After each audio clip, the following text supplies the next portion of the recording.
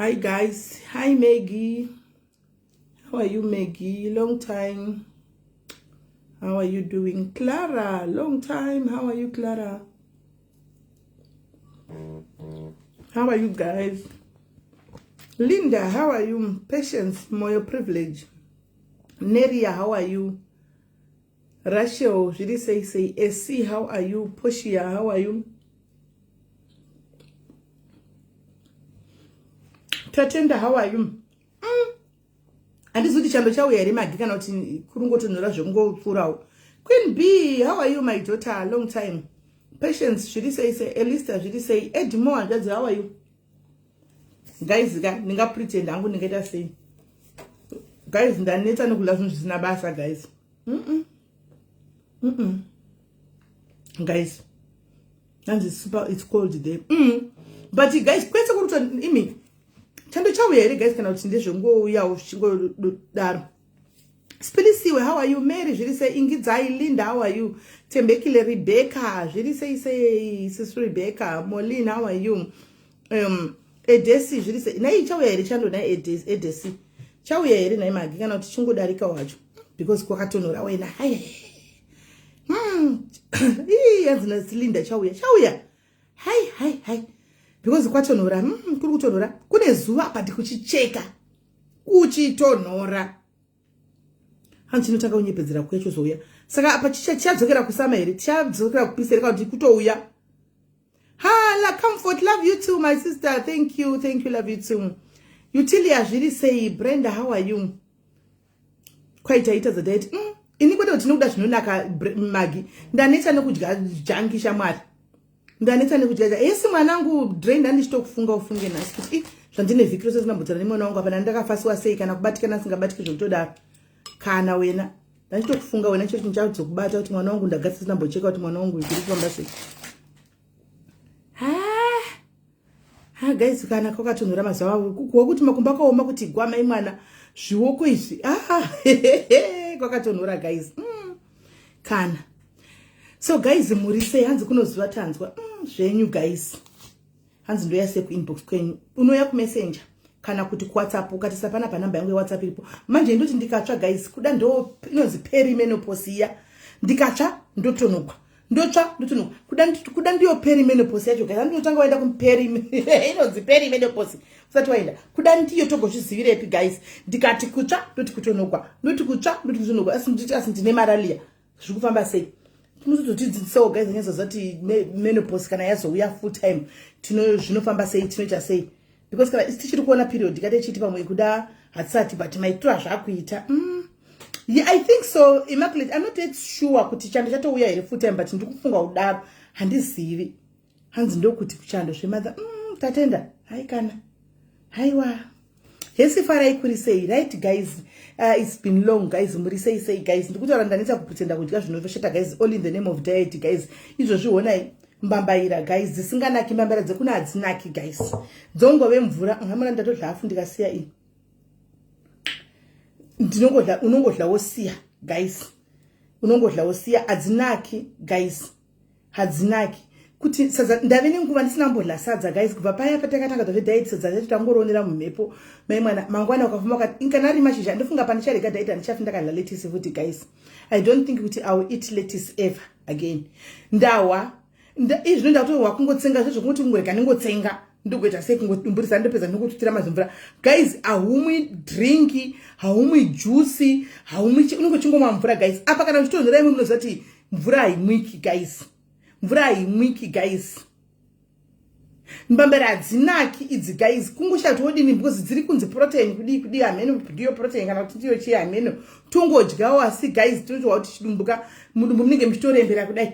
Apa pakati peusiku mai mwana zara inoti kuruma mai mwana wongozoshinga use munhu mukuru. Ndingozosvishingisa semunhu mukuru mai mwana. Kuti ndondogodiko rega ningovata. Asi dumbu rinenge richakuuyu. Ndaisa mvura shoma rumbi jana. Ndingoti mbijana ndanzi drink tea ndikuno ine malemon. Andikunonzisa sugar. Lindaka zviro zvakaoma kufunge. Tea iyi inonzi musaise sugar. Saka unoimwa sei ndendakadira malemon. Andiona haimwiki saka ndozoisa sugar turi kure. Hanoona aini guys ndazvitadza ini. Pafeya guys handiri kunyepera guys. Hapana here imwe way guys. hanzi what diet are you following? Ndakatanga ndapinda pane yayi inonzi intermittent fasting yayi. Ndobva ndati hazvisi kundiitira. Ndobva ndachinja. Hanzi itai bathing smell is better. Bathing is period here. Iwe inonzi period. Kune asingazivi menstruation. Ndobva ndachinja iwe ndobva ndaita kuti rega ndite zvokungoti ndongopota ndichingodya certain times but ndingodya zvinhu zvidiki. Hanzi drink hot water like me. Inomwika here naidikisiwa tete. Haimwiki hot water chera kumwa mvura chaiyo. Hanzi musade zvinokai mchimwa lemon water and apple cider vinegar. Unoziva kuti apple cider vinegar inoitisa ma-ulcers.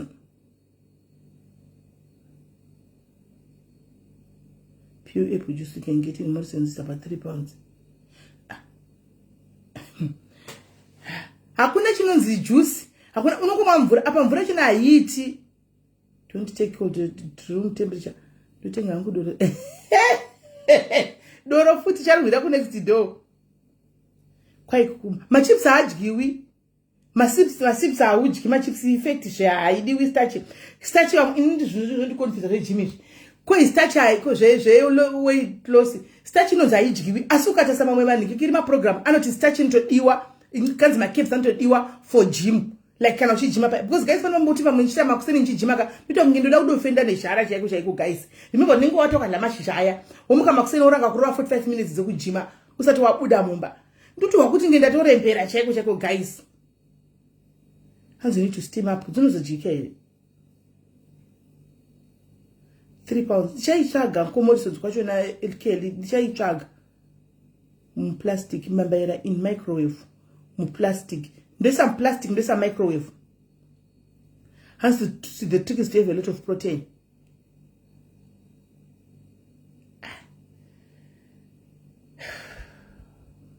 Guys, in the start, and I will give you a better diet, you enjoy it.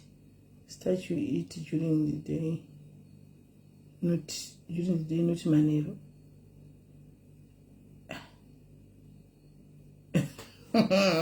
Guys, mukazvigugula munototi munotemeseka musoro guys.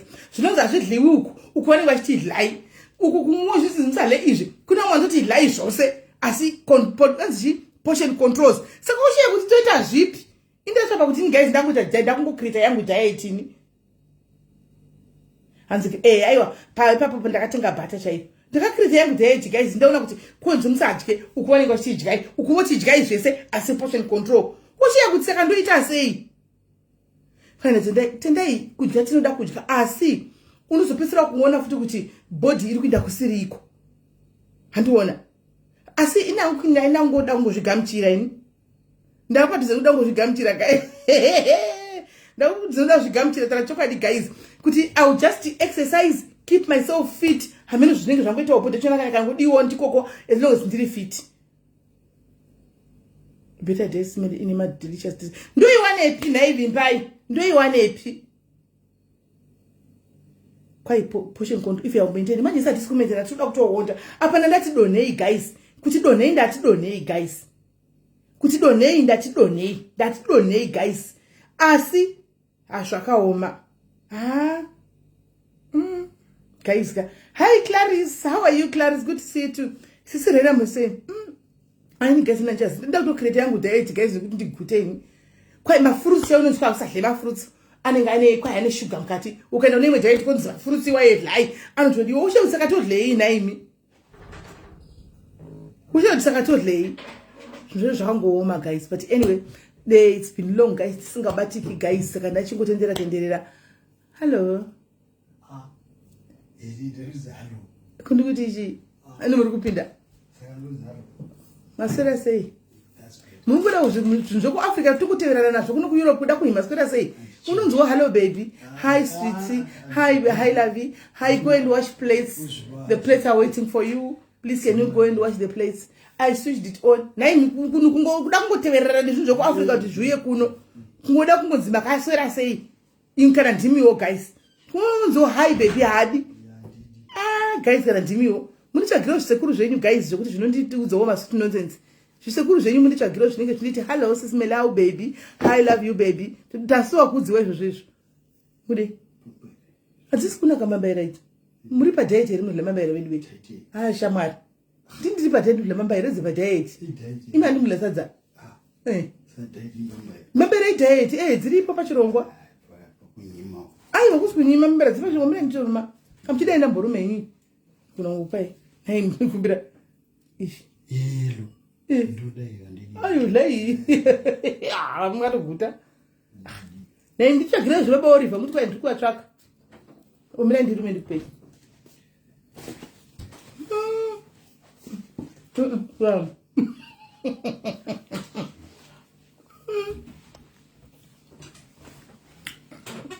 saka guys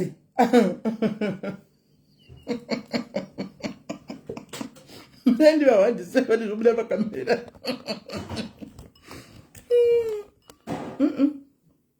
saka guys hatitei nyaya kana tagarisa membavandisa anotoka screenshot abva abuda musana chete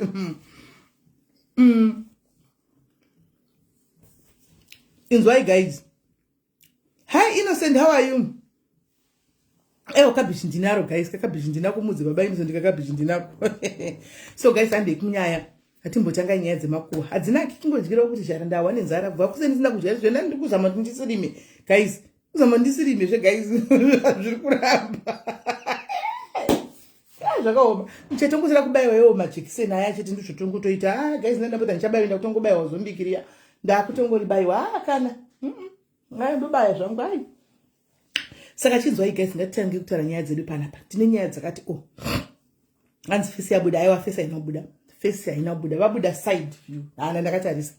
Vabuda side view. Anyway ndichavabudisa zvangu muchazongovaona still. Chavabudisa. Saka guys hanzi zviri kuita thank you zvakosi jendioga. Nai vamwe vane gorosi jekana mboti zime nemukudzikira hapana. Hapana ndiyo wega zvona zime nevari kudzikira. Mose kuita mwe vasiri kuzviona gendeka avaiti madhayari ziwaya. Alright. Right guys, pane nyaya yada kutengotaura nayo yesi ichera saka mutemo. Pane nyaya yada kutengotaura nayo zvayo guys. Pane video. Anditika pane video. Hanzi 20 mics. Atidone yaya. Inoona video kandaita ndakatopfeka skin tight. Naida kuti munyatso kuona pa skin tight ndakapfeka skin tight. Atidone mbijana mics. Hanzi ni I did the way go for the best decision ever. So ndakariona wo go video ri kutengesewa pa online app. Riripo wagovhi wa 200 pounds. Riripo wagovhi. Saka ndichatongona ndinda kuwagovhi koko ndijovhiwo zvipere. Ndoda kuribayiwa chete kupera kwemwedzi. Ndoda kuribayiwa wajovhi iroro. Ndizvibayiwe. Hesi mwanangu first boy yangu yadona mu comment section. Hesi Lulu. Mazangaro aripo but arikunda chipera. Aripo ari kusinira mbijana. So guys, nyaya yekutanga hanzi tione mazangalo na senior. Mazangalo enano video ndaita mazangalo aripo asari kusinira. Muchabuda face kuda kungomira ndekukamera. Ndikukuchiwa yemungu wamurisa imakatobudisa face. Chiwa guys, nyaya yekutanga pane video yakabuda guys. Yatakaona kunotese yemukomana akabva kuAfrica. Anditika hanzi be careful what you buy online. Zvakaoma. Pane mukomana akabva kuAfrica guys ane 2 months. Anditika apinda muno mirai ndikuplayera video. Anditi aiwa nasi takatandara zvedu. Kana asati vati ndakuwanzara chete ini usavi ndabika kudhara. Saka ndizongobika sadza. Anmona right. Mirai ndikuindirai pa video. Ndoda munyatsonzwa video.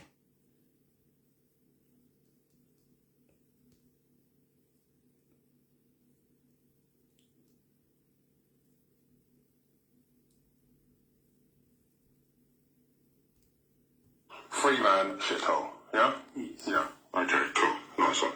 Now, Freeman, you have been talking very graphically to some 13-year-old girls. Yes, that's true. Yeah, so you have been talking to some girls. Yes. We've got it logged, yeah, from the last time you used your device. Oh, watch out, here we go. What's all this about then? So What are you going to do? Try and kiss my golas, are you? Is that what you're going to try and do? To try and get out of this? Get up, you stupid man. How long have you been in the UK? for 2 months. For 2 months. You've been in the UK for 2 months. Yes. Yeah, and you're already trying to rape our children. No. Yes, that's exactly what you're doing. That's exactly what you're doing. You tried to arrange to meet this girl in Aberystwyth. You tried to get her to come to meet you in Aberystwyth, which is, the nearest sort of big city to where we are, the nearest big place to where we are, right out west. West Wales, 2.5 hours from home for us. But you tried to arrange. You tried for this girl to come and meet you in Aberystwyth, and you've been sending pictures of your dick.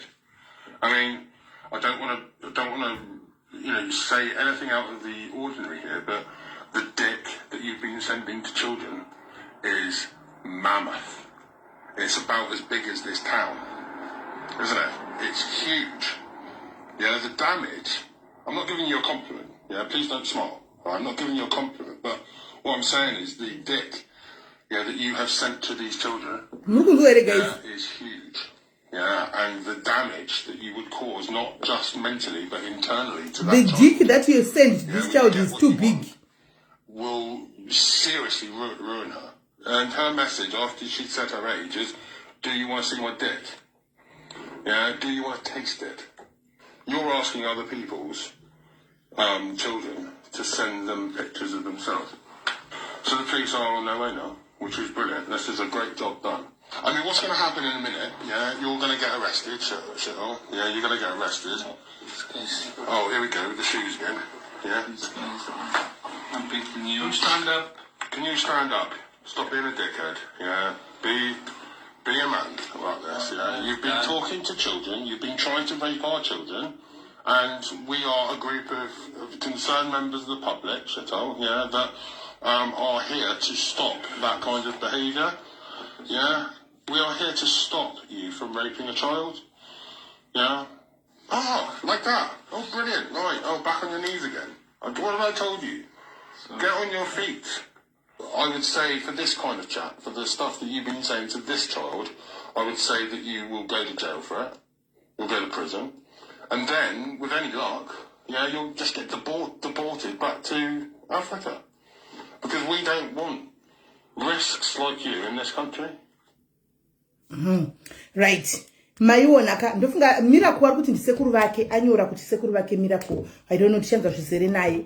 I think ndisekuru vake Miracle kana vari sekuru vako ndinokumbira kuti ufone and then explain kuti after izvi vabatwa sekuru vako what happened. Right. Freeman uyu. Freeborn here Freeman amenu.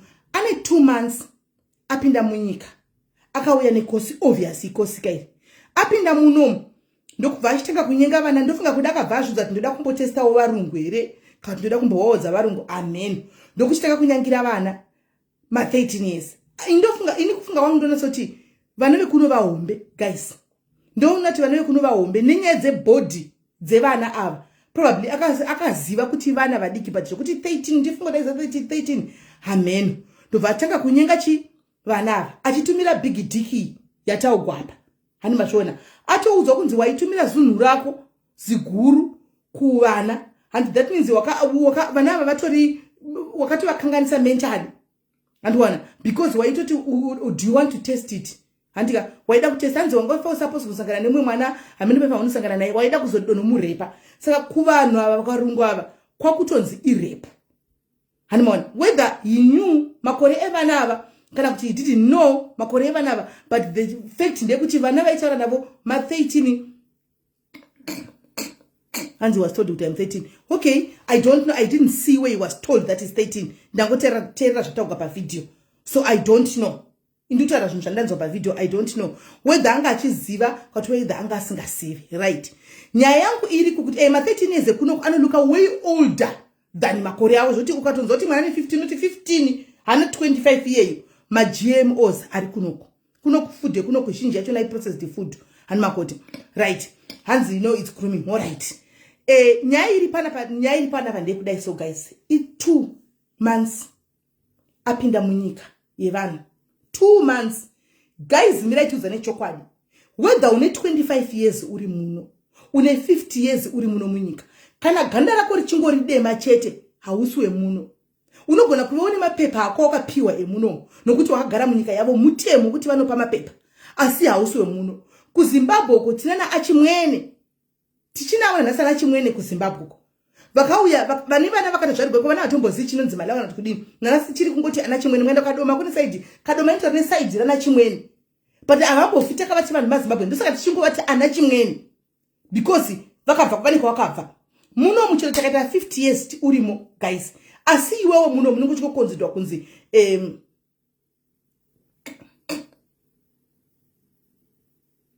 once vakanzi 30 days the great alright maybe pandimisa ipapo then ndichazovhurira kuti vanhu vakomente because imwe topic yandikuzoambatanidza apa ndakaikumbirwa handika nevanhu vemunomu kuti please can you please talk about it. Ini ndotaura handitika nyaya dziri kuitika dzakaitika paground, nyaya dzine lesson. Guys, pana patotaura nyaya dzine lesson because this could happen to your brother, this can happen to you, this could have happened to your child. Animona zvinhu zvinogona kuaffecta iwewe, zvinogona kuaffecta nini wakarivara usinga vana vedu vaningira vedu hanzvadzi dzedu dziri kupinda munomu kana dziri kubva kune imwe nyika dzinda kune dzimwe nyika vasingazivi. Thank you yes Barbara Ndeipi. Vasingazivi kuti zviri kufamba sei. So pandiri kuti nini kuti anga achiziva kuti kudini namba dzemwana uyu mukomana yakadzwa nepi. Of course antori nema trends pedophile. Handika if he goes after vana knowing kuti vana kureva kuti ana kutanga nhasi akazvitoka kubva achiri kuAfrica kwachona. Handimaona. And two, tiyenda kutsvaka dzvakisa chekuchauka unogona kuti wewe uri munhu wake Freeman uyu. Handiti. And then zvakadaro 2 months wasvika munomu wakutomhanyisana dei akatonyika kana verudzi kwake zvazvitori nani kuti vanoti verudzi vaingomuona kuti aunyenge vana ava kana vana vakanyinga mwana muZimbabwe 13 years achirambwa aingonzi usazviite futi aigona kunzwirwa mesi voti munhu achangouya akauya kuzorarama. Zvino varungu havana izvozvo vagara ganda racho reblack irori remunhu iri havatoridi. It's just that kune mutemo wokunzi hazvibvumidzwi kuita racist or whatever, but vachavo chako mumwoyo mavo vanenge vasingatodi, vanenge vachida kungoonekwa vari vachena vega vega. Ndo chokwadi. Saka iyi ndeye kumakosi vakomana munyika munomu regai kungofamba muchinyenga. Ndakanzwa kuti hanzi pane munhu akanzwa kuti hanzi zvazvokuti murodhi ufamba murodhi chero mukadzi mukuru wongomuona kudai woti mukadzi mukuru kandinonyenga anzi anogona kuvhurira inozvi sexual harassment abuse. I mean kwanza anogona kutongoti wandicharisira chi sexual harassment unotosungwa munomu, unotosungwa kusungwa chaiko. Andimazviona 13 obva wazonyepa kuti vateche vangu vari kundiroya ndikuziva munhu ari kuita izvi ndimbuya vangu utovengana nehama dzisina chedzakaita. Hama hadzina kumbokutuma kuti munyenga vanhu vana vevanhu. Iwe ndiwe wega wanyenga mwana wemunhu wega. Imagine guys munhu achitumira Kelly zero zidhiki ziguru raonekwa pane murungu iri. Murungu achapa kuti ini I'm not complimenting you, but ndiri kutadza kuti zunhu rwakatumira mwana wangu richamushungurudza nekusingaperi. Anenge ari murume mukuru achitumira Kelly uyo zidheki. Guys, kana nemu nyatsokupaona nyatsokupaongororai guys, anenge achiti ndikuonei mwana picture inobuda mumusoro make. Saka zvamufanira nekuti anenge arara nemwanaka akatosungwa akatenda kupolisi kunosungwa ende kutosungwa kwachona kuri kutoenda kujere 2 months kana ne taxi anga tsata tombobatigwawo haungo unogona 3 months tobatigwa tanga kubatigwa taxi kama unozobatigwa mwezi 3 taxi yacho ndo funga tsata tombobatigwa kubaza kwacho kwanoshanda ikoko asvika nokungosungwa. Kufarisa kwacho nchati kufarisa rudzi makosi vabereki mune hanzvadzi dzakauya nemakosi vabereki mune vana vakauya nemakosi itai muchiudza vana kuti muno zvimwe zvinochinaka atizivi shuwa isu chatingozo hazvireve kuti makosi nashaya hadi kuudzikwa. No, tine vanhu vatinotoenda kwavari vatinotaura navo vanototiudza kuti izvi hazvidiwi zvazvibvumiki zvazvidiwi anonyatsanunutsa zvakanaka murudo kureva kuti munhu anda kumanikidza kuda kukuudza zvinhu kuda kukumanikidza. Tine vanhu vatinoenda kwavari vanotiudza murudo kwokukuudza kuti tiri kutsvinyirwa kuudzwa kuti ngokutarisirwa pasi hatizvidi asi kuudzwa vanhu vanotoda totoda kuudzwa. Tine vanhu kuti tikaenda kati isha ndiri mistake ndoda kuita like ini ndoita zvimaskiti ndine maskiti angu ndofunga 3-4 ndakatonzi don't post this one this one haiti ndichitobvisa maskiti kuti ndikaposta zvachose nokuti nongosiri sure kuziva kuti inozomira zvakanaka kana kunenge isingamiri zvakanaka. Tine vanhu vatinge chinda kunobvunzawo. So guys ka makosi kana muri makateereraka muri kuzviona apa kutosungwa uko kusungwa uko. Rimwe nderakarova mukadzi vhiki ino iyi handichatauri nyaya zvisere because mukadzi uyu mwana wangu wepano padiaries handichai ane mwedzi guys abva kumba mwedzi utonyesera kuti ndakati kune mwana wangu. Saka iwe kureva kuti iwe gara uchirohwa iwe kubva kuAfrica kwaingorohwa every day hakunga kuti hanga upinda muno mu 1 month osvika chingokurova hazviiti wakagara uchirohwa. Taura chokwadi akarova munhu munati paunonyatsokuona kuti zvimwe zvinhu zvachona kumurovera papublic guys, papublic unoziva kuti munhu acho itori abuser ndo zvaajaira papublic pekuti asiri yemusikana akatora akadedza mapurisa akadedzwa nevanhu nevarungu vakanga varipo ndo vakadedza mapurisa kana asvika akatosungwa akatosungwa kutovharigwa chaivo kutovharigwa hanimaona kutotorwa zvekutovharigwa vanhu vakaripota vanhu vanga vari panharaunda ipapo vakatoona varungu vanga itofamba vakati kuyu munhu ari kuzvizvirudza munhu achidhonza mbura ane mazimbabwe anodhonza musoro bvudzi ari kudhonza munhu achirova munhu munyika ino isiri yako hanzi akadi kumwe akasakatomboripota atanga achirohwa angati pakati pekutorohwa akatoona mapurisa asvika akazodza mapurisa kuti tadedzwa nemacommunity guys munomboziva here kuti paipa apa kutaura naiduka vakuru vedu vakauya kudhara panapa vari mucomment section vanenge vakateerera vachazotibatsirawo andika asi apa tikumbodzana kukosinashe nevari kuafrica vachazouyawo hanimaona munomboziva here kuti there's the one thing guys, even paipa uchingofamba mutown chaiko uchifamba mutown munoziva here kuti kazhinji kachona vanhu vanenge vachitongokuona so vanhu vachitongokuona kudai ukaita chinhu chiri wrong kudai so vanotoripota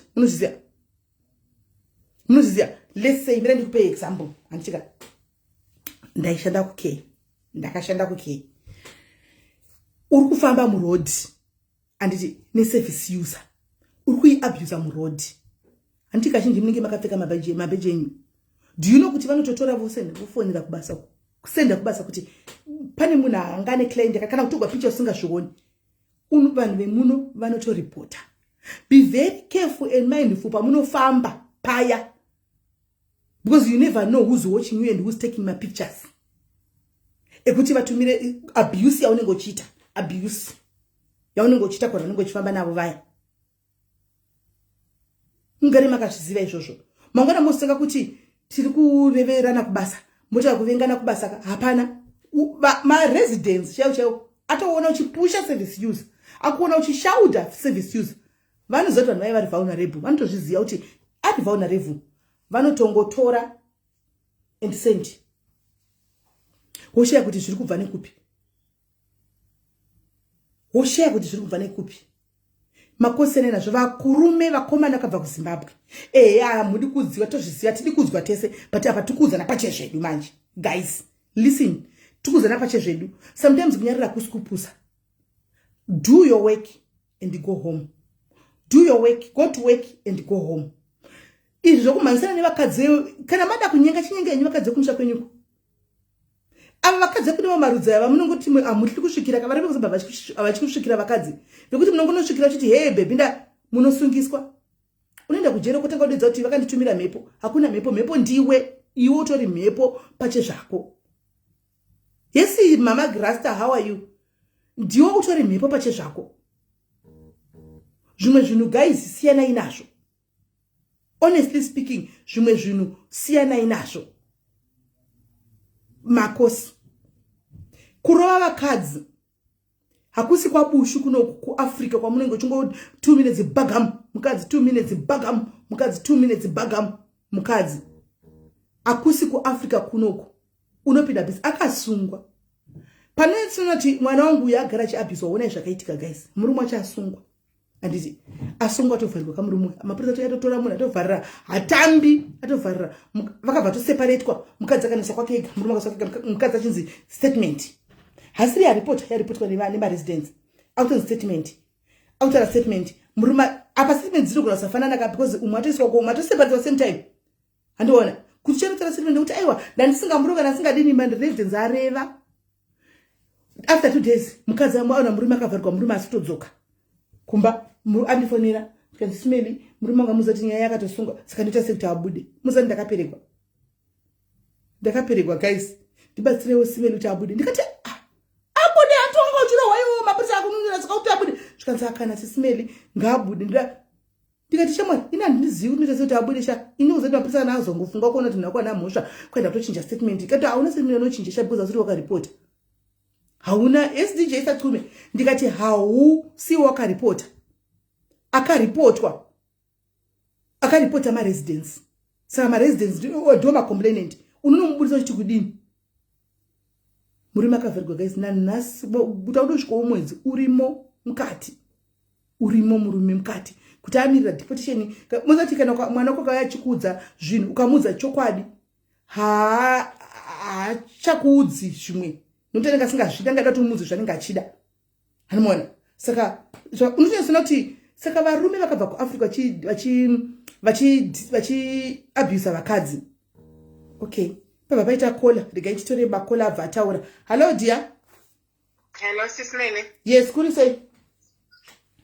Moshe, ndachida kukubatsira imbitana panyaya yeDV. Munoziva kuti mazuva ano zvakatanga actually zvane ma-years and years. Domestic violence munomu ma-numbers acho akanyanya.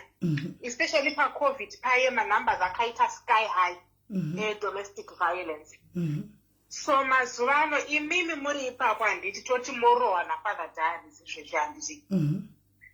Mofona 999 youya vanongosvika vachitora Father Darius because varova imimi handiti. Munomu munhu anovharirwa 24 hours before they charge. After 24 hours kana vasina kuita charge suspect unofanirwa kureleaswa unless kana pane ma circumstances wo akati one day but zviende zvavameta rape chichi zvekuti vanogona kukumbira kumukuru wemapurisa vanotoita application yekuti can't release this person. Saka imimi mozotevera kupolice station muchinoti aiwa Father Darius havana kunyatsodirova taenda ngoitawo mawara kana chichi. They have the right to disregard your statement voshanda ne-evidence. Mauya mune black eye, mauya makatyoka rwoko mabva kuA&E. A&E inongosvika ichirapa kuti munhu ane black eye. Vanonyora zvavafungawo kuti suspicion of domestic violence chichichi. Imi kana mukadzokera kumapurisa munoti aiwa handina kurohwa ndadonha pamastairs. Mapurisa anogona kutoita statement renyu vangorikanda paside voshanda ne-evidence. Inini I am a victim of domestic violence. Zvakaitika ndezvekuti ndairohwa Sisimene. Ndairohwa ndine mwana ndairohwa aigona kuti kana zvamubata anondirova. Umwe musi akandirova Sisimene zvokuti ndairidza mhere because musi woyo ndakabvutsurwa kwete zvokutamba. It was more than zvakatomboitika before. Apa I didn't know kuti maneighbors angu munomu hamuna munhu asina CCTV. Imimi makadaro handiti mune CCTV, mune ring doorbell.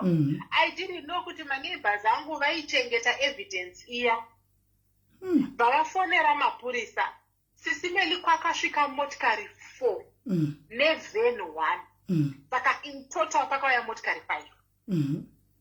Iye paakangonzwa masiren ndofunga akabva aziva kuti shit ndadedzerwa mapurisa. Because my neighbors didn't like him at all. Abva achitiza ari kusvitsana nemotikari yemapurisa panze. Mapurisa achibuda motikari but muzimba munomuziya atiza akadla pasi. Akatiza Sisimeli. Havana kumubata vakapinda uku neuku pakauya unity yembwa. Havana kumubata. Apa mwana anga ari kuchikoro. Zvikanzi manje what do we do? Apa Sisimeli ndine basa rangu rakanaka mu-ICU, amenesi. Imba tanga takapiwa council house, brand new council house, 3 bedroom. Yakanaka, yanga yakapaintwa naivo mabuilders, construction vachangopedza.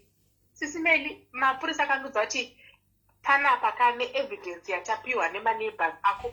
They were 71 videos. Hey! Collected from neighbors. Hey! 71 collectively from neighbors. Kuti tinge tichifamba kana tichibuda mumba umbo kunongedzera nechiguru wokusikiza nembama. Vachingotora. Kuti ringa inokuudza kana eni mamwe zvima-CCTV zviriko mazuva ano. Inongokuudza kuti pane activity pasensor yako depending kuti waisa motion yako kuti svike parange and everything. 71 videos were collected. Mapurisa akati, we cannot leave you here because it's either next time tinouya tichikutora body bag. Saka right now itoenda ku A&E. Uchibuda ku A&E hama dzako dzinogara kupi unogara kupi because ndaivati handina hama muno mundiri ndega saka kuti ndiudze hama zvinonetsa ndakuda kuti zvekalta saka hama dzako dzichigara kwakati enda kuhande kuANE wapedza kuANE isusu tiri kupfeka muno hembe dzako nedzemwana uchipedza kuANE tiri kukudhiraivha ikoko kuhama dzako ndakasvika kuno kundikaiswa muhostel because they could not find him muri kunzwa nemapurisa ndatekerwa mabhegi rangu nemwana nemapurisa.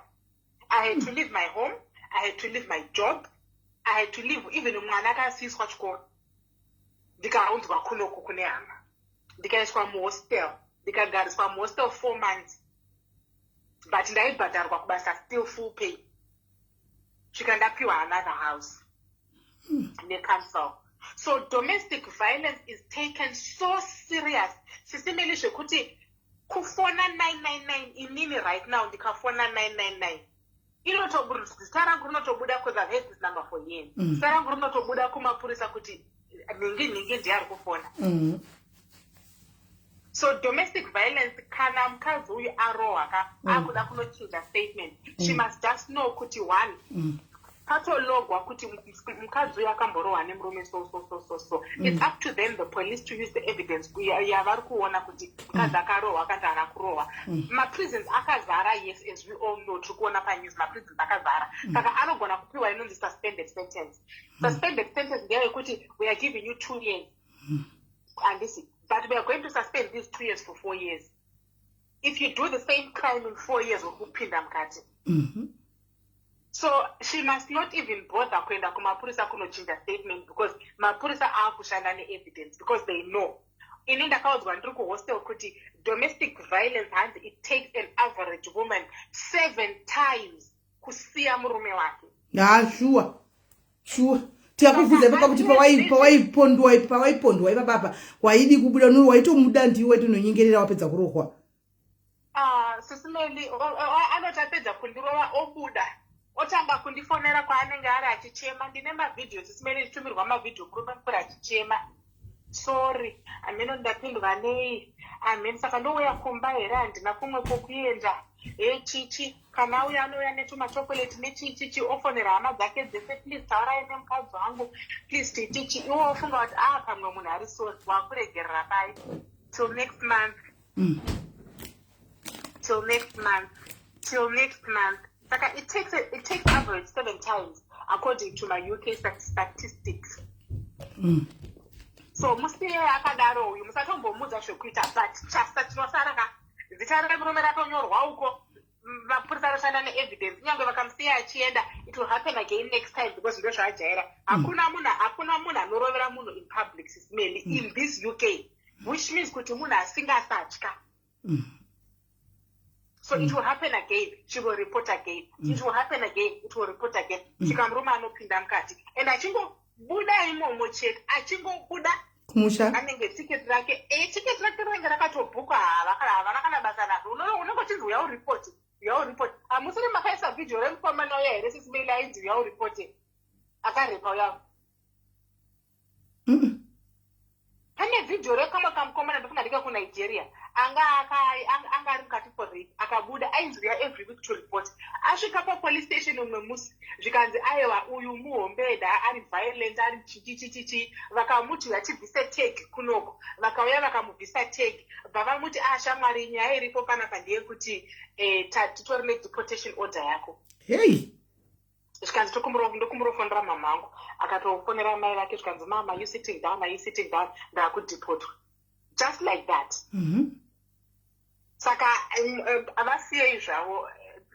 Read on domestic violence, go on even on social media. Tarisai domestic violence in the UK. It is taken so seriously. But problem is iye acharamba chingonomuti aiwa ndakanganisa zvichazokanganisa iye pabasa rake mukadzi pabasa rake. Yeah, that's what I wanted to say, Sisine. Wow. Thank you very much, my sister. Thank you, guys. I hope my course you are listening. I hope murukunzwa nichika murukunzwa ingori general discussion. Hati tungoudzana, hatisi kuita izvozvo. Tungoonesana, handimaona.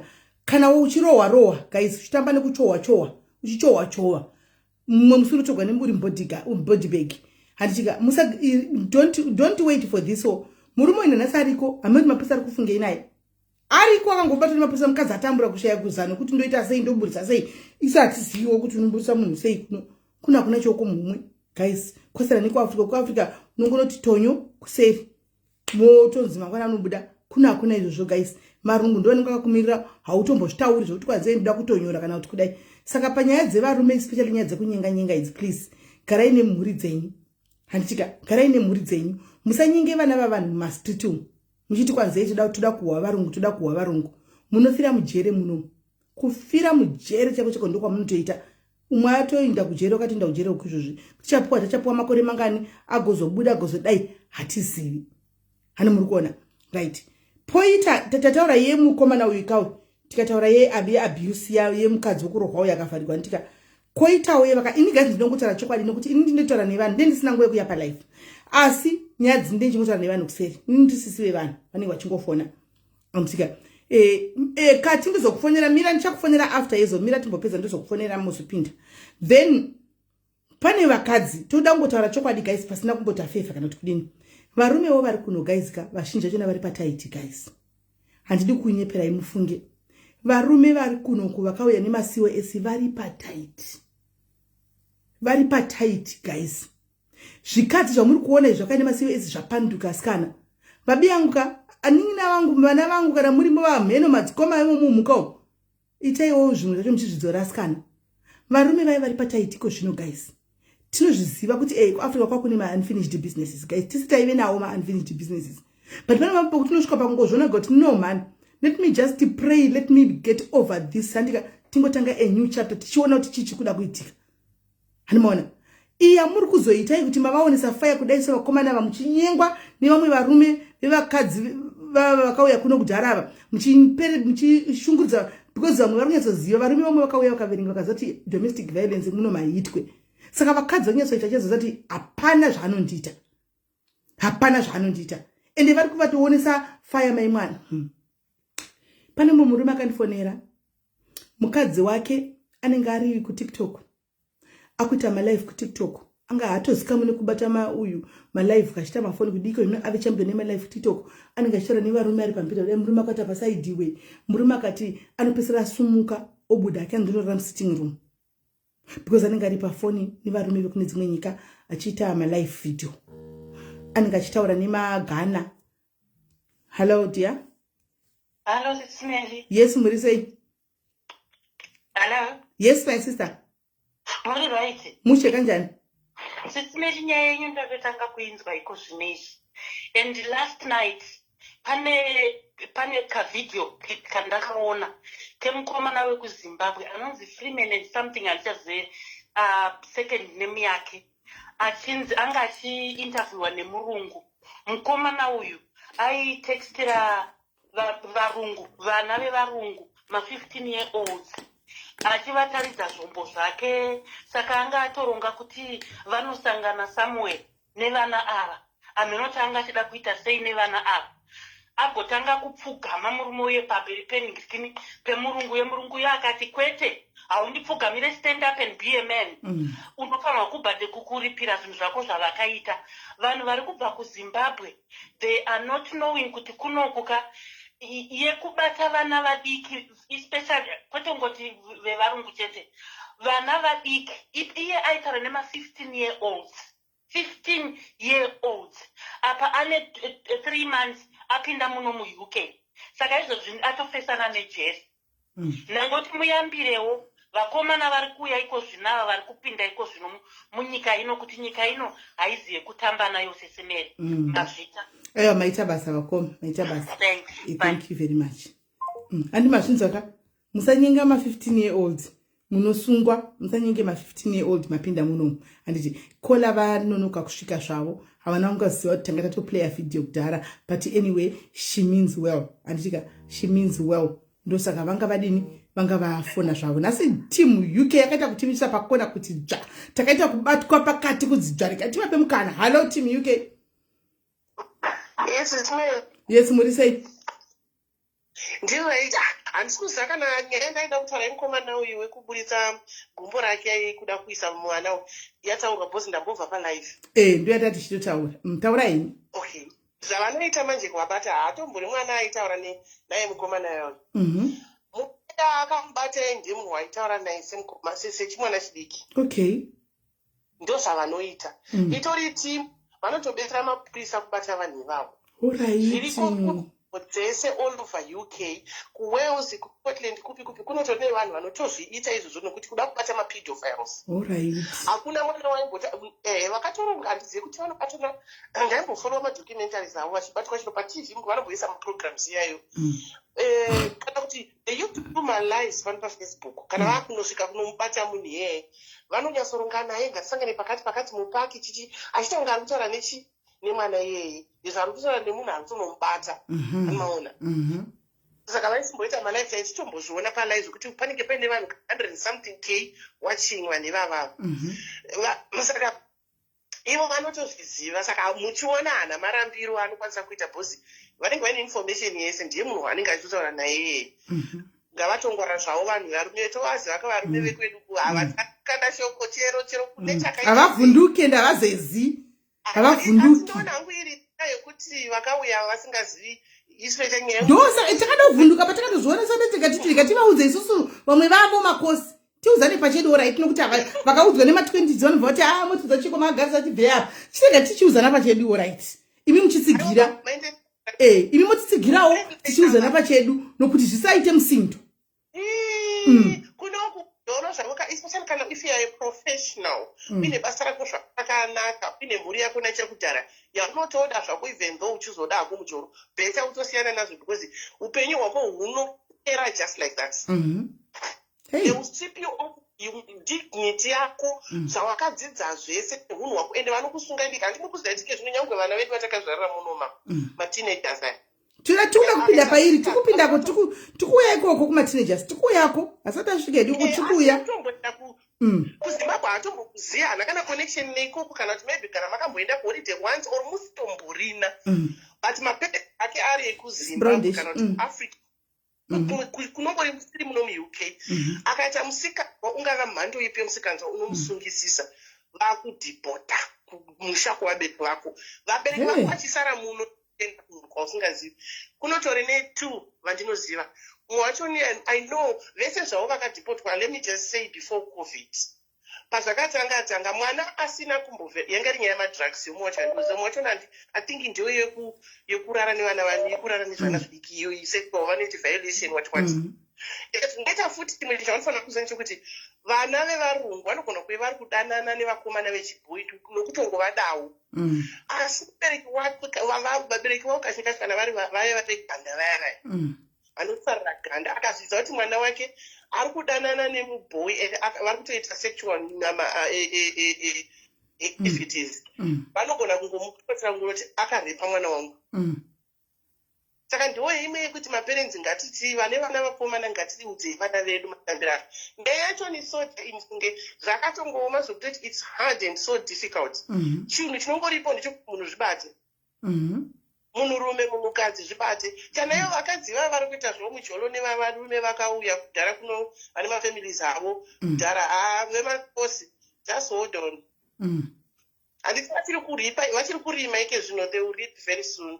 Yes, vamwe vachakutira zvavo but pachemiro kune taimu yekukohwa idzika nyaya dzacho dzakaoma dziri kubuda kunze kune kuchikoti hazviri kuitika wozotoona zvachaitikawo kune munhu waunoziva wepadhuze kuti zvindopo for real and used to hear dzakadai chikoti ngotyisidzirana maybe zvinhu zvachoni it's too good to be true iwe wakamboona chinhu chinokunakidza chaukufanira uchidambukira mumwe munhu achirwadziwa iwe pasina kana chiri kumboitika uchingoona zvese zvingori bho zvichingoita smooth ibva waziva kuti izvoni uri kufamba munzira isina kunaka.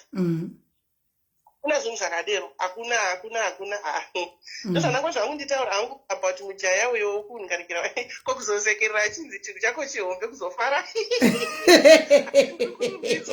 As no, I'm not complimenting you. Zvakaoma. Thank you very much, my sister. Right, ani mazvinzo agaizika. Mazvinzo ka ndinoda kubata kwese guys. Ndinongo ite live for all. hani mukunzwa. Saka varume vekumusha kwedu ndizati ruoko runonzi ruvono munago. Ruvono munago rokuda kuona vagaro nokuona vakadzi muno mu UK nyashi dzinokuendesai kujere. Kutarisa munhu kuda timu Africa vari kuda kuuya and you never know unogona kuzofuma uri kunoko. Veduweka garai maziva zvenyu madiaries. Kanyika kamuri kuona kakamunoda kakagaizika. Kana especially kana uri timu rakabuda nepa SA apa. Pa SA itajaira kuita shortcut ka. Ma shortcuts nzira dziri pa SA apa. Ma shortcuts. Kuno gaizika unototeramira cheko akuna izvozvo. Hani muri kunzwa. Takatoda kudzidza takudzidza takuzvionera. Gaizika ndotokuza ichokwadi. Hakuna shortcut. Kuno kumitemo yacho ndikakudza kuti zvindoti chemai oneni guys. Chemai oneni guys. 2 ma tickets e parking guys. 2 ma tickets e parking guys ndiudze iwo. 2 parking ye £3.50. Ndine ticket izvozvo ndine ma tickets andakapiwa 2. Rimwe raive re 80 ndakazobhadhara £40. Rimwe racho mira ndikutaridze kudamno ndoreva nhema. Re Saturday next week, last week. Guys, ndakapaka guys. I'm the UK ndazvikoni mani guys. Hatana. UK ndazvikoni guys. Ndokwira bhazi rangu, moti kwanzi usakwire bhazi. Bhazi betaka. Ticket rangu iri. Ticket rangu iri. Guys, iri ticket rakasvika zuro iri ticket guys. Iri £3.50 guys izvo ndikubhadhara mari iri. Muri kuona nditi? Muri kuona? Ishi. Kana ndakapaka ipo chaipo hidha marway. Saka ini ndanga singazivi hidha kuti pandapaka apa handika unotenga wabhadhara. Paunongopaka mota kunobhadhara kuti wabuda muparking iyoyo. Handikuona. Saka ini ndakapaka mota. Handisi kuziva panyuwa pakatonzi parking. Handikuona. Saka ndakangopinda ndikapaka handikuona. Ndikatobuda ndikatodzoka ndichibhadhara ka. Ndobva ndazvindira hangu pai kuita business rangu mutaundi. Indakoziva kuti pano ndatoita mhosva. Kungopaka guys. Ndakangopaka panopakiwa ipapo. Ndikatobuda ndikazvindira kwadaita business rangu. Ndadzoka hanimona ndikatoenda pa parking paya panobhadhakwa paya guys. Ndopa ndakatizo chuni ichi chiri kuti ndaiva kupaka before ndikachokupa ma hours kuti uda kugara 2 hours ere ndikati manje ndoita sei. Ini ndakapaka ndikiri ndatopinda kaini ndatorova 4 hours saka ndoita sei. Zvandishungurudza pai ngati manje ndoita sei. Ndobva ndanoona namba dzakanyoko. Ndatira kufona namba dzati ndisana nguri ndiri mukosi. Ari zvizivi zvinhu izvi. Hanimona namba dzendobva dzaramba kudi kupinda. Ndikati zvondodimba paya mwe mukadzi Nigerian. Ndobva ndati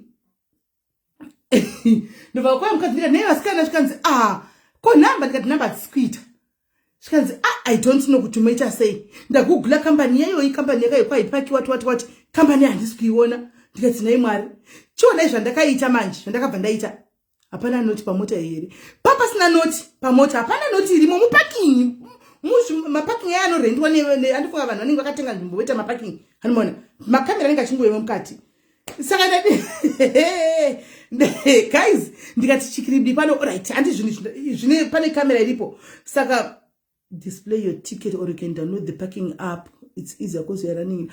Kelly ndikutaura zvinhu zvakaitika nasi ndazviziva. Uri kuwa ndikutaudzawo vanhu ndandisingazivi experience yangu zvinhu zvandakasangana nazvo. Imi ndakuziva handiti kuti kunodownloadwa parking app kune ini handizvizivi. Ndangozvindira mutaundi ndikazvipakira ndoziva kuti ndofana kubhadhara. Handika mari yangu kadhi rangu ndinaro ndaenda mutaundi ndadzoka kadhi rangu ndakuona manje kuti ndaiwe ndaita mistake. Apa ndaverenga ndakutosa kuti ma-hours andagara more than 2 hours ndoita sei. Ndobva ndati zano nderipi pano rega ndibhadhare.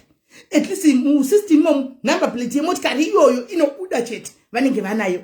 Ndobva ndabhadhara ndingaita kunge munhu ari kupinda. Inongotora kamari yako hairambi. Ndobva ndatobhadhara ma £6 dzangu dze 4 hours I think because ndaita kuti 3 hours so ndobva ndabhadhara 6 ndikati hazvonovhara naiko zvinokavhara nakumberi. Pavachanodai musystem vachanoti no kune parking yakahanzi download Ringo Go parking. Thank you Ringo Go. Ndibva ndatotora parking nditotora inonzi screenshot iyo ndigoto soiona nezvayo because download Ringo parking nditore Ringo parking right. Ndikati zvichanoonekwa musystem kakuti aiwa iyi azobhadharwa pashure. Ndikatoti rega ndibhadhare nembasera kuitira kuti vadhogodiwo ndobva ndatowedzera kubhadhara nembasera guys. Ndikati vachazviona ndatoya kumba ndaiginwa guys. Ndadzoka ndakutobhadhara 80 pounds hidha.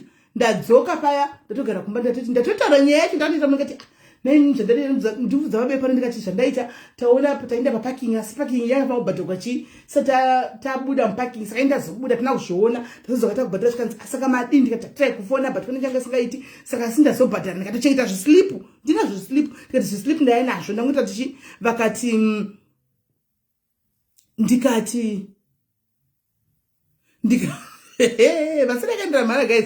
Ndikati ndachengeta tati kana vakadini vakati ndabhadhara ndobva ndavatumira zvesiti aiwa ndakabhadhara asi ndakabhadhara chii ndasingazivi zvinobhadharwa uchipinda nokuti kumwe unobhadhara uchibuda hanimaona saka ndafunga pamwe chinhu zvazvinongoitwa ipapo nasina kuverenga andatochengeta zvisiti ziro ndakona zitiketi iri rauya mai mwana zitiketi ratouya rikutotaura kuti unofanira kutobhadhara. Ndikati saka vana havana kuona nhingikiri yangu havana kuona saka izvozvi guys ndakakondesta nesuro tiketi irori rimwe rekutanga ndakabhadhara mai mwana ndakanzi monati rekutanga racho ranga rakanzi kudii guys. Guys ka zvakaoma rekutanga iro ranga rakanzi handimozati unofanira kumirira vanhu. Guys ka UK yamuri kudai guys ka kwira zvako bhazi guys unofanira kumirira kuno kumota inomirira munhu guys. Mota inomirira munhu haumiri gwine mota zvinoitwa mota iwe murodhi unofanira kana kumuna akati anotopinda mota ichifamba unofanira kutomira odarika ndibhosi iwozodi hanza ndo zvandaita mwanangu ndakapila ndatumira zvimaslipu zviya ndikanyora email ndikatsanangura hameno ndamirira response rangu kudini zviwesika zvinokubhadhara ndosena nazvo animaona ndizvokunetsiwa ndadi paya ndikati zvinopana papani poitwa sei tiketi murodhi unofanira kumira kudai kana munhu achipfuura kumberi munodarika iwozodarika. Inini pane munhu kuda pane chikamera chiri padhuze here makamera ari kwese kwese guys pane chikamera changa chiri padhuze munhu uyu anozadara kurarodhika indakangosvika ndichidarika anomaona ndobva kamera yaninonga hauna kumira pakatinyadzisa kwa hauna kupa munhu waifa wakumira ndobva kamunhu kacho katobudiswa pa guys patiketi rino kamunhu kakatobudiswa kari pasaidi apa inazombokaona kamunhu kako kari kachiza kadado kutokuza rodhika indobva ndangosvika ndichidarika zvikanzi munhu uyu waifa wakumumirira okurosa iwo uzofamba apa munhu apa ane right of way everywhere guys. Everywhere ane right of way munhu wetsoka. Guys ka UK kana maida ka uyaitifambeni indakati zvikandisvikwirire bhazi ko zvino zvingandinetsa papa nepedestrian panga pasina mazji kwanzi pakapata nechikamera changa chiri pasaidi panga pasina pedestrian ye chekubaya kuti vanhu vakusa zebra crossing panga pasina kwanzi uno zvakaoma kwanzi unofanwa kutomira chikamera chokumira munhu adarike. Guys UK yamuri kuda overrated nyika inoka iwe vakagara ma20 zingativape sando dzava unonota sochafuma mangwana chitega nidzokere kuSA yai kana saka guys hands respect pedestrians ndizvozvo. So guys tikungoudza namakosi antika akauya kuno kuti kuno guys mutemo yacho muri kungoiona kubva kurodhi chaiko kune mutemo murodhi mune mutemo kuzoti kuvanhu zvokutamba nekurovana izvi nekutamba nekudii antimaona saka ngatirege kuti anza I borrowed someone's car. I received 3 tickets for 90 each for A zone. Handikuzvona apa kamera nenge kana ukatofamba uchidrive ukasvika pakanzi 20 itongofamba ne20 idzodzo ukatoona yakutokuti 30 ende makamera emuno ekuno guys anotonyora andimaona kuti uri kumhanya wadarika speed limit ne2 kana 3 anotokuudza murodhi momo kana iri 20 ngofamba pa 20 guys kana iri 30 chingozvinanaira mu 30 momo zviri zvokuti ajara kuvhangamura mota ku SA zvatichivhanamura mota guys ku SA indaimanya guys ndegenzera kuti hai ndichanduraya mota ndichanduraya ndaiti ndakatsika kusalarita kudai so guys murodhika vanhu vaisara vakaokera ndichinda vanhu vangu vachikuzirira guys chimwe vanhu vangu vachikuzirira tsika mama handei mama famba chidarika udzimwe kuti mama vamwe voenda mobudisa pamusoro vachirati vamwe voenda vamwe vakamira. Fambai mama, tisingaoni ungozi hwacho. Tichiita kuivhombonora mota zvokuti hamene koko mupurisa aitaka kutera nisona nchirangana nchitegwa nomupurisa traffic achiti murisa muri kumhanya 180 I think pa 100 kilometers zoni muri kumhanya 180. Hanzi Dumebu ndiye mwaikuza uyu. Dumebu chiti tsikai sisimeli nyatsikai chepakati. Ndono Dumebu hausi kutya kuti mota kwanza kana kutandigwa hapana. Tichinda mai mwana. Mpurisa ingotaka zvakati muri kumhanya 180 kana 200 pa 100 kilometers zoni ndosvika nomutika 300 rand nde utorova yuteni kuzviuraya guys. Munoda patience kana mauya yenyu guys mudziza kuita patience. 2 miromo yedu itoita mishoma guys. Nokuti unenge wakatoteiwa kunzi kwangopindura kuda kumukauza da kumudai. Ichazosvika nguva yekuti tichazotaka kupindura. Kwako zvinotoita zvedu kunge marema kunge tisina kukwana. Kwanzi 2 hours muRustenburg mataimbinda 1 hour kubva kuJoburg. Ndero 1 hour kubva kuJoburg kuenda kuRustenburg uko. 1 hour. Ndetozikamwa guys.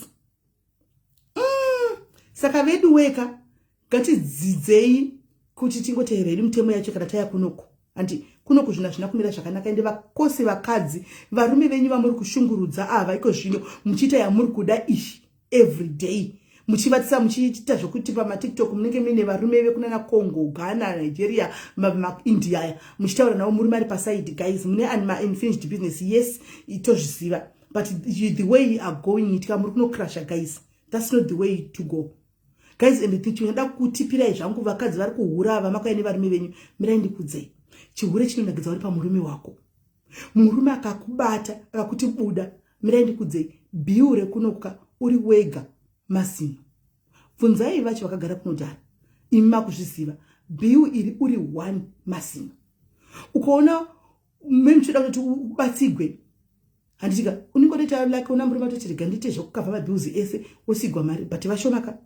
Vashoma ninga chizvitigo. Andibona vashoma ninga chizvitigo. Vazhinji mukutosplita mabhiri nepakati ndikunyeba. Vazhinji venyu muri kutosplita mabhiri nepakati munhu murume akatokangamwa zvoti ndiye musoro wemba. Akutofunga kuti matoinzana kunoko. Thank you Kelly. Being single guys. Varume vekunana Congo, Ghana, India ari kukuda achitamba nemi pa TikTok apa. Pa social media pa muri pa live haya. Musi waunozine murume musi muda mina ndikudzei vasinina vangu. One thing changu vakuziva. Varume vane advantage. Iwe ndiwe uri kudisadvantage. Muzati makai. Murume akabuda katindanisa nasi anobuda. Ari kunotorwa na Kelly Kumalo. Usho. Ari kumudza kuti baby nini handina basa nemari yako. I'm a nurse already. I just want company. Ndikuda munhu anontida. So keep your money in your pocket. I just want you. I just love you. I don't need your money. Akutonochengetwa otonotorerwa motikari. Nezvimbuya zvimwe zvakaya kunodhara izvi. Otonotengwa mbuye motikari yake otopiwa achidrive. Iwewe wasara wega wati mugabude maIndia yawo maoni. Mukongo yauchindipa mari ndibhadhere mvura 80 pounds haakupi. Saka ndione ngori pa disadvantage. Varume vanogona kupita advantage kuti hana kana andozonotenga nekunyara kuti ndingachaitwa nebaby. Rikandipire nchikava nchidai nchiburitsawo zvandokwanisa. Varume vanotochengetwa muno. Mugare makachiza varume venyu vamuri kutsvingira muchiita yamuri kuda vakamirigwa. Vakamirigwa. Mugare makazviziva. Makamirigwa. Koitawo vana tete ndoda kukubata batai zvangu. Hanzi zviri kwezva mukutaura. Maitina ntauri njengano kona ndakutozvitaura ka nyaya idzi ndikutotaura nyaya dzandosiva. Ndonza ndoziva hanzi muno amuna kuchiva moto dochita ma live in job. Chero iwo ma live in job acho. Chero iwo bill rere yana kuti live in job kozi mari dzema live in job munobatirwa tax. Andika dzakangoti siya neimbijana even nevanoenda kumba. Ndochokwadi adzina kunya kutera zvokuti pane gap riri wide. Depending nekushanda kwako kana uchingori chite kune ma hours chete. Depending nemashandiro ako achina kunyanya kusiyana. But bill rekuti mirai chitauri titi rent yako maybe ningeri 1.2. Council tax 200 kana 180. Magetsi 90 pounds andika zvisene gas. Mvura yako 70-80 pounds.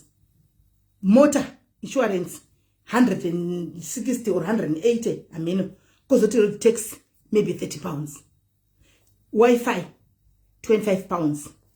Chimwe chi kozoti food food tongoisa 500 500 uko hanomaona yatove kumari ngatitaure chokwadi kana uine vana vanoshanda vanda chikoro handika ratove bhazi kai ticket rebhasi remwedzi ngatingosai pa60 anti mazvona pa60 kana uine motikari yachona fuel mwedzi wese tongoti 100 verengai kana ndiri kunyepa guys verengai kana nchinyepa itini timu ragara munotaura kuti ndikunyepa if I'm lying iwe wacho wapedza papa uchadawo musoro uchadawo kurukwa musoro andika uchadawo ameno zvanongo uchidawo semunhu TV license toto wakabhadhara kugore 100 chakadaro pagore TV license antoona but mangoma ona mabhuza ya chiverengai mabhuza ndakudzai tarisai kuti apinda kumari uri wega zvinga black tax ndipo unotaka kuvaudza kuti ina ndina mari voti ari kuchinya nemari yake votaka kutumira titula bechiludi vachitara kunyima mari izvo hauna zveshuwa unongositorina zvechokwadi vanhu vakawanda muno vari kuya vari kushare dzimba they are sharing houses vamwe vanotogara muzvima 1 bed vamwe vanotogara mu1 room vamwe vanogara pai ngatidzitaura kudzana chokwadi zvekuti motikari yes I'm just telling my other COSs baba baskara based on video mukoma nokusungwa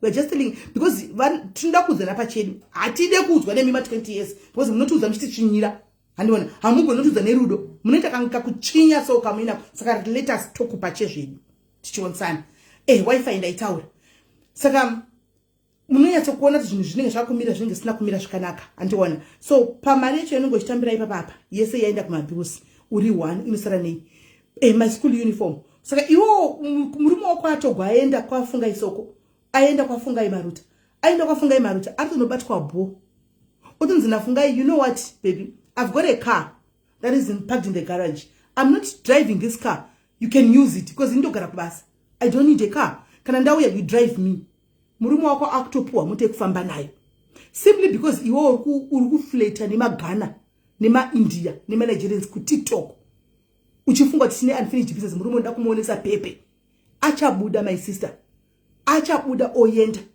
ende kana aenda ndopochona kuti haisi nyama ende makandiwa hasi mwari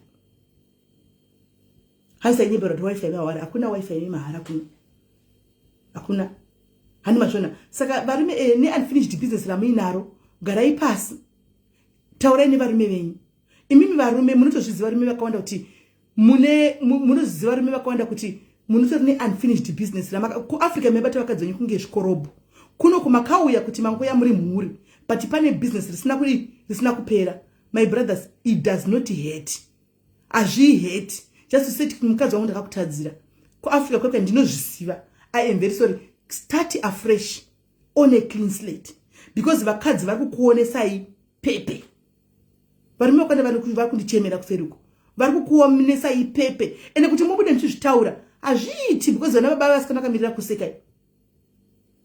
vakamirira kusekai azviiti tutaure pavanhu kuti vedendo zvanu kumba kwangu kwakaoma umwe mukadzi wake umwe aindidzwa kuti Simeli ndinobva kubasa kumawarehouse uko ndakaneta ndosvika ndichitanga kubika mukadzi wangu abike unonyatsa kuona take away yakarohwa yadliwa padliwa take away yakandwa kumai mwana kuti nditi mari take away everyday ninge chiwani ndakangoti chemwe kuda wakanyingwa ke zvine munhu kurestaurant kwani kufura chingopuwa antimaona baba wakutotanga kuti guys zvimwe zvinhu ngatiite tichiningirira tichitsiurana pachedu ngatiite tichitsiurana pachedu ndio chokwadi chiriko anditika you are tinopuwa pressure nenyaya yemasters ku-UK no masters ka angori masters they are not that expensive even ku-SA masters vanongokanda they are not that expensive andicho vanonesa masters vakawanda antimaona uyaisa saka namba inozongokwira yemasters but the truth be told guys mukandibvunza inini hesi Sylvia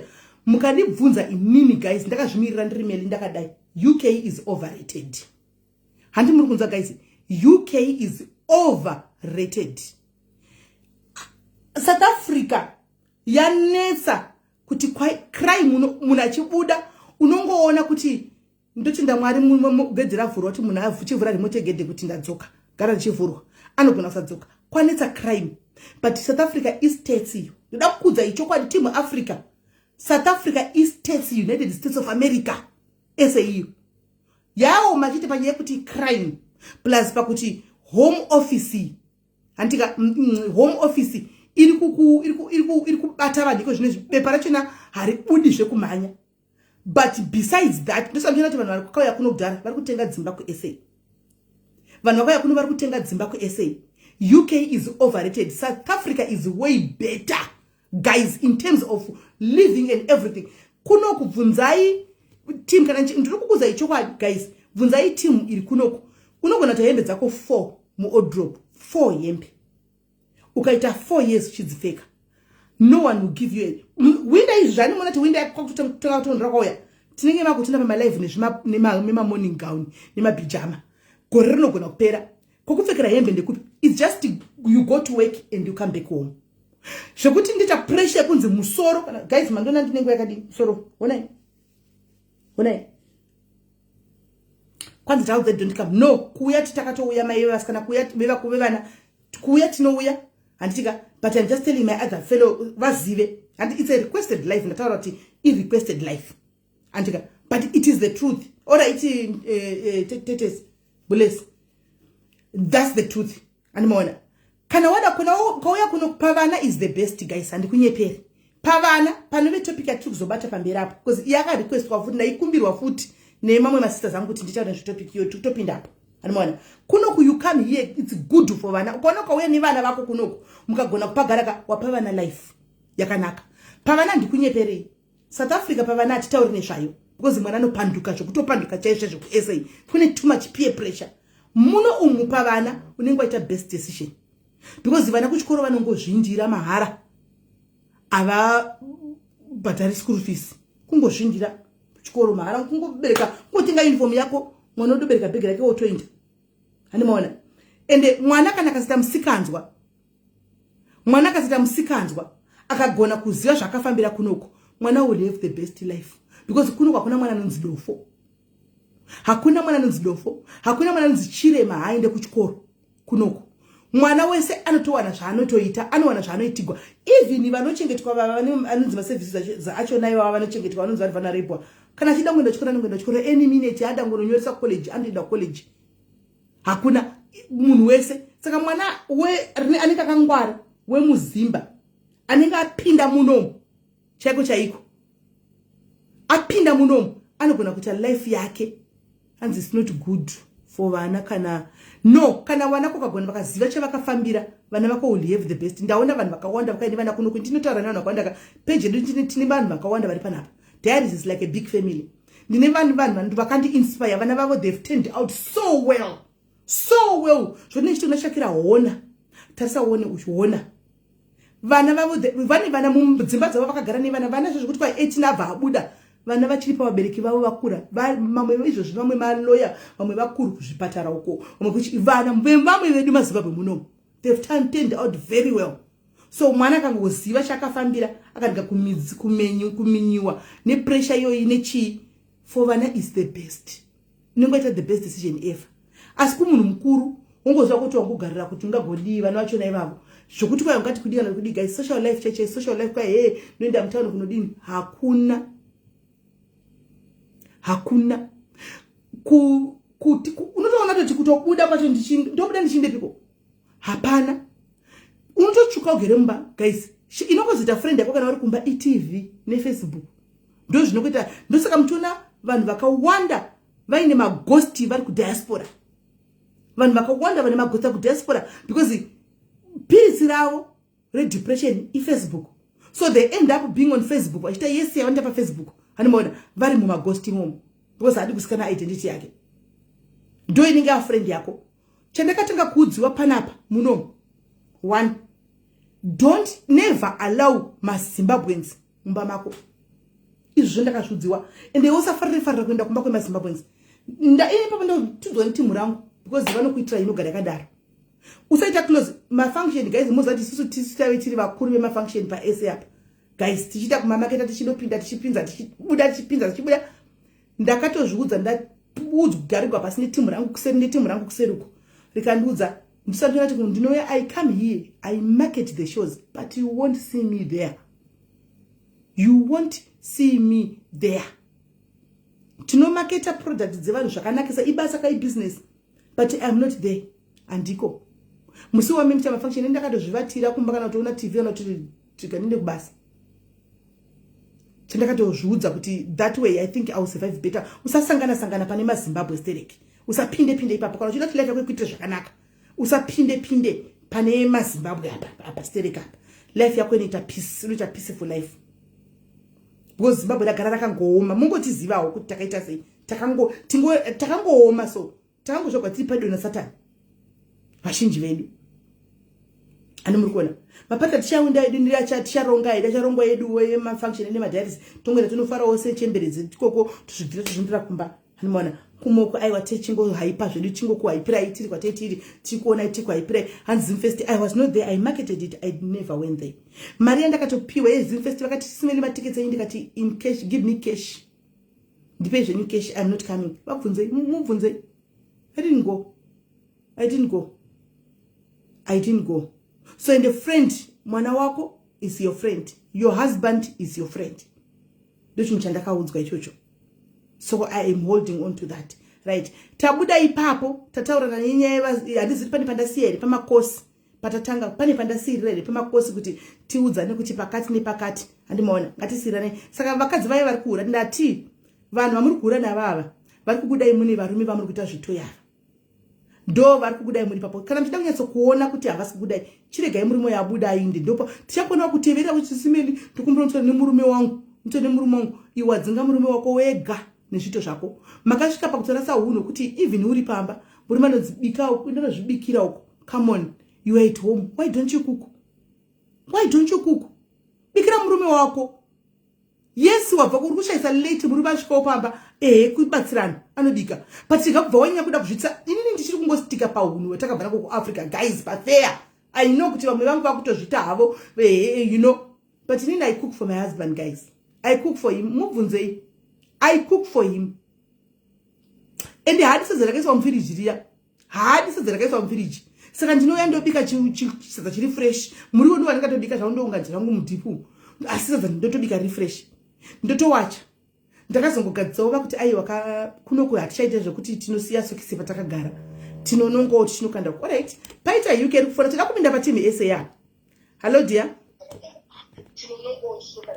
Hi, Smell. Yes, kuri sei? Did you right? Ndanotsara pamasapa mauti nyaya yemaCOS. Tatisiri kunzwisisana ndepanga pekuti let's assume imi mukanetsana mumba menyu nafather diaries or whatever, inimi ndimuri dzeCOS. Vangoti kune munhu naindowana kupa information yekuti ndizore munhu. Makanganwa chinangwa chamakafambira muri vaviri nepamaigara kumba nezvamakaita. Makati yamatengesa zvinhu zvese kumba unoti adzokere kunoitei. Why is it every time vanhu vangoti mukanetsana ndinobvisa munhu paCOS rangu ndobvisa munhu paCOS? Hatingoiti izvozvo. Isusu we've lived life yekuti chii takaita vanhu vekuti unongo ine munhu mumba mukaita 10-15 years muri mese mukawana mapepa. Musati mawana mapepa unongosiya munhu aripo pamapepa yawo, munhu ozongoenda woita upenyu hwake. Munongosiya hazvisi let the person go. Panosora ndichongonetsa ndokudzosera kumba ndakumubvisa paCOS rangu. That's not good. Ngatingochengetedzane kuti takanga tauya tine mhuri tine vana vanozoone chii patinenge takuita ipo. Uno mwana anozofuma achikokublema kuti yeye ndimakadzinga baba vangu panapa, ndimakadai amai vangu panapa. Just ingoita chinangwa chatakafambira kuti ini newe takauya kuzoshanda, tiri kushandira vana vedu. Kana vana vedu vakura, well tinozoita zvatoita kumberi uko. Vanhu mukatanga kungonetsana navo vana vasatombokura, hapana chidzidzo chatinenge taita. Nenyaya yekungona pamuchingovhundutsira kuti ndakubvisa munhu paCOS because namba yakawanda. Unongozwa munhu achingonzi ndiri kutsvagawo nai ndobvisa sei munhu paCOS rangu.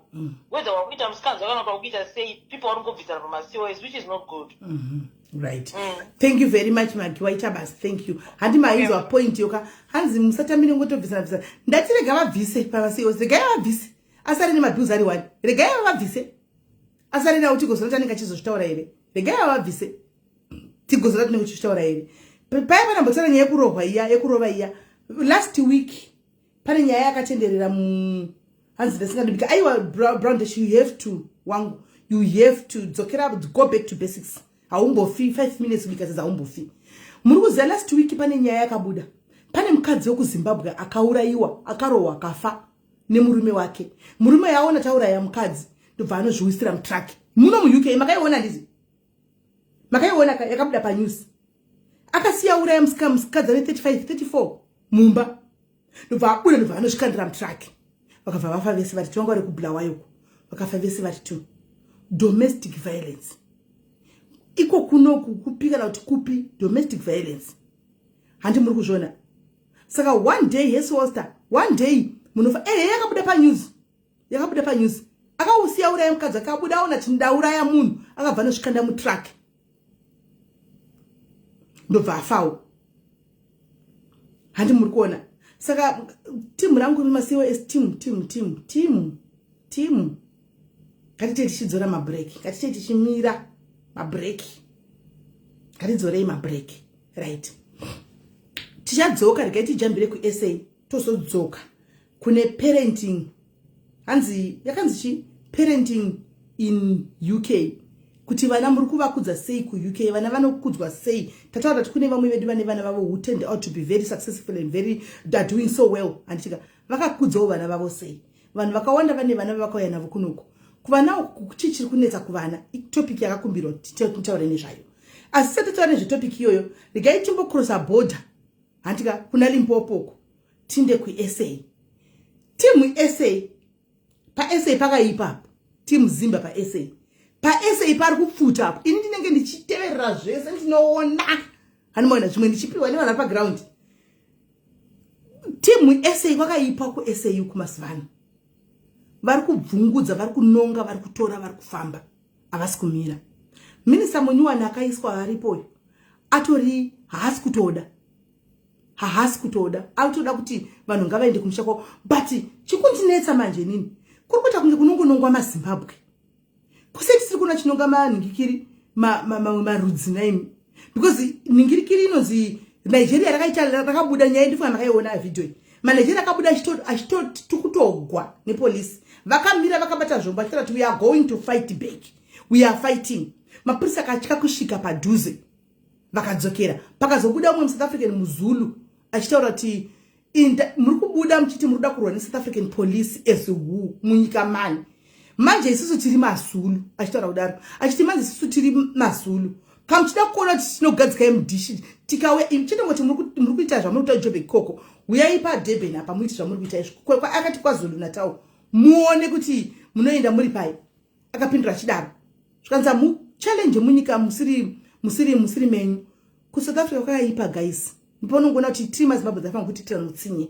nokuti takangofanana atisi kudiwa kwese chireve vakagara muno mune mapepa muno muUK cheche but the truth be told mukana vakauwana kuti dzokerai vana kuti dzokerai ndochokwadi vanototi munhu wese kadzokere kwakabva vasare vari vachena vega mukati meno nyika andimoona so kuSA vari kunonga vari kupinda pai muzvikoro mumabasa vari kupinda now last week kwakaitwa meeting I posted Zimba being as Zimba rine nharo hadikudzwa ndakaposta nchiti kune meeting yaitwa close society tinadzoka techingokuti hatina kurasa macontacts tichinawo macontacts kune meeting wakaitwa nditika pakataugwa ndikapiwa mapointers ndikaposta ndikaona machitika titereri izvo zvese tinototeerera kana news dzauya zvataugwa panews kupi hatiuyiko hati guys guys akuru manzeve ndewako azviheti kuti wanzwa information keep the information and keep your eyes open uchiziva kuti zvakambotaura right in case padai ndodai guys vari kuSA itai plan B nevana venyu hatisi kuvhundusirana pano but ane nzeve anonzwa andika siya mwana ari kuchikoro kana usina kubvunzwa anything siya mwana ari kuchikoro but gara une plan B andi muri kunzwa kana une mwana asina mapepa kuSA gara une plan B kwakaitwa meeting last week andika paka home affairs chikoro zvikaudzwa kunzi tikawana paine mwana pachikoro anenge asina mapepa muforeigner chikoro will pay fine 10,000 rands pamwana one guys chindiudzai kuti ndechipi chikoro choda kubhadhariswa fine yemwana asina mapepa pachikoro panenge pane vana vangani pachikoro so zvakuita kuti ma principals ese nema headmaster ese nema headmistress iko zvine zvika havachatori mwana anenge asina mapepa saka ndosaka vakanzi vari kuvhara chikoro kwakanzi vari kuvhara zvikoro vana apa vachigara vhara zvikoro izvo zvapa pari kuvhurwa mwana wese ari kubvunzwa permit kana chinyimba muzodzoka moti simeli mainyipa pano mozodzoka muchibvunza simeli vana vedu havasi kubvunzwa mapemiti sedu vana vari safe. Kwakanzi mwana wese anenge achinzi pemiti vari kuvhara handiti vachivhura izvo zvapa vari kuvhara apa mene kuti tiini apa vachivhura mwana wese anenge achinzi pinda nebepa rako. Kwanzi kune vamwe vana vari kushandisa mapepa evana maSouth Africans. Ini information yandakanzwa kune vashandisa vamwe vana maSouth Africans apa ivo vari maforeigners zvese zvakabatwa kuhome office kuhome affairs. Agreement chikoro chemuSouth Africa chese hachibvumidzwa ngwa chine mwana muforeigner asina asiri documented. Hanzi reason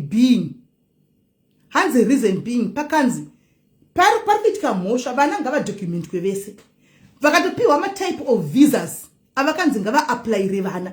Kune different types of visas dzavakanzi vabereki vanokwanisa kuapplyira vana vakaudzwa kumameeting kunzi munokwanisa kushandisa visa rakati kuti muapplyire vana.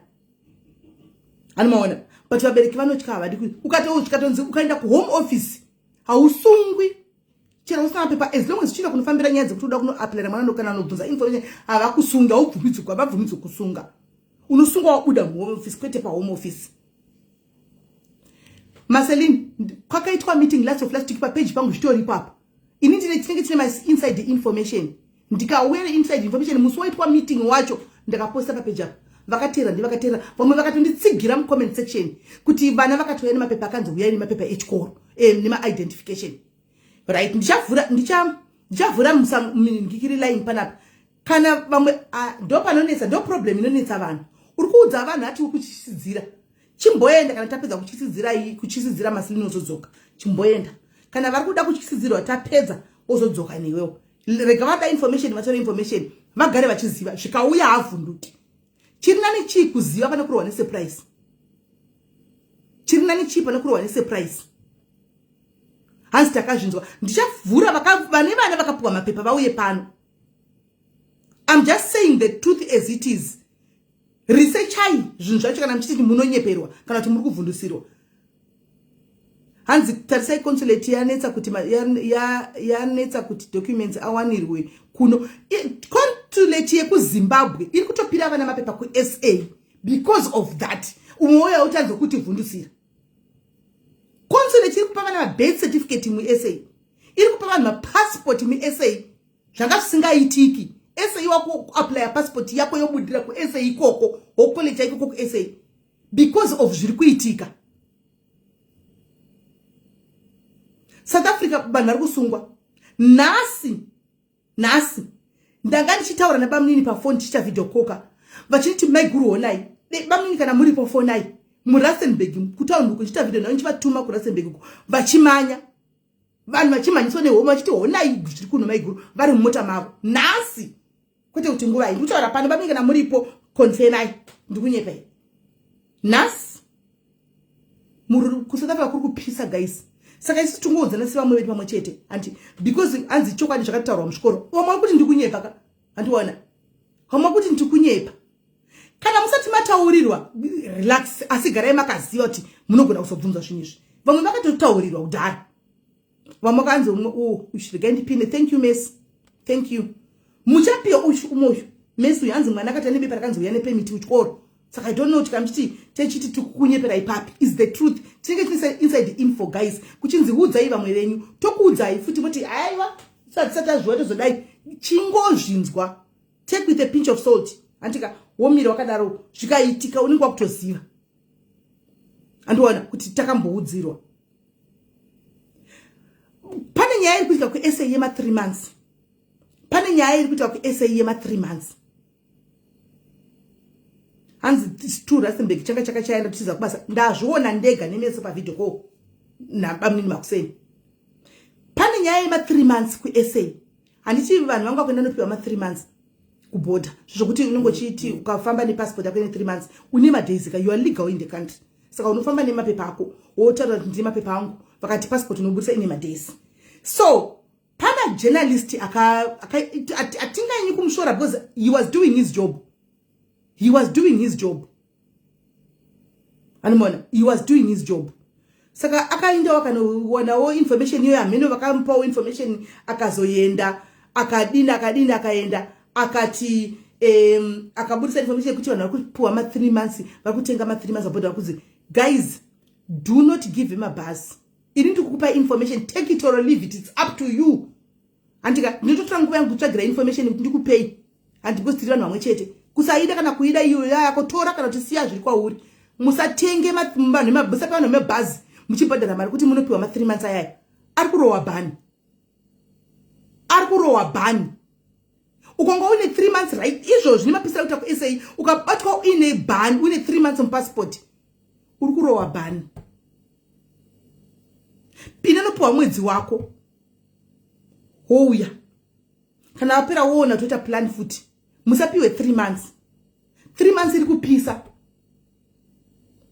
3 months. Varowa mabhani vakawanda. Nhasi ndaona una nepassport yarowa bhani nhasi ane passport yarowa bhani. Vamwe vari kuita like vari kuenda kuborder vari kukupa 3 months.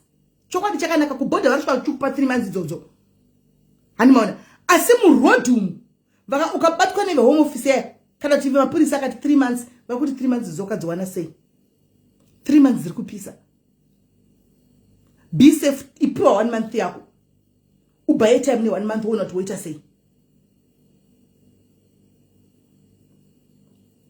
Hands kana win waiver. I want to waiver on my paper kana ichesi. Kana one waiver until you are allowed to be in the country.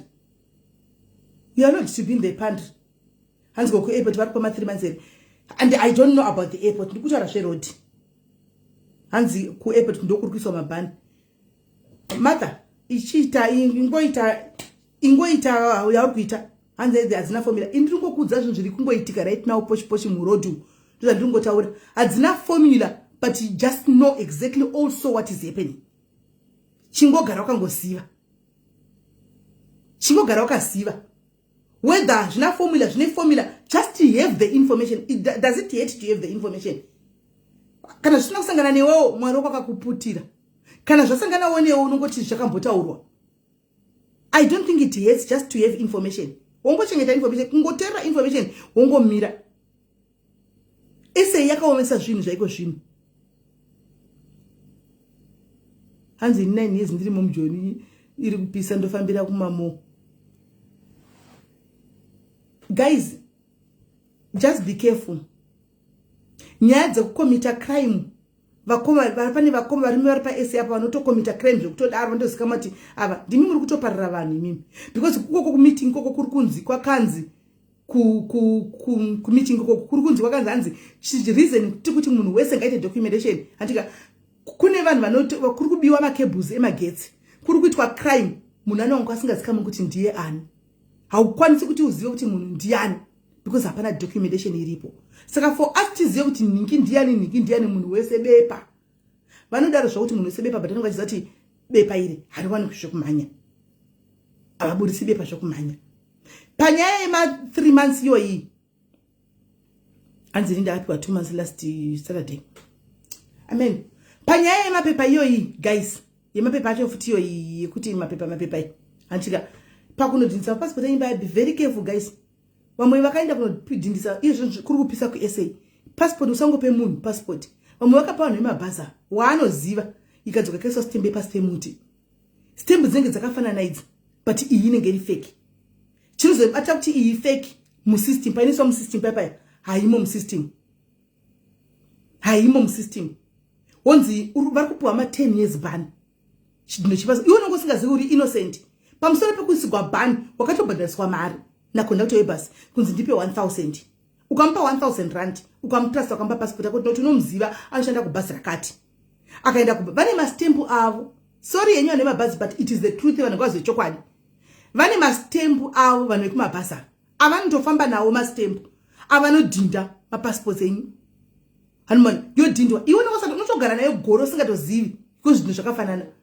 Paunozonodai so paborder muso kuti uende usvika chakakupisa unzi haimo system stembi wakaiwana ipi.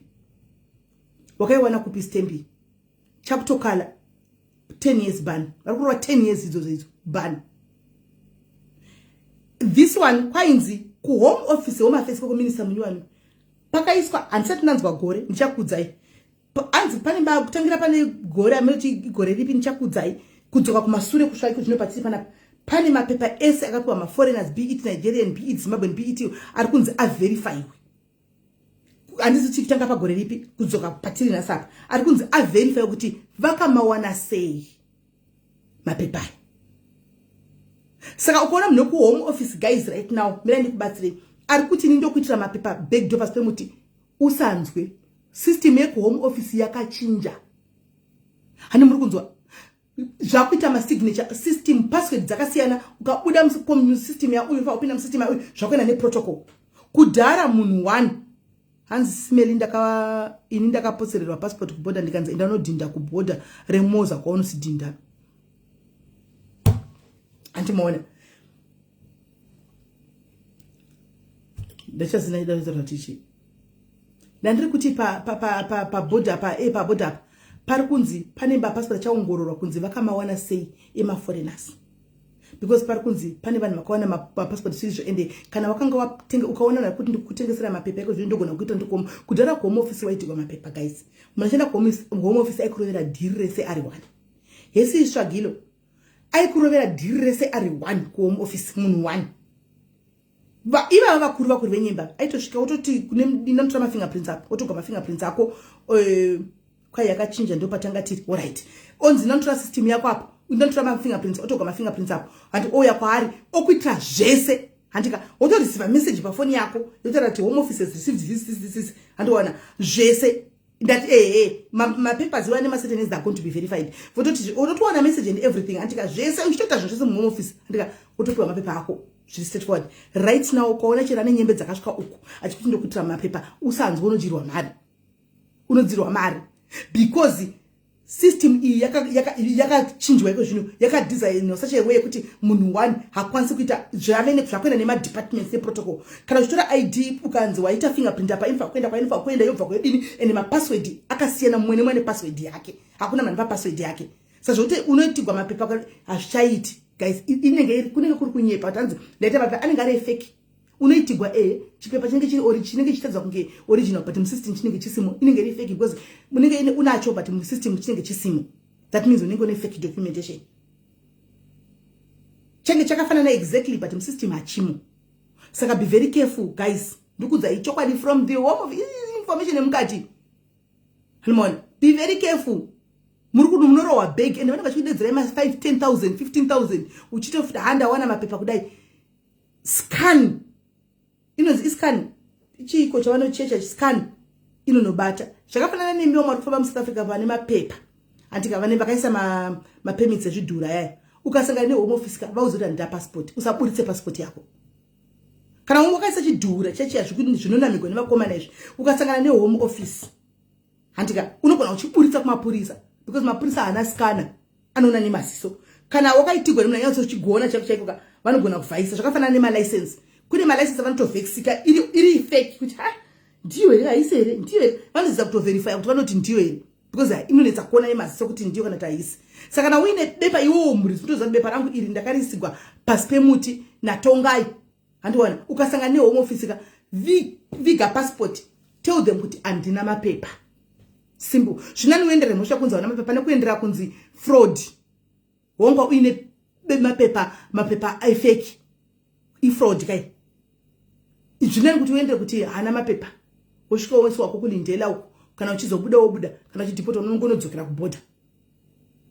Antiona usaburitse passport nefake chiningikiri because vanenge vane scanner. Panongona kuti scanner kudai haibudi. Ndosamtona kuti vazhinji venyu makapiwa zvimapepa zvefake izvozvo zvamakanamirwa passport. Ukaenda kubank, bank rinodai so pane chimishinja rinodaiwo achiite green. Achiite green otokuza kuti passport permit yako ifake, wotoramba kuvhurira nikikiri permit mubank because mune scanner. Saka home office anofamba nezvimascanner izvozvo zvachanongodai so chinongoramba chiri red achiiti green, watobatwa. Fraud zvinani kungosungirwa kunzi hana passport, hana mapepa, wotora passport yako yawoviga kuti chozoishandisawo pamwe ndiyo wakavhurisa account. Kune vamwe vakavhura maaccount nemafiki kudhara before vave nezvimascanner izvi. Saka zvinenge zvichingoshanda kusvikira panozopera ngikiri kadhi rako wakuda rimwe kadhi panenge pakuti kana kuti panenge pamakore akaexpire pepa chachiya vakuti chiuya nemachipepa chinyuwani ndo paunozodii ipapo pavanenge iko zvino vave nemascanners manje. Anomaona vave nemasikana simanje. Saka tangotionesane kuti vasikana vanoda kunzwa zvavo team SA iko chakakala antika time for you to sit down and make plan B. Kana uine vana vasina mapepa kuzvikoro panoti vanazogara kumba antika gara uri ready kuti anything chinenge chaitika probably you can take your kids back to Zim ovaendesa kuchikoro kumba. Gara wakagadzirira. Gara wakagadzirira. Kana uine vana vari muSA uchizoti vana vana mapepa chingogara usavamisa kuenda kuchikoro. Let them go kuchikoro. Kana pepa racho rabvunzwa kunzi akuda mapepa unenge uri ready kudhara wakuita plan B. Take the child back home anodza kumba. Kuti ndikumenesa ku private school yemaZimbabwenzi ndokwati vari kupinda achavharwa macollege aya maprivate aya achavharwa maprivate colleges maprivate schools aya achava because vana vazhinji vanenge varipo 98% vana vanenge varipo vana vari kuenda kuchikoro because the private college pane macheko zobva anogona kudzidzisa zvechokwadi anodzidzisa but havana mapepa.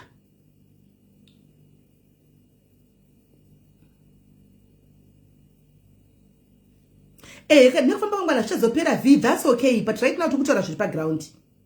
Tikutaura zviri paground because zvekuti hanzi tinoti hanzi zvinozopera mwana hanzi ngauye nepemiti iwo zoti vanakaona iwana techiti zvinozopera sei. Let's face the truth guys. Panombe kuti toda kudefenda zvimwe zvinhu because tikuda kuve munyika ka yes but the truth ingachingoonekwa guys zvichapera handitika zvichapera pane chisingaperi zvese zvavari kuita izvi South Africa zvichapera but panguva ino zviri kuitika kana vakareceiva ukareceiva mwana wako iwo yetsamba yekunzi mwana wako ngauye nepemiti ipo pasina kuchiri kwairikwanikwa. Saka are you going to let the kid stay at home chiti nchambomirira kuti zvichapera? Are you going to do that? Are you going to do that? Kuti mwanangu zvichapera chimbogara pamba asina nechikoro zvichapera.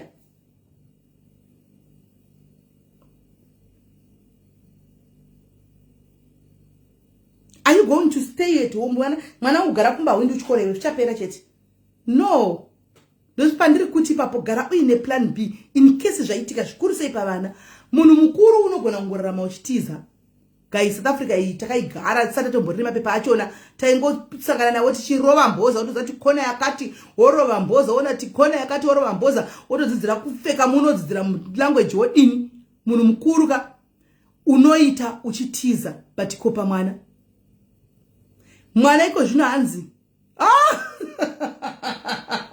mbuya mulambo pamwana iko zvinezve home office mwana ane 13 years ukamutuma kumagrosa akasangana nehome office anofanira achiziva ID number yake nemusoro. Kana asingazivi number yake yemusoro vanomubata. Kana vamutora vari kuda mai vacho uchatevera mwanaka. Kana kusatevera mwana anzi within a space of 7 days mwana anotoendeswa ku social welfare social services. Ndiri kunza information ikuitika pa SA apo 7 days sina kutevera mwana atogwa nepolisi akuiswa ku social services. Mai mukateverwa mukatevera ikoko antika munofanira kuinda kana muine mapepa enyu kana imi mune mapepa mwana asina mapepa mwana ari kunzi maina haafambi ega kuenda kuZimbabwe munodhiputwa nemwana wenyu. Munodhiputwa nemwana wenyu. Havadi kuzwa chokwadi kana ndo zvinonetsa mazimba havadi kuzwa chokwadi vanenge vatsvaga hoye kuzvidefenda nayo. Saka mwana ane 13 years ukamutuma ku shop izvozvi. Maslinika ndofunga live ino yaisi yako iwe uchingogara in peace uri kokoko nemapepa ako iwayo chireka tiudze vamwe vari kuda kunzwa vazvinzwe iwe une knowledge yako toza kuti mapepa akagara achingodiwa kubva kudhara achingonetsa asi vana hatina pakambopindigwa muzvikoro vachinzi vana vari kumiswa zvikoro hapana. Saka iwe ndofunga live ino yaisi yako iwe information yako chigara wakadaro umirire kuti zvichaita gara wakadaro rega ndipe madiaries angu anoda kupiwa information vada kubatsira kubva kudhara nakudhara taingoita malive aya kudhara kuti guys kuri kunzi zvakati mutaimu yedhudhula taiita malive aya tichingotara kuti kwai zvakati guys dhudhula tichiita mameeting nana Lucky vaya tichingotara kuti kwai zvakati manga musinga complain. Today we are coming neinformation yezviri kuitika and then moti aisha akagara achingodiwa mapepa but ndofunga you guys can agree with me kuti kubva zvazviri kuita this time zvakasiyana hapana pakambopindigwa vana muzvikoro taibatwa isu vanhu vakuru but vana vanga vari safe ende chikoro chaienrolla vana asina mapepa but this time it's a different game. Mapepa akagara chingotaurwa ende zvichapera hanzi kuWitbank Mpumalanga ndasanga achiita door to door. Thank you. Andina kutombotaura newe manyoni anotombotaura newe. Saka guys musada kuvharidzira vanhu nda kunzwa zvavo information kudhara taitiza isu mabridge ati vanhu ngavauye kumapemiti animukona ameno taitiza isu dhara tisina takazomawana mapepa tachimanya asi vana vanambobvera vakanzi kuchikoro one day vasauye havana kana mbopiwa matsamba havana. This is different. Saka kuti uzogarisa mwana kumba ndopandi kuzama kuonesa inini kuti uzogarisa mwana kumba uchiti just because zvagara zvichiitika. No guys, because izvi zvichapera zvisi zvichiitika izvi zvichasvika pakupera, but we don't know when. Kana zvakaita 9 months mwana akangogara kumba here, mwana agara kumba here. Ngatiregei kusimbisana. Hanzi even here in Joburg they are going flat by flat. Thank you Swag, thank you Swag. Animona saka zvinonetsa mazimba in South Africa naro hanzi nhasi kwasainwa kuti kuonekwa mwana asingaende kuchikoro kusungwa.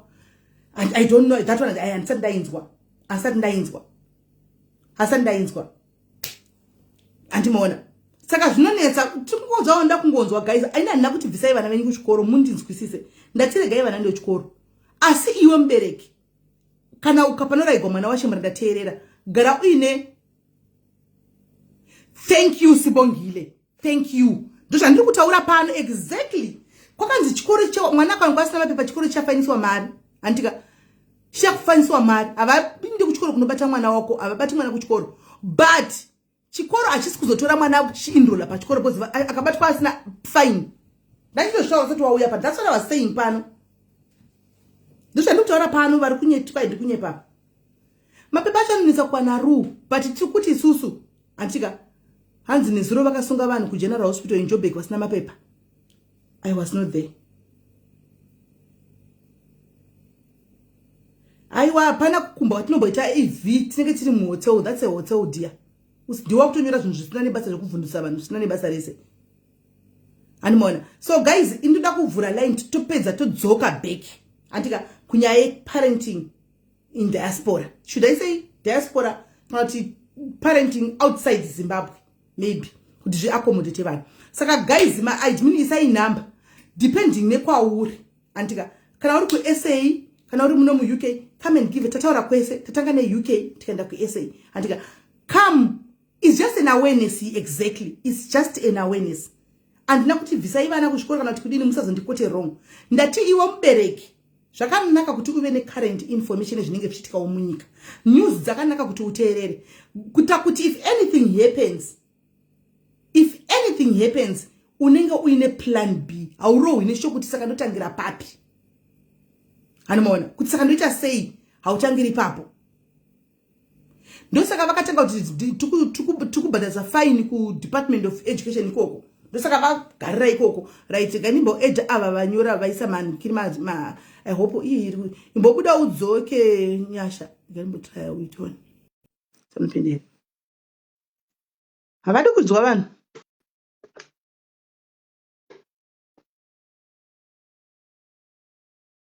Munona problem netika mazimba takaipa tinotengesana. It's easy kudoja mapurisa aya mu Joburg uri munhu mukuru mu South Africa. Problem ndisinotengesana.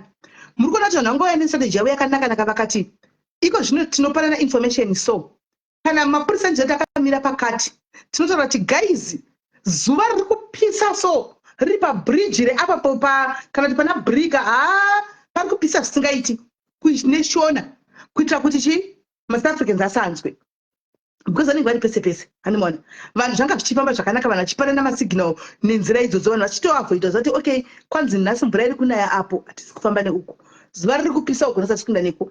Vamwe vakaenda vakanoudza vanoti maSouth African friends avo kuti kuri kunzi kwanzi zuva riri kunaya, vakutoreva kuti kune mapurisa. maSouth Africans anga kuzvitaura, ndakamaona mugrupu achitaura kuti guys lavantu lavana sivaqalile vathi izulu seliyanaya kupi sevasicho home office igcwele khona lapho. Pane vakaudzwa nemaZimbabweans, vakaudzwa nevamwe vedu, vamwe imi ndimunoenda kunotengesa na ikoko kune vamwe kuti hayi ndine South African mukadzi, hayi ndine South African mafriends, wakunotaura kuti kuri kunzi mvura iri kunaya, kutorehwa kunzi kune mapurisa, vakuzviziva. Ndati mazimba takasikwa next to Saturn, ndambozvitaura pekutanga ndozvatichi. vanoenda kuma-South African platforms vachinotukirira vari koko. Apa munhu akutukirira ari kuZimbabwe, akutukirira achikanganisa hama dzake dziri kuSA.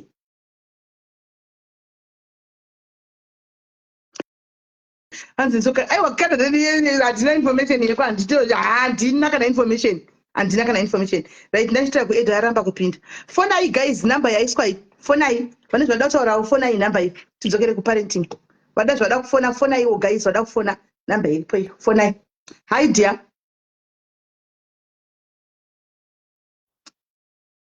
Okay, Sisimeli Mazimba ameno kuti tiri vana vaSatani kana kuti chi atigoni kuvhara miromo ende chinhu chavasingazivi ndechekuti maSouth African agara hatotibi. Of course. They pretend those people, especially kumabasa.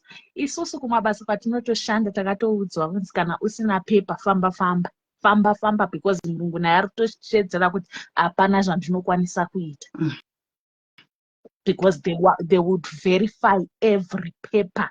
Nyanko kawinza chiri chidhura chiri kutoverify wa first home office before utange basa. Thank you my sister. Thank you nekutsigira ndisindadaro ndimi muriko. Yes. Ende Mazimba tsidzai kuvhara miromo nekungowawata mumateksi umu. Ayaya, ndo vari kutikonzeresera, havagoni kuvhara miromo vanhu vekumusha, havagoni zvachose. Right. Thank you very much my sister, thank you very much. Right, maita but hanzi takatonzi nemurungu huya nemapepa usauye nefake because home office ichaverify. Handidi kuti ndipiwe fine pano, ndiemployer wake uyu akaudzwa izvozvo.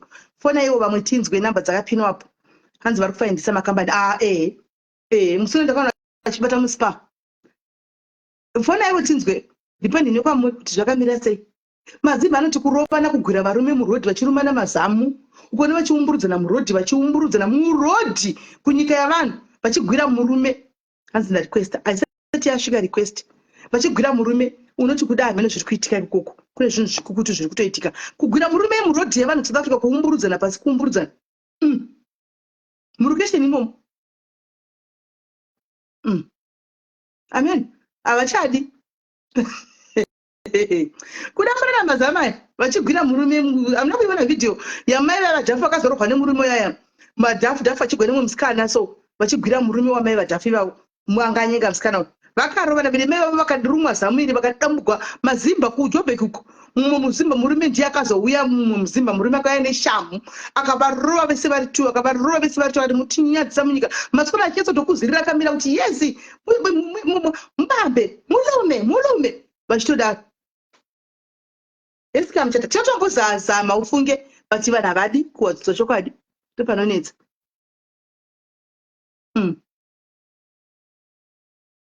Ibele vachirumana amazamu iwayo.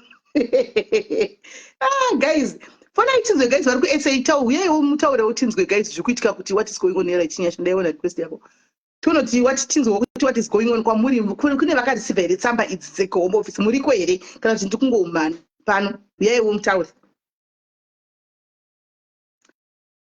Hi dear. Yes Fadzi, yes Tinevin. Hello dear.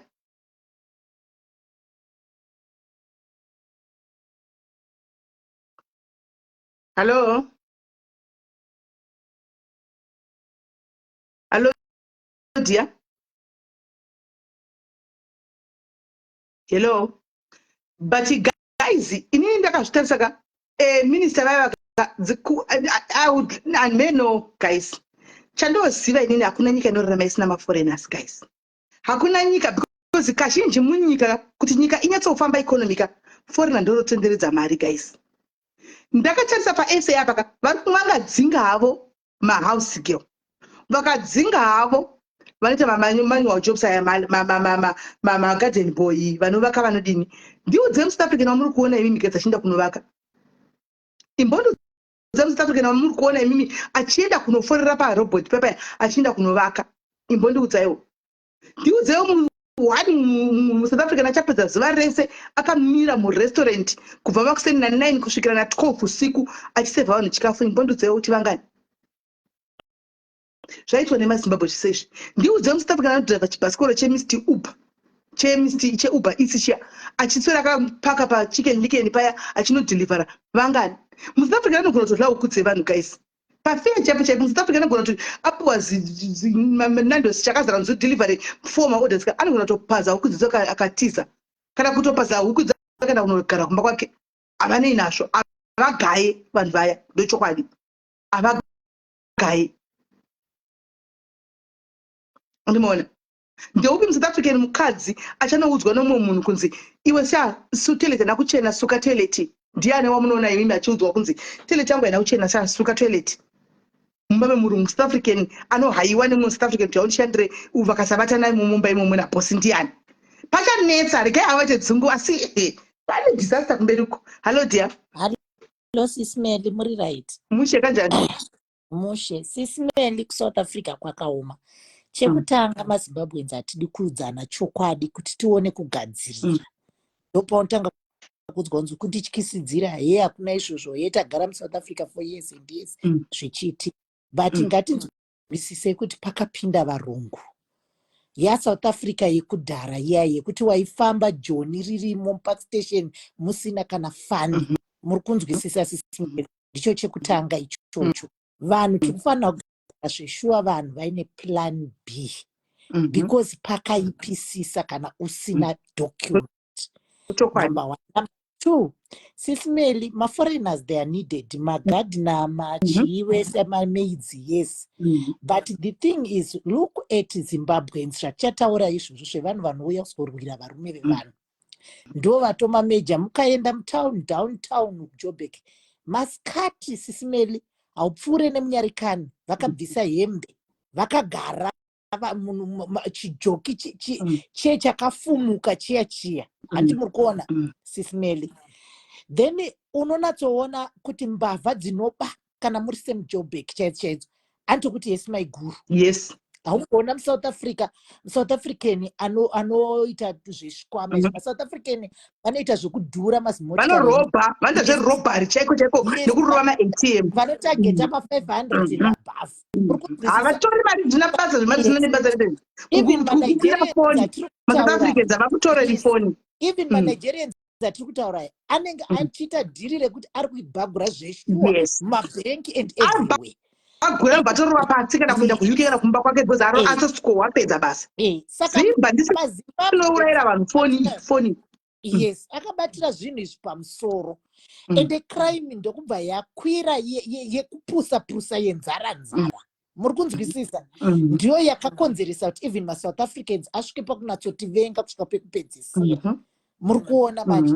So Sismeli, South Africa nyika yese even kuUK kwamuri ikoko unotokupinda nedocument. Muri kunzwisisa? So nyaya iripo ndeyekuti like vanhu vakaudzwa nyaya yeMazep. Vari pamazep apa vari kuudzwa switch to another permit. Muri kunzwisisa? So tirikuti ndo zviri kufanira kunge zviri kushingairira vanhu kuti tiswiche zvikafeila ndafeilawo zvaramba. Then ndowana chiplan B. Kune vanhu vakauya kuUK vate zvinova kuCanada. Vamwe vatoko kana kuAmerica vamwe vanhu vari kuramba vachiswicha. Yes. So ini ndiri kufunga kuti zvinhu zviri kufanira kunge zvichitoudzanwa vakatora mazepi vaivai. Because ndo people vachiri kurecognizwa chete. Vamwe vese havasi kurecognizwa. Ngavashingirire kuswicha to another permit. Kana zvarambawo zvaramba. But look kuti tine malawyers ari kutimiririra. Even the minister akapinda malawyers avo ari kutimiririra. Vagara vanga vari kutimiririra. Muri kunzwisisa Sismeli. Then izvozvo zvokuti ndinohwanda ndakapinda makore mangani. But look here ndo patiri kugara 15 years muSouth Africa, 20 years. Usina kana mbudzi kumusha. Because unenge uchingotiza hapana pekugara. Saka uri kuti uri kuraramira kutenga KFC here. Unofanira kuita muono. Ukuraramira kuti ndikanoba ndotenga majombo angu ndotenga jazi overcoat kuzoendesa kunamo kumusha. Hazvibatsire Sismeli. I think panongoda plan B kuona kuti no hakuchasenzeka. Yes ndaimbobiridzira ndichitengesa ndichiita sei. Anti makaona yakaburitswa nachidhamdham last week yevanhu vakapiswa vaivai. It's not easy. Family kungopiswa kana yamai veve vakazopiwa mari yekuti negreat hope yekunoviga murume abuda anotengesa vakazongonzwa kuti murume afa vano they are dying sisimeri. But kana uchiudza vanhu vanobva kuti uri kundityisidzira iye zvinozvi kumalocation kwacho kwavanga vagara vanga kubuda vachipinda kumalow density suburbs vachigara kunhu kwakanyararira, but unoona kuti vanosingochinja place ne2 minutes kwato necrime. Then vaima Africans ari kuda runyararo vakutoaleta mapurisa vakutoaleta home affairs andizva panhu nokuti musikogadzikana uchitsvaga kuti ndoita sei. Then izvo zvenharo zvekuti ma3 months izvi vari kuramba vachiita nharo ende zveshuwa sisimeli hazvina kumira vanhu vari kupiwa ma3 months avo, but vanhu vari kubatwa nawo ende ukabatwa ibhani ende make sure kuti kuairport hauchaenda neko because airport ndio iri kunyurura manje iri kunyurura paunozopinda kana kubuda ne3 months dzako idzodzo dzaunochipiwa. Zvese zvekunodhindisa kunana Lesotho zvekunodhindisa kunana Swaziland Mozambique hazvisi kushanda, ndo mapasipoti avari kutoda iwayo manje akadaro. Saka tiri kuedza kuonesana semaZimbabweans kuti ndo mamiriro aita situation, but kana uchinatsoona kuti things are not okay, are not all right, rather better kuenda kumba. Munoziva kuti kumba musisimeli vanhu vari kutovaka dzimba nemusika, vanhu vari kuvaka dzimba sisimeli nekurima, vanhu vari kuita zvinhu kutokunda vanhu vakauya kuno pane ma15 years 20 years vari kunoko, they have got nothing in hand. Vana ivava vari kunzi vari kuenda zvikoro maprivate schools acho, have you ever visited them sisimeli? Vana ava vanoita staki vakunonyora matric because anenge asina mapapers, anoita staki muri kuona manje. So kungowestira vana life then ozodzokera mwana akunodzikiswa futi adzokera kupi kuZimbabwe.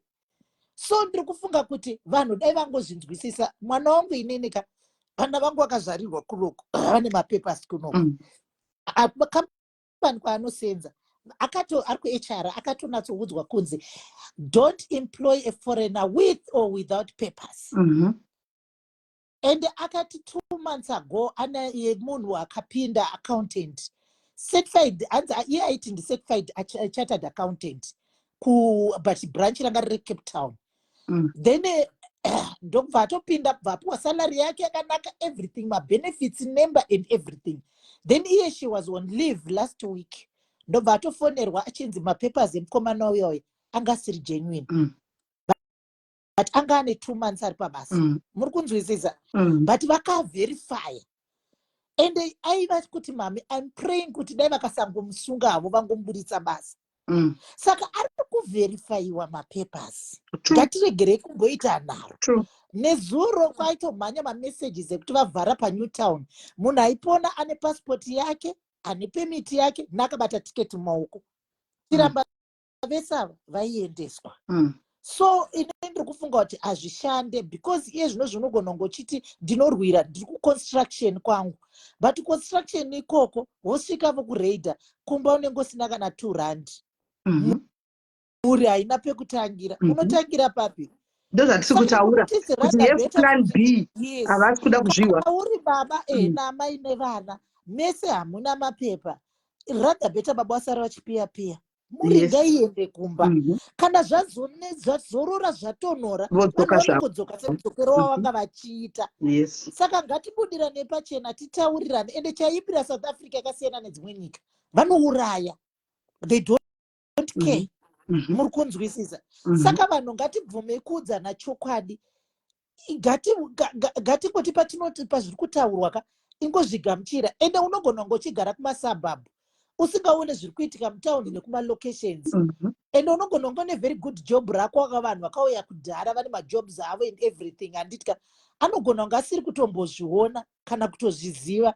Saka those kind of people ukamubvunza anokudza kuti I know things are fine, but bvunzwisisa kune ava vari on the ground vari kumhanyiswa. Ina handifunga kuti hangu ndingaide life yacho yekumuka everyday ndokwira mukombi ndakagara kukona ndichingodongorera. Kana makaona imwe video futi vanhu vasvika paroad block vakubuda nepamahwindo, ko ukajamba wobva watsikwa nemotikari riri kuuya, zvinoitika. Unoti ndiri kuraramirei pakadaro? Muri kunzwisisa? Saka ndiri kufunga kuti maZimbabweans takapiwa mukana naMwari vakambogarawo nguva iyoyo kasusukidzawo ndizvozvo. Kana zvaomesesa, let's just go home. Kana zvatonhora tinodzoka. Hakuna kusina nhamo, because nhamo yekumba iri nani, unoshaya chikafu surumba mako, usina ari kukudzingirira, usina ari kukusunga, usina ari kukurova, usina ari kukupisa. kupisa. Yes, muri kuona manje.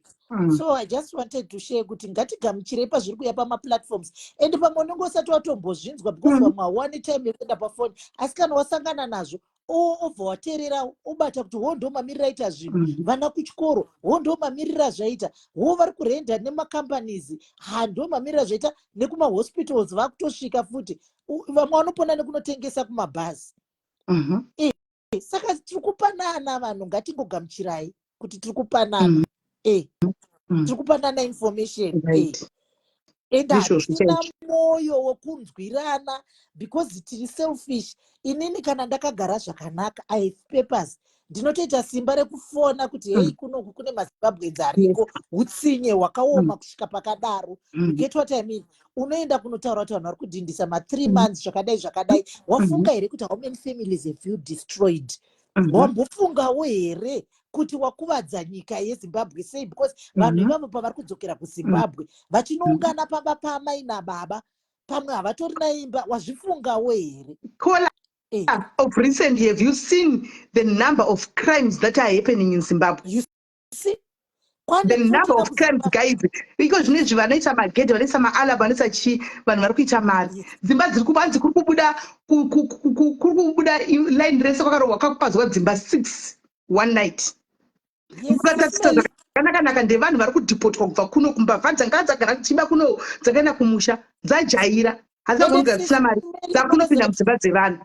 Isusu taitoziva kuti kuZimbabwe mbavha dzinopinda nembuma dzinosvika nechabhoko nebanga dzekutyisidzira, but yezvino zvivako vari kutoenda nepfuti. Ende unotonzwa vanhu vari kuZimbabwe like you were saying kuti hei dzokai kumba, muri kuita ikoko, hei tifanane, but havasi kuziva kuti vari kukuvara. Ende muchaona the rate of prostitution in Zimbabwe. Makaona nhamba yevana vakanzi vakaita nhumbu gore rinori is so high. Ndivo vamwe vevana vari kutobva kuno kwavo vasvika ikoko because haatokwanisa kubhadharira school fees kumba kuZimbabwe. Kana kuti vanga vagara varipo vachitombotumirwa natete vanga vari madhumbe kunoko, but tete madhumbe havachakwanisawo kusenza, sekuru garden boy havachakwanisa kusenza. Saka nhamo yacho umbavha huriko huchaitika, prostitution. Kana zvemotikari dzaibiwa muZimbabwe but zvaive nani, iye zvino is too bad. Vari kuba ikwena zvokutamba, vari kuba kwena zvokutamba kuita kucheka vari kufamba nebolt cutter kumba kwamai vangu iniko vakacheka screen nebolt cutter, vakagona kunononga uyu chiruta chewifi chachiya nedecoder. Saka munhu akanzwa noise ndobva amuka kuma5 kwatochena, ndobva anodongora ndobva toona kuti kune munhu atimve, ndopakadedzera kuti mbavha, but vakamudzingira katadza kumubata. Enda chewifi chiruta chiya nedecoder akatorova pasi adza kumubata. Dzimba dziri kurohwa 5 per night, 1 imba. KuZimbabwe kune vanhu vari kuuraiwa vachipfekedzwa maplastic mumusoro. Kune murume akanongwa kwedu kugweru uko kudhamu rekwamachaya 5 uko akapfekedzwa plastic, kusazvo kupfekedzwa plastic musoro osungwa orawa. Zvanga zvisiko kuZimbabwe zvinhu izvozvo izvo, zvazvisiko. Icrime dzekuSA idzodzo dzakurohwa muZimbabwe. Ende inyaya yekuti vanhu ava ndivo vari kubva kuSA uko vakuenda kunoparadza kuZimbabwe manje. Kuiona kuti homicide yekuZimbabwe yapfuudza vanhu vangani. Mbavha maarmed robbers ari kupinda muZimbabwe achienda kunorova vana vana Jaggers, mazimba kwete maSouth Africans, mazimba anogara kuSA ari kupinda kuzorova mukuru, kuya kuzoparadza kuzotora mari yemukuru kubulawayo.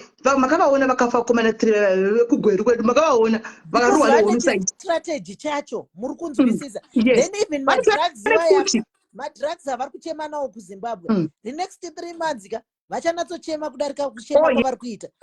Because kuZimbabwe drug riri kupinda and they are not doing anything about my drugs. And achakura darika problem. Muri kuda kuzvikuitika kumadrugs raikina kuti ari kuaffecta munhu wese, even nevaimbi.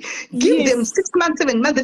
South Africa kana vachida isoka ndopachita kuzunza musoro, it will be late because iri kutopwanyika zvokutodaro nemadrugs iwayo.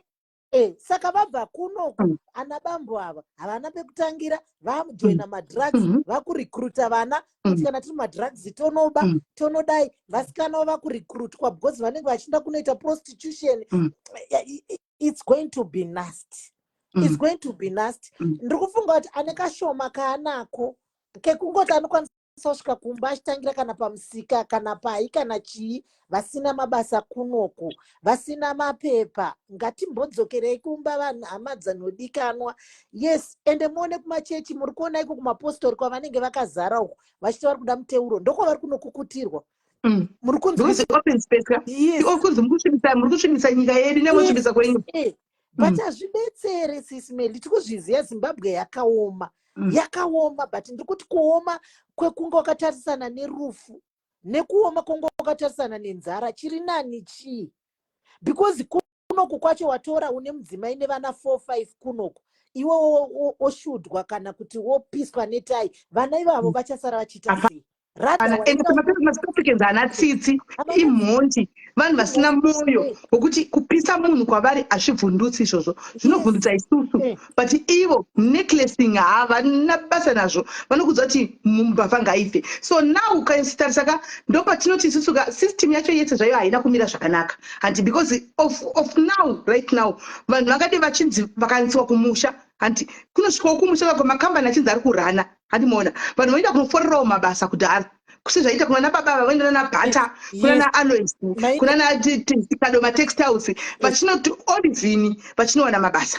All those companies are shut down. Hakuna kuti vasvika vachienda. Saka munhu abva kuSouth Africa, baba vangu vajera kuguma kuSouth Africa vasvika kuZimbabwe vane vana, mwana makusara chimukana kuti detini nenzara haazvizivi zvokunzi hapana mari, baba vakuda kubhadhara renti, vakuda kudya, vanoita sei? Vari kuenda kucrime. Tasei vachafadza vachidawo kuti kuri kubatwa varume vakuru, vana mai vakuru, vanhu vese vashoplifting vakashopting South Africa hamusabiki zvokumandaka, saka vachienda kunoba kumashopu ekuZimbabwe. Sisimeli, the situation is nasty. Haina kumira zvakanaka. But akungorwadza ndechocho cherufu chekutarisana chekuti murume akabuda makuseni kana mukadzi itenda adzoka. Muri kunzwisisa? Saka kurarama itenda yawadzoka yakaoma. Ende vamwe unosiya mwana kuchikoro handiti moenda kumabasa iwaya, pamwe hapasisina kudzoka mwana achanenhaira. Muri kunzwisisa? Saka no, situation is bad. Vanhu ngatingoonai kuti toita sei sisimeli. Ende vanhu vari kunzwisa tsitsi ndanamai vedu nanababa vedu vari kuti beta John naadzimai vake vanga vaenda John, uyu Sisiri anga ari John, uyu Peter akateerawo vanga vachimbofema memwana. Saka pari kunodzoka vese ivavo zvakare. John chinoida vedwe, John inonakidza. John inonakidza, asi pare zvino kuri kupisa.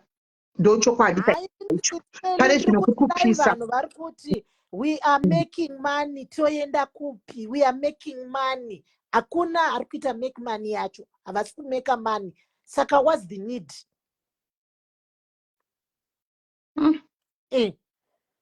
What's the need? Yekumirira rufu. Hazviiti ezvi, hazvisi kuita. Hazvisi kutomboita sisimeli situation iri kuZimbabwe. Vanhu yekuSouth Africa vanhu vakabuda, vakamhanya, vakagona. And we don't know kuti mapermits acho anoitwa issue out kana kuti haaitwe kana kuti zvichafamba sei, we don't know.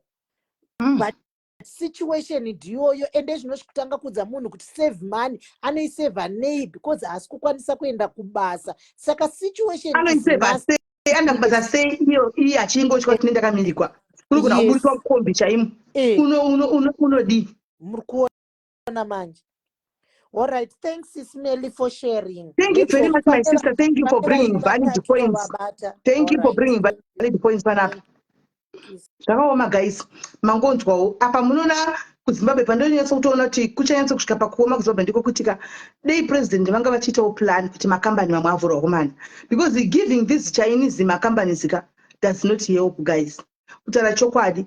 Machina aya ari kutotora zvirimwa zvedu vachibudisa kunze. The goal that is meant to be revana vezimbabwe kuti rivabatsire kuvhura production muzimbabwe, vaende kuzimbabwe kumba vachinowana mabasa vachikwanisa kusustain living vari kumba, is the goal that these Chinese are stealing from us vachinda naro. Pane nyaya ndakaona yemuchina akabatwa achida kubuda nemakejes manganiwe achazima nemajambakoni vanotoera kutwita uko. Pane muchina akabatwa kuzimbabwe kuairport uko achida kubuda very chunky huge chunk of gold. Hanimona gold riri meant kuti rivhure kana kuti bata shoe company yobva yaemploya kana kuti vanhu 500,000 bata shoe company, but ari kuriburitsa kutendera ari kunyika kwake. So you see kuti zvikungoomera vana veZimbabwe. Taura chokwadi pamberi pamwana, it's a sad situation. It's a sad situation. But anyway, handiziviwo kuti vakuru vedu munyika vanenge vachizvionawo here ende vanenge vachifila sei mamhanyiro, nokuti mavideos are all over right now. Haisisiri secret. Mavideos are all over ekubatwa kuri kuitwa vanhu South Africa, ekubatwa kuri kuitwa chii zvese vachikwidza. Pane wandahwira tsimtsikana ndofanga achienda kabasa kake kakanaka, achienda kubasa kake nekasiketi kake nekamini, maiona video nechigogo, so achinda nechigogo achipinda mugumba kumba achinzipinda abatwa achipinda nekasiketi kamini nechigogo, wende nechigogo icho chanosora nechigogo kuningiki. Guys, wenda kulindela nechigogo chigogogodzeka uriko nechigogo icho nakasiketi kako kaningikiri kanga kafika kamini sketi apanga achitoenda kabasa kandifunga ndi receptionist kana ndichiya ndinogara pachende chitenderawo ndiri representative pavanhu. Zvino watozenda nechigogo chamugumba kumba, ndamona achitambura kuira mugumba kumba akafika chigogo cheblue. Hanimona akatochena chena mufunge. It's a sad situation. Ngobva kumba zvakanaka kuti so hauchadzoki wasungwa. Saka guys ameno ndangoti information ndangobata kutanga ku UK yandotangira takapinda muSA andika takapinda muZimbabwe. Tungotaura chokwadi kuZimbabwe tinongoti vakuru venyika yedu veduwe, onaiwo zviri kuitika, nzwiraiwo vana venyu tsitsi veduwe, vana venyu are all over vakungombeya direction hapachina kumunhu wese, hakuchina kuti mukuru kana kuti mudiki, munhu wese ari kungombeya achizama kurarama. Dei zvaigona kuti tine vanhu vane mari kuZimbabwe, vane mari dzavo chaivo kuti they could get help from the government kuti vavhure makampani iwaya vamarani kuZimbabwe uko voemployawo vamwe, kana iyo government kutovhura makampani iwaya yoemploya vamwe, nekuti guys kwanza kuzvifunga ka unoyatsokona kuti zvakaoma hanzi abatirwepi. Handizivi kuti mutauni kandivamira mbotira kuti finally yanga ichiramba kupinda, yenge ichiramba. Simele, how are you? I'm good, and how are you? I'm all right. Inini ndiri kuda kungotaura issue yekuno kuSouth Africa. Vanhu havadi kuudzwa chete, but zvinhu zvamuri kutaura muri kutaura kunge muchiri muno. It's very bad. Vanhu vari kutorwa guys. And another thing, Mazimba ngatizame kunyarara. Ngatizame kunyarara, especially musocial media umu. Zvimwe zvinhu zvatiri kutaura nezvatiri kunge tichita against maSouth Africans ndo zvimwe zviri kupa ukasha izvozvo. Saka Mazimba akagona kunyarara kapamwe tingagone tingachengeteke munomu zviri nani. Otherwise zvaizvezvi vanhu vari kutorwa Simele, vanhu vari kutorwa. Ife nyango ishe kunzi vanhu vakangorambawo kunzi vana havasi kutorwa and what for, but vana vari kutorwa. Enge kana mwana wacho atorwa kuri kunzi mubereki ngaauye, kana mubereki asina kuuya mwana akuenda kusocial service. What is so deep from there? What is so deep? Ife nyango ishu yenge chitaurwa namama vabva kufona manje. It's very true. Asingoti Mazimba hadi kuudzirwa chete. Munhu padiki pawina poka. Padiki pawina poka inototongoona kuti kana zvakatokomera mapepa hamunaka akuenda kumba zvaizvezvi kuri nani. Zvaizvezvi kuenda kumba kana zvazotiwo no. Then vanhu vozotanga kuuya. Then issue yamukoma vaya journalist vakataura pa nezvemadays, mukoma vaya vane utsinye kutaura chokwadi Simele. That's very bad. Nekuti information iyaya yakachovha kavanhu makore mangani vanhu vachindodhindisa Simele. Vanodhindisa ende zvakasevha vanhu vakawanda zvezviya zvokutodaro. Zvakasevha vanhu vakawanda dzvene racho venge varitora kopi iroro rekuti vafone vadedemure zvipe zvavaidedemura zviya. Saka basa ravaripinda rafona kuti I'm doing my job. But kusangofungirawo vamwe vekumusha kwavo. Then issue yamambobata yekuti hurumende yedu yacho dai yenge yamirawo pamwe munomu tingadai tambonzi tigare. Kana muchiri kurememba makore akatorwa maZEP zvenge zvine hurumende mukati kazviya.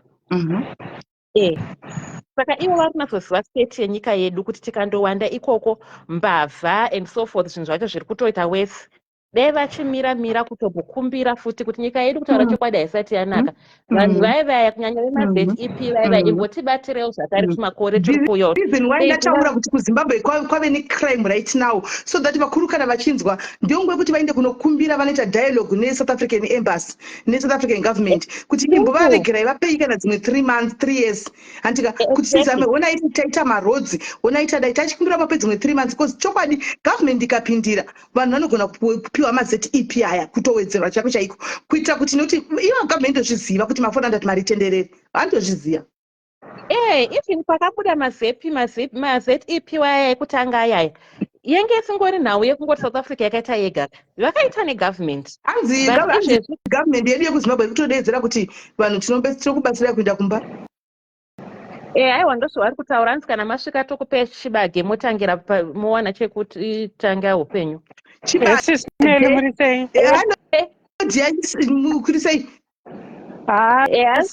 Mirai ndikudze vanhu tingasikero zvinetsa zvedu vanhu vehurumende yekuZimbabwe mapresident aya nevana vavo havana moyo hatidi kunyepa vanhu vaive havana kana moyo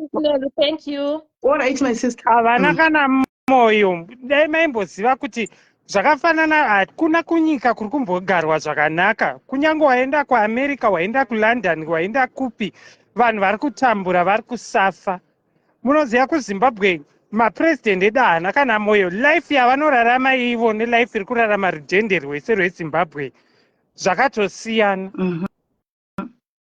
Saka mukatoda kunyatsozvitaura zvenyuka ipapo pamunenge muchitotaura ka havana kana basa nazvo ivo vai vanhu vane utsinye. But I know kuti hapashaikiwa nenharo but kune vanoteererawo vanotonzwawo vototanga vanoteerera vanoteerera vepana vanototeererawo voona plan vaya vane utsinye moyo yavo yakaoma nekuti chokwadi kana mumwe munhu achibuda achingobuda akapfeka maguchi nekudhura kunoita guchi mumwe munhu achishaya mari yake yepei yaashandira mwedzi wese zvinorevei?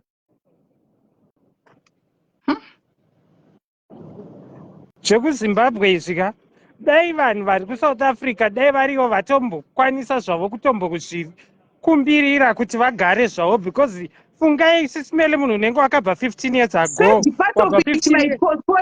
third party is the team yakanyarira kuti z instead of them making noise right now so that the noise gets attention here is government and kuti please timirirewo we are not ready hatina pekugara murizi tovaine information moti mukutivhundutsira dai vaenda kuembassy vanhu dai vamira vese vari muSouth Africa vaenda kuembassy kunopefoma kuembassy chaiko kuti isusu hatina kwatinokwanisa kuenda because sisimeli pane vanhu vagara muSouth Africa 15 years vane vana vavo vakazvara vasina kana kwekuzodzokera kumba kwacho kuti adzokera anonobati we were not ready kuti tisvikepo saka toita sei tofamba sei timirirewo tipiwe at least this 5 years or more then we go but no vanenge vakanyara kuti ziya vachauri masocialite acho anowana kutaura zvimwe zvinhu zvinenge zvisina basa zvisinei nevanhu but zvinhu zvine basa chaizvo ndizvo zvizvi zvinhu zvine basa izvo ndizvo zvizvi ndizvo ne basa izvi mona so ameno freezer my sister please problem anyway you underestimate the power of social media ndo pamunonetsa you underestimate the power of social media iyo itainoiswa social media pamuone kuti hazviburitsi press release statement here problem munya too quiet munhu akavachiteura ichibuda ibva mataka kutukirira zvinhu zvine musoro asi zvinhu zvine musoro haisi pisha yevanhu here ilife dzevanhu idzi no one talks about it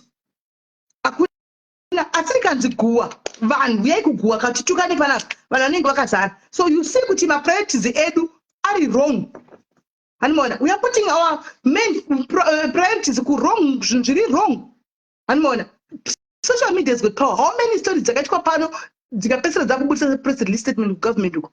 How many? The government inikataura guys, mina ndikudzei. Government of Zimbabwe, President Weda, vanowirirana na President Ramaphosa guys. Vana Ramaphosa vane mamaini ku Zimbabwe ku guys. Vane mashares ku Zimbabwe uko. Hanimona, pakagarwa pasi chaiko chako pasi chepo kuti chaka wona wangu. Handi vari kutenderedza mari munyika mako. Chimbondoudza woyo kuti unoona were ma South Africans vachienda kunodrive chiskuta chechiya vachienda kunodelivera kudze vanhu dzisina kudliwa. Do you think it's possible? Vakaonesana vapedza President Minister we Home Office mushandi wavo. Munina wa mwana wavo. Handimona kugarisana kuti oraiti ngazviyachi extend ngativape mukurimemba paka extendwa yachi chakaitika. You remember guys, ndoda kudzosera kumasure maybe makangano. Paka extendwa mazeti EP aya mina wayo. Chakaitika paya. Remember kukanzi munhu wese November ari kuenda. Mabhengi akatomiswa. Mukurimemba ndikurangadzira makangano. Maaccounts akatovharwa. Zvikanzi munhu wese ngaaende guys. Noise ikatanga. Mukurangarira. Takaitanga noise. Itanga noise tipa South Africa. Ndakaitanga ziwa akaigama. You remember guys. Masocialites makapindira. Mukurimemba here kana makangano. Pasina nguva ngani guys. Tikatanga kutodzwa nemakuwa emukati momukuti kune matoks ari kuti tikatozvitaura kuti kune matoks ari kuitwa guys. Ngatirambe takadzvanya. Tikatadzvanya tikaona minister akanga achiti vanhu ngavainde. Mutwaledi ndiye akadzoka gaya akataura kuti we have decided to extend the ZEPs for Zimbabweans. Tikakuseka tikati zvatagwa kuseruko. Pakanga pachita hondo yedhudhula guys. Ndida kurirangaridza munokanganwa. Pakaita hondo yedhudhula.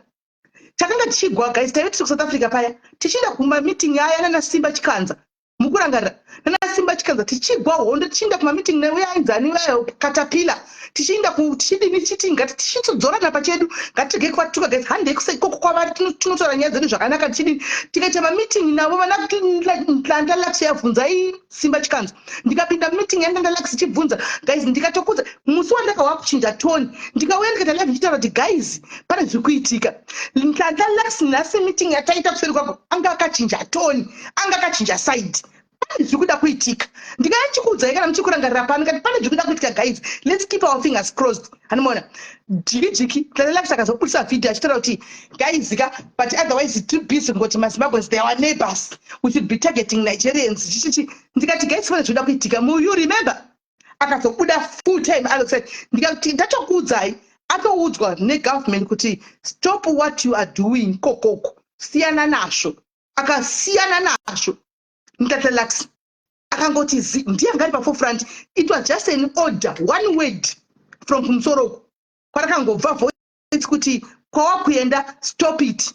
Akadzoka akachinja tune pano. Anga asumudza mass number of people pasio media South Africans ese ajoina Dudula kuti vanhu muri kuzviziva maiziva honde Dudula musanyepedzera kusungairani.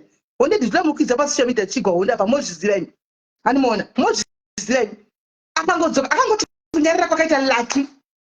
Ndokunyarira kwakaita Dudula. Tikati zvara pana paneshana chika Dudula yapera guys akuchisina chinhu chinonzi Dudula. Ndo magariro akatsita vanhu. Ndikunyeta here. Zvakatangira pasocial media. Munokanganwa. Chikunetsa nchekudai so ini ndo pari zvandibho wangu. Handika pane nyaya dziri important maissues akafanira aya ari kukonzera vana. Life dzevana. Vekunzi vakanzi kuchikora kwanisi kudzokera vanoita sei? You are quiet. You can't speak for nyaya dzakadai. But pakanzi uyai tiite guwa romunhu tinosumuka in numbers. Come on guys. Come on. Ndakasiya zvedhudhula. It was just an order. Kakirete kwa posteki ku ANC kwakanzisha zvinamba rinofana kungopinda. Kuite politics dzako pachikona. Muchambomona chibuda chiumbana lake. Akakutwa nenyero kumurumemba akakutwa nefuti kumboko kukashutwa shamwari yake the wrong person. Akaona kuti politics is a dirty game. Akaona politics is a dirty game. Akasiya po post akanzi take it on tora mari usene nazvo izvi. Akati ndokuparira kwaita Dudula movement. Imozviziveni. Ndokuparira kwaita Dudula movement yanga yauya hoti munhu wese asimuka vachita meeting kumatauni muRustenburg. I said remember ndichienda kumeeting yavo ndikanogara kumasure kumdzina pamwe ndichiti handei vandoda kuona kuti kudi tikaenda kumeeting koko kuti tikatanga kubudisa makamera tirimo mukati kati tingapisi ground tichi zvakazomboenda nekupi. Zvakazomboenda nekupi. Hapana kwazvakabva zvakamboenda nako zvakabva like akungomira nekungopimira zvakabva zvangopera. Saka ndo zvinobva kuti imimi party team recho SA toya toti information in the E handika imimi mochinonga kuti ngapaitwe something handika tora tomira tese eZimbabweans tomira pamwe chete handika kuti guys government yedu vakuru vedu vabereki vedu vekuZimbabwe vaministers they will not take any action until imasunza musoro mufanira kugara makazviziva vatungamiriri vedu vekumusha havafe vakasimudza musoro kusvikira imi masimudza musoro hanzi maleya vana vamunetsi ngavauye zvamiremire mose hapana mboti munetsi chete kana tikudini because munetsi akaunge achitomiramirawo because mazimbabwe akaenda bhizinesi rake radonha hanimaona mazimbabwe akaedzingwa bhizinesi radonha anenge achiona mari kuramba chikobhadhara ndiani vafanira kunge vatori pafranti vana vamunetsi vavaya isu tichivabheka up tiri kunoko imimi muri paground muchibheka up muri paground tichitorova malaive iwo yakona tikona tichita kusheya tichakugamidzana muri kunzwa tichita kuti tokumbirawo kuti paitwe something inobuda press release statement guys inobuda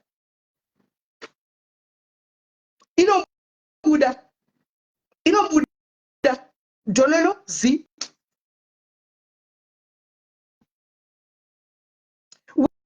we are there Marian, can we not support? We are there to support vakatanga iye moboys akatanga mukoma moboys kuti asunga kudai we go behind, we rally behind hanimaona government kana musina kutaura vanonyarira kuti zi mofanwa kuzviziva by now, you should know by now vanonyarira kuti zi take your stand up imimi vana veZimbabwe take your stand kushungurudzwa munyika muchipiswa pakapiswa vanhu South Africa ko makambona zvichitaurwa pakapiswa mukomana ya mirendo kumokangama mirendo ndichikurangadzei pakapiswa mukomana ya panguva yezinophobia yawo kutsakani uku kuJoburg pandakanga ndiri kumberi ndiri kumovement ndichienda nana Simba chikanzana na vhuka Zimbabwe tahaya mabhazi edu vanhu vakontributa vari kuti maZimbabwe atakurwa iniso kumusha chakala kudai so pakafa mukomana yakapiswako guys takaita noise kusvikira consulate yavo yakati disturba zvinangwa zvedu imi guys manga muripo imi tichinyoresa vanhu kuti makuenda mubhazi kudai so tikaona mota consulate yasvika mukomana weconsulate mureferensi yayo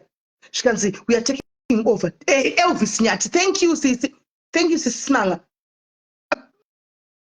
pakanikira yasvika consulate zvikanzi kuti tikati taking over what guys ndayo ndiri palive nyaya muchikuiziva ndiri palive ndiri kumwe kwaizi kuJoburg kwana ndiri koko kwavakaitwa refugee camp yamaZimbabweans uko manga muripo imi vakaitaura ikabuda nyaya ikadini pakapiswa vanhu iko zvino apa ndiani akaitaura pakapiswa vanhu izvozvi 2 weeks apa hapana vanhu vakabva kupisa izvi yakangotaurwa 2 minutes nemaupcoming socialites ikangopera because hapana munhu no one gives a damn kuti kunze kuti maungana mukamira kuti this is not fair topera rini tichifa seuku tiri kune dzimwe nyika tinosvika rini tichidai tiri kune dzimwe nyika tokumbira kuti mutinzwawo vakuru vedu guys mukurangarira kuti takambotaura ndiambassador you remember pandakamboenda kuambassador kumeeting yekuambassador kwandakambodedzwa kuya kuenda kuambassador kwekwa ndikati ambassador tokumbira kuti painzi vanhu vaende kumusha tokumbira kuti munhu wese apuwe land kumusha kasvika achizvitirawo nikikiri achizvitirawo 2 rooms chake zvikange zvabvumwa you still remember zvikange zvatobvumwa ndopamakazoedzerwa paya asi government yanga yatobvuma if you still remember government yanga yabvuma ndopakazonzi no instead vanhu vawedzerwa maCTP saka the problem is you guys you are underestimating the power of social media do problem yamuri kuita and that's the biggest mistake that you are doing and that one ichaita kuti vanhu vese vaende kumusha but now imimi vanhu vakuru you can dodge the bullet munoziva kuti munhu South Africa unogara tichienda Korea but kovana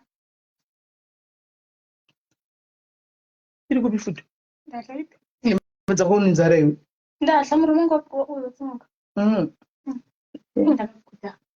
so I didn't go with the gift so she was like she just needs a picture with your mom. With me? Yes. She wants a picture with me? Yes. Oh, why? Where is she? She didn't come. She just said I owe a picture with you so I didn't come with a gift. That's unexpected. Oh. Yeah, going to go to picture. Mama, she likes you. She follows me. Her mother follows you. Vanagara started like my videos. Oh wow. When are you bringing it then? I don't know. I'll ask her. I'll ask her. Okay, that's fine. Data feni yevana vecollege kuno kuuk guys. Ndaita feni dzangu kuvana uku.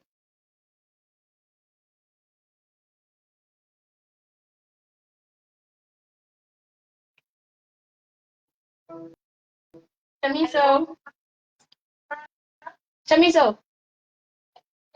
So I told my mom about the thing that I didn't bring a gift to your birthday, and then you told me that you want a picture with her. So I just told her that, and she's here right now. She's listening. Hi, Chamiso. Oh, hi. How are you?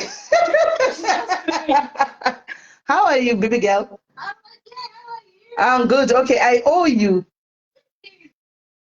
I do. I'm gonna die. No, you won't. Just tell me when you're coming this side so that I'll be here and we can have lots of pictures. All right. All right. I'll let you know. Okay, sure. Thank you. Stop screaming. Relax. Bye. Bye. Close the door. Guys, ngori munhu wevanhu rufana kuseka naike unoneseka kuti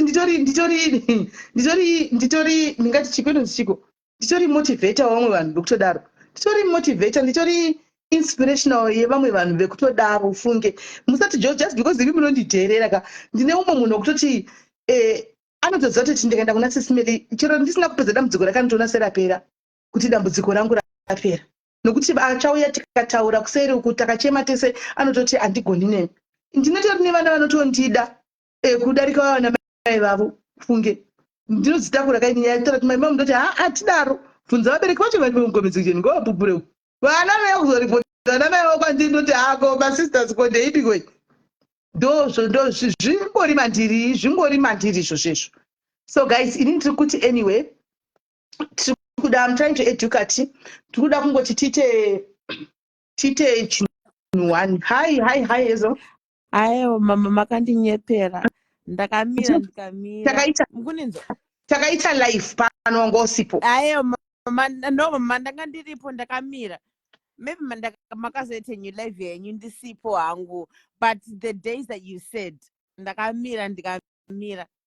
Takaita live wakanga wati ndinouya iwewe isu takatokuona uri live kumaraini tikati Ezo. But dai makandidhonza mukandidzosa. Do you know kuti aiwa tikadaro here takatokuona uri kumaraini dai makandidhonza mukandi. Do you know what mama, I just want to say something. Do you know after that live pane mukadzi akandi message here ndikataura naye achizvoni, you know what, I just need someone to talk to. Mamunozoti ndakarwadziwa. Munozoti musikana tikataura. And I think up until now tinombotaura hedu. Ndakampa namba yangu yeWhatsApp kuti nditaure naye. Nothing too deep yekuti zvone ndaona face or anything. We're still anonymous. But because of your life, mama, do you know akati you know that depression life yekuti what you go through, and she was like, I just needed someone to talk to. I just needed somebody. And I was like, oh well, you know. I'll give you the number. I'll give you the number of this young woman so that you can talk to her. And not our night, but I think we need somebody with Rarake. You could be. I think you can be a little bit older than her. Mbijana. She has been through a lot. She is going through a lot. So I think she has been in the hospital for the longest of time. I'm sure she will my life because my lives my lives keeps going in hospital. So I'll give you a number. And I just want to be your friend. She'll tell you a lot. I don't want to tell you myself. She'll tell you herself. Okay. Mama, can I say something? I'm going to be completely honest with you. Because I know a lot of people don't know somewhere else. No, one thing, let me tell you guys about Yezo. One thing about Yezo. Yezo, another Kamusque. Yezo, it's only to run, but I was my page. Because I know because obviously you've got your work, Mama. Here is like, I feel like, can we have more people, more adults, more parents, more people that are educated? Could you meet in my life every day, Panapa? So that we're at least here. More. No, you know what I mean? Yezo, Yes, all those socialites they need your support too. Support yevanhu vese. But vanhu ndirangoudza madhayadzi ari panapa. Yes, musamuone zvanenge achiita kuna mapeji mofunga kuti that's who she is. Ini ndomuziva. Mumbozvitarisa Yezo has been here for the longest of time. Kana ari panapa pamakambomona achituka munhu. Anotoziva kuzvitira, and not only Yezo. Madhayadzi angu akawanda tuvana twangu hopo ndinototuona kumwe uku tuchirasa musi zvisingaiti, but when they come home they know kuti ndinotodzikama, they know kune kuchitwawo izvozvo, saka vanoita zvekuitwa ikoko, kana vadzokawo pano vanoitawo zvepano. So one thing that I like about you guys, kunoitwa zvokutukana motoziva kuti totukana because zvinoitwa ikoko, munoita ikoko, moundurana ikoko, kana madzoka pano you come and behave yourselves. So one thing that I give you sandi vanashumbresa ndinotoona zvakuoneka vachiita yavanoita ikoko k kana ari k yeso vanenge achinja maakaunti ka k yeso shumbress vakati wandei my scar tsitsi chido takariro kumastreet ndendiona kumastreet queen b kumastreet queen b kumastreet bodo asi kana vadzoka pano vanenge vakadzikama. But I'm just, I know and you don't do as much lives, but we've enjoyed your life for so long. Mama, like there's so many lives that you used to do. I'd rather listen to your life. I know your drama, kids, but we also want, your lives. So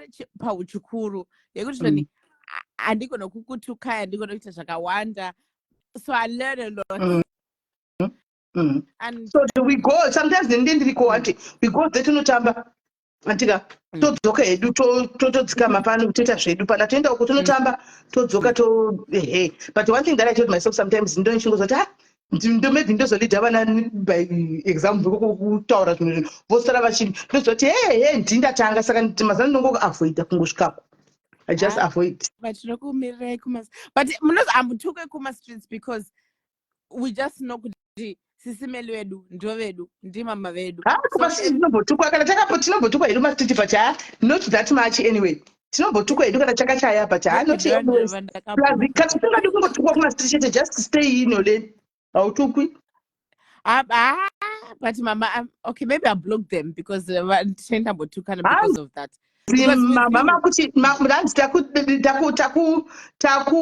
takuseda dzore life right, life yedu yatafida kuita inga parenting in diaspora anditi parenting in diaspora, raising kids in diaspora tinenge takamboiti batei pakauya Yezo achitaura kuti inini munomu zvanga zvakamira zvakadai but I guess vanhu vakawanda vanga vasipo and havana kuinzwa because request yaitwa by public demand live yoyo kunzi tokumbira kumbotaura nezve parenting in diaspora. So I'm not sure what to do, whether to leave you, continue with this life ndotoda baba ukombera zinzara kana kuti ndobika tozodzoka tokontinua because ndiripo zvangu actually nditoripo right mangwana ndinenge ndiri tea handina chero sande ndinenge ndiri tea aiwa ndiripo kono ndine madhezi akati wandei kuzorora handinawo saka ndinenge ndiri tea. What we're going to do, tukuita mwinyu nas, then we carry on. Unzai Shakira, because Shakira has just been to college, hasn't she? Yep. Munze. Okay. Shakira, that I think that's good, guys. In India, I went to kitchen, then I leave Shakira and Yezo, and never guys, never munenge minavo in Deva and they teenagers in India Kudon and over Siapa, but Shakira, we are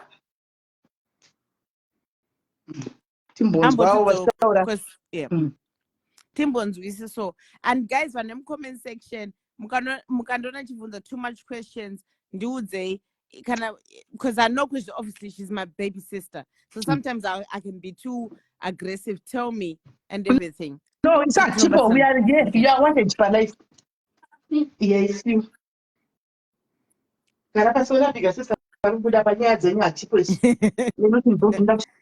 Hey, Sissy. Hello. Do you want me to speak to you in English, or do you want me to speak to you in Shona, or do you want me to mix both? Both. Okay. How are you, Shakira? I'm good. Are you sure? How are you? I'm fine, thank you. How's your college days? I know you've just recently started college. They're good. They're not bad. What are you studying? Health and social. Okay. You know, with your, you've just recently come to the UK and you've just gone into college.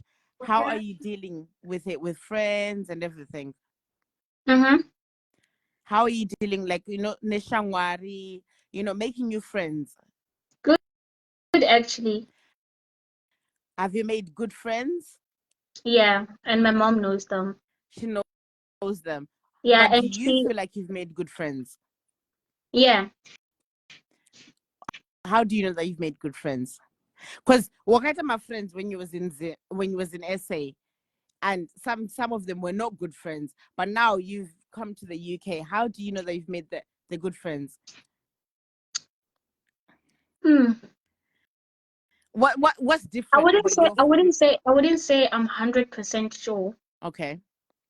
Of them, like I'm still studying them, not fully sure. Okay. Like if they're like good, but you know, like my mom tells me, like she can see that this is a good friend, this is not a good friend. Okay. So I want to introduce her to one, and she's like, "That's not a good friend." I'm like, "Okay," and then I left her. Okay. So yeah, it's not actually bad. I'm still studying them. I wouldn't say I've fully studied them, but I'm still getting to know them. Okay. And a lot of people are saying hi to you. Guys, Hi. so she might not be able to read the comments. Okay. So if you've managed to find, like, let's say you found a friend that, that's in your circle that smokes and stuff like that. Can I not put mbanje? Okay, I'm gonna have to change this into Shona. I no put mbanje, can I put a 4 giga, can I doro. How are you? This one has become a good friend. Remember, this is now your friend. That's your buddy. Are you still gonna be that person's friend, or are you going to try and find a way to come away from that? First, I would tell her, to stop. But if she still continues, because like if she does it without me knowing, then I find out, I'm still gonna be like, you should stop. If she doesn't and she continues, I'm just gonna distance myself until everything just ends. But what? Okay, that's perfect. Okay, that's fine. Now that okay, in the chat or repeat or the answer the churung. Okay. A lot of my friends vanopfuta vanoita vakaita zvakawanda when in my college days, but I can't say because uyu ari kupfuta, uyu ari kumwa, uyu ari kuita zvakadai, so you can't be my friends. You understand? Because I'll end up with no friends. I'll be the low life asina shangwari. Because a lot of these people are trying. Vakutry zvakawanda.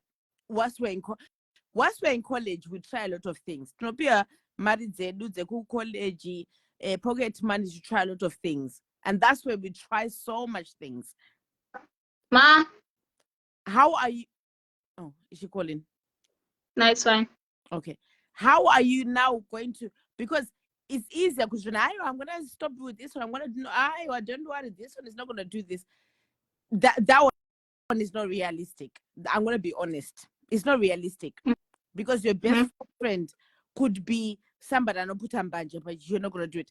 But how are you going to make sure you know for you to UK for a better life, for a better education and everything else? How are you going to make sure you distance yourself from that, even though you still have to be best friends with that person and not put mbanje and everything else? I don't think I will hang around with the person or the people. I'll just like, honestly, me, I don't mind being alone. I don't mind. I can even sit by myself at lunch if I have to, because I don't have a problem with it. As long as I have my phone, I'm fine. Okay. So okay, that's fine. So now you said you don't mind sitting alone, per lunchtime and stuff like this, Andrea. Your mental health is very important. You can be depressed because sometimes we live in this virtual world. Mari, cricket ball, please. Okay, Sisi Milka. Let me just screenshot this, so I understand. Msavi say pinpoint yeah, it's great. Okay. Sometimes mental health is very important. I'm very much in this virtual world. Gara, I can be on the internet for 17 hours straight. Ndinogona pa TikTok, from TikTok ndoenda pa Facebook, from Facebook ndoenda pa Instagram. I can become this person that I believe that I want to become. But in real life, I'm neglecting my real life because I'm neglecting Hazel now. People don't want to know the real Hazel. They just want to see the Hazel at the internet. They want to see the Hazel, and the Farisa pa TikTok. They want to see that Hazel, I know Jamoka pa Facebook. And in my real life now, I've neglected that real life. When I wake up in the morning, I just don't go gather and this makeup and this anything. I'm just out. Before you know it, I slip into depression. How are you going to cope with that? Because you said you're okay sitting by yourself. It's fine to sit with Uriwega, which says Uriwega, but there's also consequences from that. Again, because I know I talk too much. Did you understand what I said? Yeah, and it's a tough question. Let's unpin it together. Do you want me to help you? Yeah. Okay. You are in a world, but you feel like you're alone at times. You feel like even Mama Vedu, because my mom is still there. Mama Vedu, but I still feel alone. There's certain things I can't say to my mom. There's certain things I can't say to my friend. I can say something to my mom, but I can't say the same thing when I friend down. I can't say the certain thing to teacher around. How do you deal with that? Because this is that certain thing usually you have to do with it by yourself. That's that loneliness ish. Do you want me to try and simplify that more for you? I understand your question. But I just don't know how to answer it. Oh, bless you. Or what am I making you think? Yeah. But I like that. Now I'm questioning myself what I would do if I was in that space where I'm depressed and alone. I feel alone. And I can't tell my mom. I don't have friends. What would I do? And because before you know it, with me, I came to a point sometime when I was younger. Then, but when I didn't trust the world. I didn't trust the school. I didn't trust anybody around me. Even my mom, I didn't trust her. So that's how I sank into depression. Small, I'm like, nah, I'm better off by myself. Then I moved on. And this one, she's too young for this, Hazel. Sister Gloria, I'm so sorry. Shakira, do I feel like I'm going too deep for it? It's actually a good question. Because what if I get in that situation? If you can just help me with it, just in case. Baby girl. Just in case I get into that situation, how would I deal with it? Oh, baby girl, I don't know. Oh, you're gonna I don't know. I just no. Oh, that's what the I don't want. I just want us to help each other because how old are you now? 17. 4 years. So our worlds are way apart, but we still share the same things.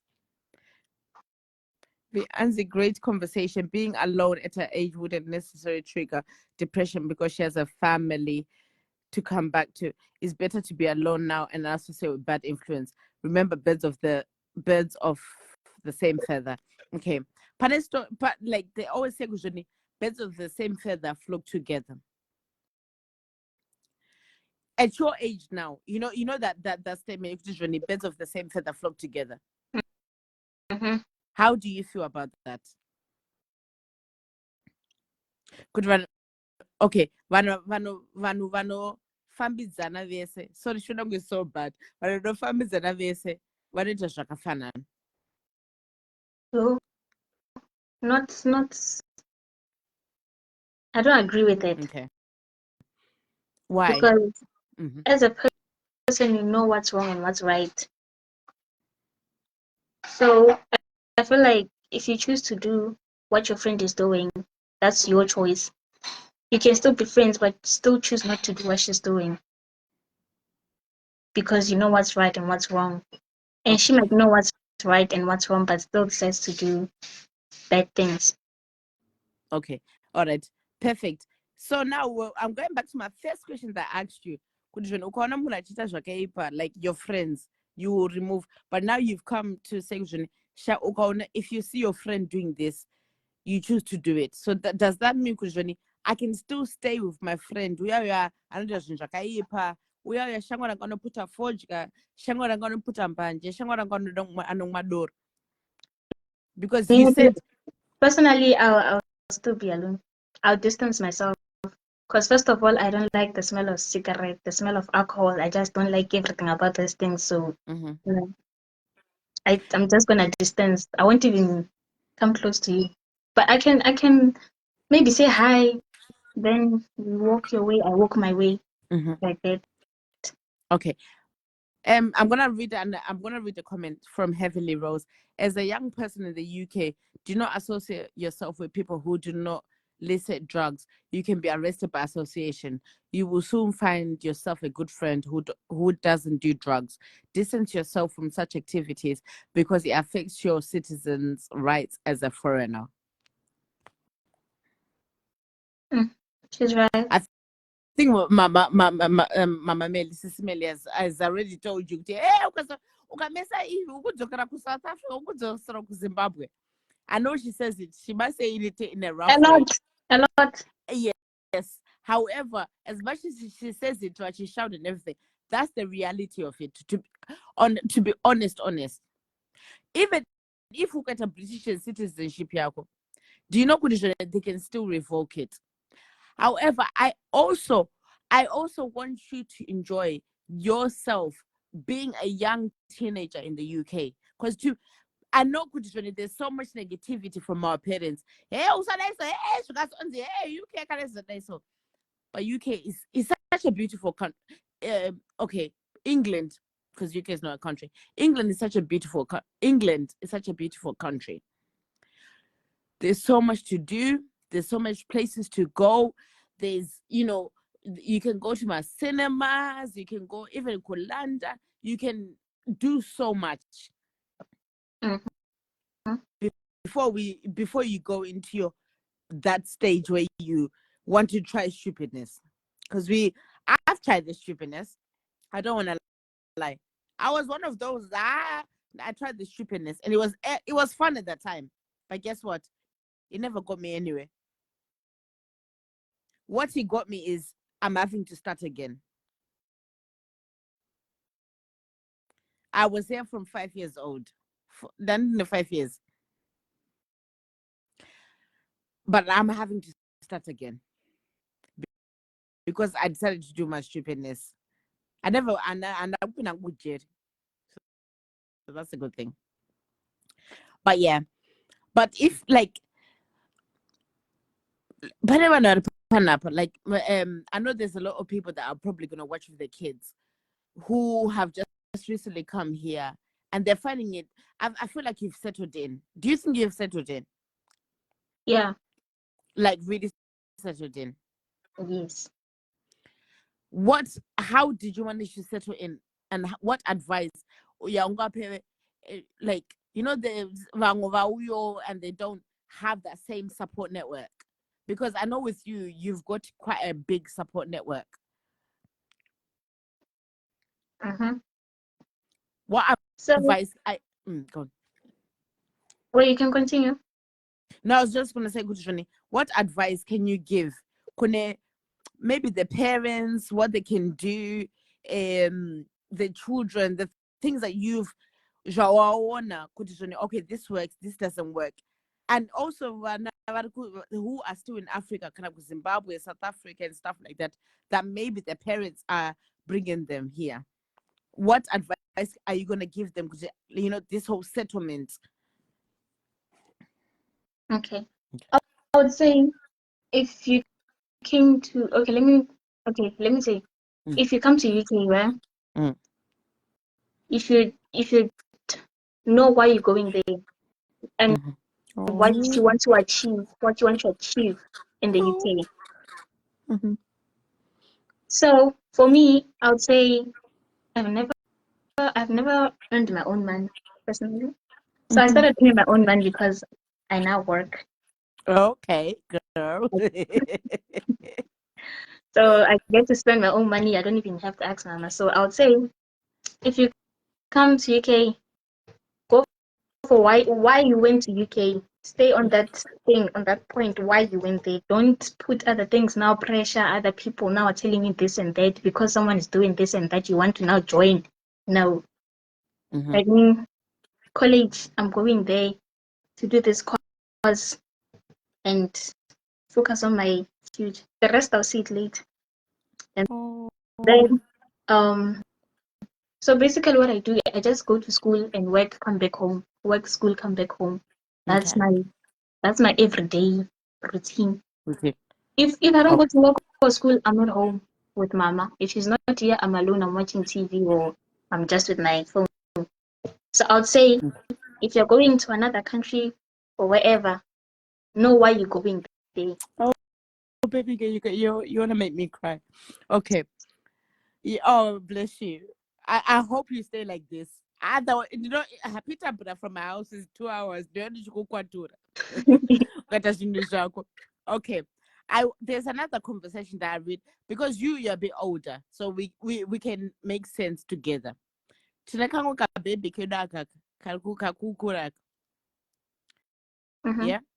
you know which one I'm talking about. Yeah. Can you come with our little baby that stay with you? She's just starting. She's come to the UK very young. Her life is going to change. That one I've spoken to her a long time ago. I told her you have spoken, but what are you gonna make sure you ensure? Because you know what is one thing you talking to her, Andrea. However, because she's starting, I will start from year 7 now. She's in year 7 in it. From year 7, year 8, year 9, year 10, year 11. She's gonna meet my drug dealers. She's gonna meet my remember, because all these people that when we go to school, they've all got different issues. One of my abandonment issues, my drug dealer, so that she's gonna meet a lot of people. When she's coming home, she's gonna come home to a beautiful home, to you guys telling her, oh, everything is fine. However, no more at nighttime. Okay, I'm gonna speak for myself, so I can just give you a clear picture.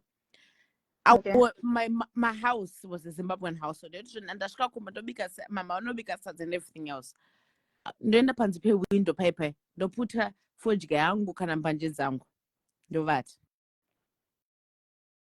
So to everybody I look like this innocent child, but ndapinda bedroom mangu ndanopota fodya dzangu everything else because my mom, I know I said this to Sisimeli, you cannot work too much because you also need to be there. But you're here, you're there as well. You understand?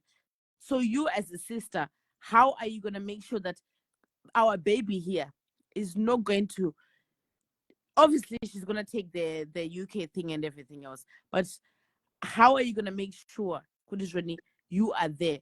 Yeah, she's going to have a privacy. I'm going to telephone. I'm going to but you also have to see the signs. I know you're not going to experience those signs because you have come here and you sound mature, but she's going to through those things, and you have to be able to notice them. So what I would do, Mhm. I did tell her, I want to know her friend group, the people she hangs around with, Mhm. even when she gets older. So Mhm. I'm trying to be close with her, like as her best friend, so that she tells me everything. Oh. Mhm. So like when she tells me this and this happened at school and this, I'll be listening. And Mhm. then when she tells me, maybe for example, she tells me about this girl, she'll be like, this girl today, this, that. I'll be like, that's not a good friend. You should leave. Mhm. So like I want her to be close to me so that she can feel comfortable to tell me everything, Mhm. and I can help her and give her advice not to do this and that. Mhm. And then from I've been through a lot in high school, so Mhm. I wouldn't want her to peer pressure, especially in high school. There's a lot of peer pressure there. Yes. Mhm. So You know. Don't worry. We know. Yes. I know Go. Mm. there's a lot of peer pressure in high Yeah. school. Mhm. So when she was going to year six, turns out year six this side is like primary, I think. Yeah. Mhm. Yeah. Mhm. I was calm with it, but since she started now year seven, Secondary. yeah, Secondary school. Yeah. Mhm. I'm not like really close to her, very close. She comes to me, she'll be like, "Oh, Shakira, this and this happened at school. This and this happened at school." Worried. Yeah, Mm. even even her phone, I can go through it, and she doesn't mind. I can go through it, that and that, and I'll still do it on and on. And there's some things she can't tell Mama, But like can tell you. yeah, but she can tell me, and Mhm. then I'll tell her, no, this and this, no, that and that, this and this. I can like guide her. I'm trying to guide her actually, especially in high school. Oh. High school, because So I want to high just school is a Shakira problem. like this. No, because like high school, don't play with high school. Mm. Yeah, so I'm basically guiding her. I would say I'm guiding her right now. Oh, baby girl. Do you know what? I've got tears, but I've got tears in my eyes because I've watched you grow. Growing like you're like a proper adult, and now it's not the same things that Shakira from 4 years ago.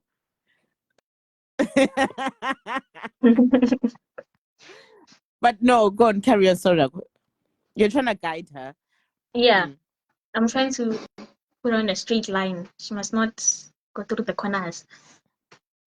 Okay. Yeah. Okay. And obviously, Sisi is very soon, or maybe she has started, Jekua cards and everything. Have you spoken to her about it in a? Because Kuchkoro, Kuchkoro, like here, they will tell you straight, Shokade, Shokade, Shokade. Have you guided her in a more child-friendly way before she learns from it, Kuchkoro? In a best friend way. Yeah. In a best friend way, I told her.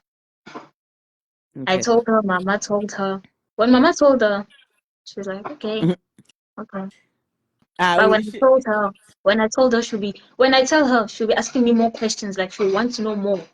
Okay. But with Mama, she'll be like, yes, yes. But with me, she's asking me more about it. Okay. Shakira, your younger self, you're 17 years old now. Mhm. What would you tell your younger self? When we are Shakira at 10, 11, 12, and 9, what would you tell that Shakira? You've made mistakes, you've done so much wrongs, what would you tell that person now? Because I know you look at you, you've blossomed to this girl, to this wonderful young lady that we're seeing. What would you tell that young Shakira? Dear Daddy, my name is Shakira. I want to let you know. Stay away from friends. Oh. Friends, people go through a lot out there. And like just because someone has a cute face, what you won't see it. You'll be like, nah, she's my friend. They'll fool you. Oh. So So I would say just stay away from friends. Just be in your own world. For me, honestly, I like being in my own world. It's more peaceful. If it means I want to tell someone my secret, I'll go and tell a tree outside. Yeah. I'll let it out. Mhm. But to tell a friend, I don't even trust anyone. Yeah. In my secrets, I'm not better. I tell them in the ghost account or super Facebook. I'm was in the foot. Like, I'd rather write it in a book and put the book in my wardrobe. Always have a And go diary. outside and tell the tree or pray to my Lord. I'm like, dear God, today I have this and this. Oh. Okay. In the same diary that you are writing 10 years ago, telling dear Shakira, you should be like this. 10 years from now, what should this diary look like? Dear Shakira, this is what you have achieved. What do you think in the next 10 years? What do you aim to achieve? I know it's not always possible, but what do you aim to have achieved? This might sound crazy.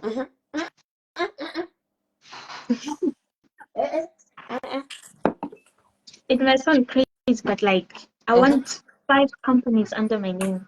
Yes, girl. That's Under not my crazy. name.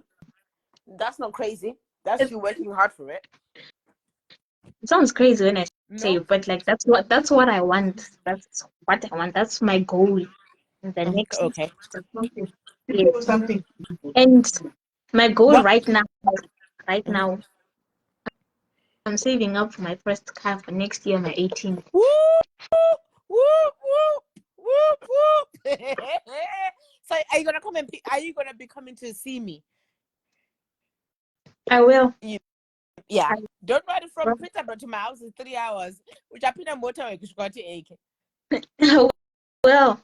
Okay. So your first car, obviously, as people always say, or anyways, carry on with your goals. Those are tough. Okay, so 5 companies or more than 5 under my name. My first car when I have it at 18. And then I need a mention. And then build that one a house. I will know some cottage. No, but she deserves it. That the reason I'm saying it is because she deserves it. Why do you think she deserves it? She's been my friend, best friend. Oh. She's been there for me through bad and good times. Oh. And we are here, UK. Who would have thought I would be in UK? Oh, baby girl. No, you know what? Sisimeli has been a friend and she's been a mother to a lot of people. And besides, behind closed doors, I know she's had to do with you guys, but yeah, she's a gem. And I even think with Johnny, Pakubude and Bayoka, Tinobatizan. But tonight it's a cottage. As soon as I mentioned running a cottage. Cottage.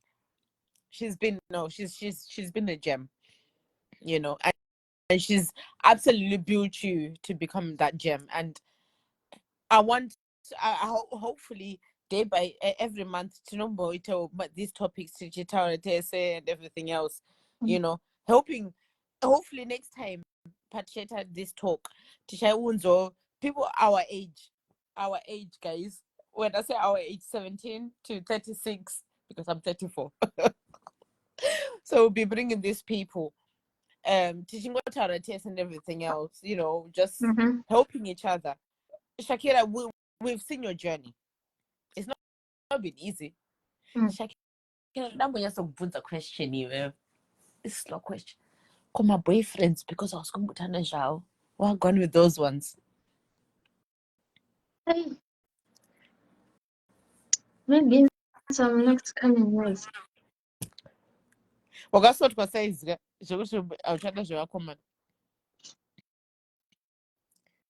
besides that, in general, no, it's just a waste of time. Do you know what? I was having the same conversation with my mom today. And I was saying, Mama, you know what? I can't, I just cannot be bothered with men. Like, not because men are not cute to look at, but you know, you want to concentrate on yourself, to better yourself. Mm. Men are just the list of your problems. We're not sure, but I feel like they will, because they don't have the same genre enough. Sorry, Warume Odepan. Auntie Johnny, it's nice for us Gogo to listen to you young ones. Hey Gogo, Gogo Panapa. Dadira, how are you? Hi everybody. Okay, Shakira, you spoke about these 5 companies that you want to have. What are these 5 companies that you want to have? You're going to show a company that They don't have a name.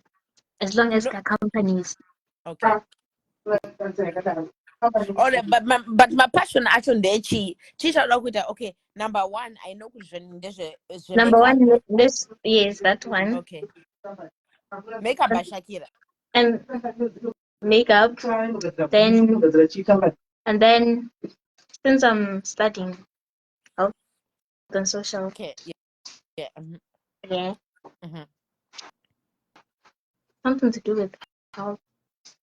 Like maybe a hospital. Okay, Shakira.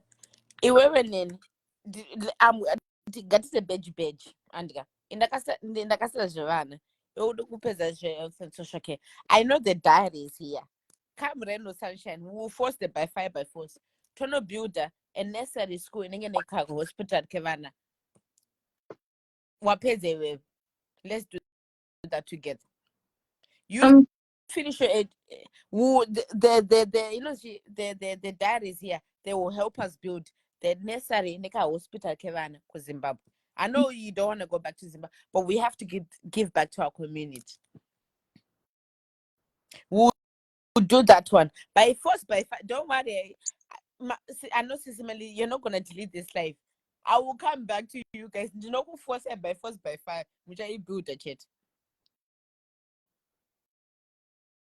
But okay, so you want to have a hospital. Yeah. Do you have any specialty in your hospital? Do you know where you want to go with the, you know? I think in the next coming years, I'm ready to move from UK. UK kadakoka. Impression you don't go pure. Nice. But gone. Nice, but like I want to move. Where would you like to move? Maybe Canada. Okay. Why Canada? A lot of people don't know Canada, Australia. Huh? Or America. America. Yeah. She's not here. Oh, she's not there. Why would you like to move there? From what I okay. See. I know you've watched things on TikTok, but what opportunities? I was about to say that. Yeah. What apart from TikTok and everything else, what opportunities or what have you researched? Because and everything else, when you guys moved here, they had research better education, so but reality is not as good as it looks on paper. Can you agree with me on that one? There is good opportunities though. No, there's good opportunities, but it's not as good as it looks on paper. Yeah. Or maybe. Okay. Yeah. When you say it like that, makes sense. Yeah. Okay. Why would you want to go to Canada? Because I know Canada, Canada and Australia and America. The opportunities there, I'm like, whoa, wow. Why would you want to move to Canada?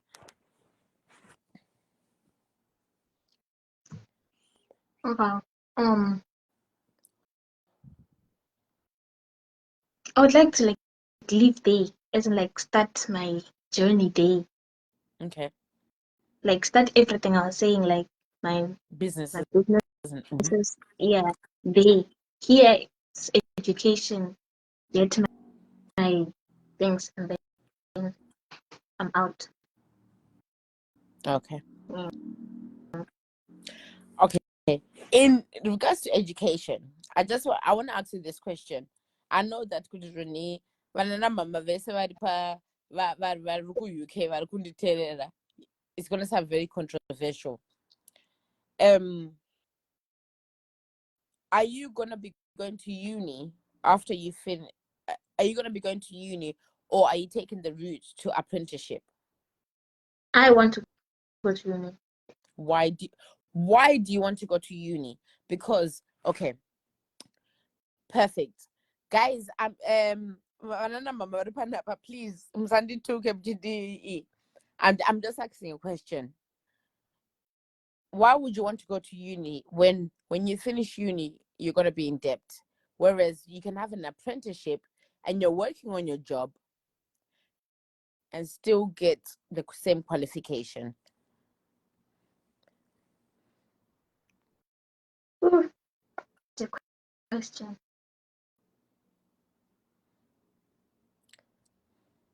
What do you want? Okay, all right. Let me lower it down for you to take step by step. You're doing health and social care. After health and social care, Quality survey. so what do you? Quantity survey. What's that? Because I don't know. Okay, I would do a research, but something. Basically it has something to do with what is it called? Engineering. Okay, so your degree in health and social care, is that going to help you to do that? Health and social care. I'm actually taking it now. It's my first time doing it, so I'm still tasting the waters. Okay, so your degree in health and social care right now, Yeah, you are doing it just to up your qualifications that you need yeah, to yeah, go to uni yeah, for what you want to do. yeah. Okay, all right, okay, that's fine. All right. Vanana mama, sorry, Shakira, sorry, I'm just gonna correct you right there.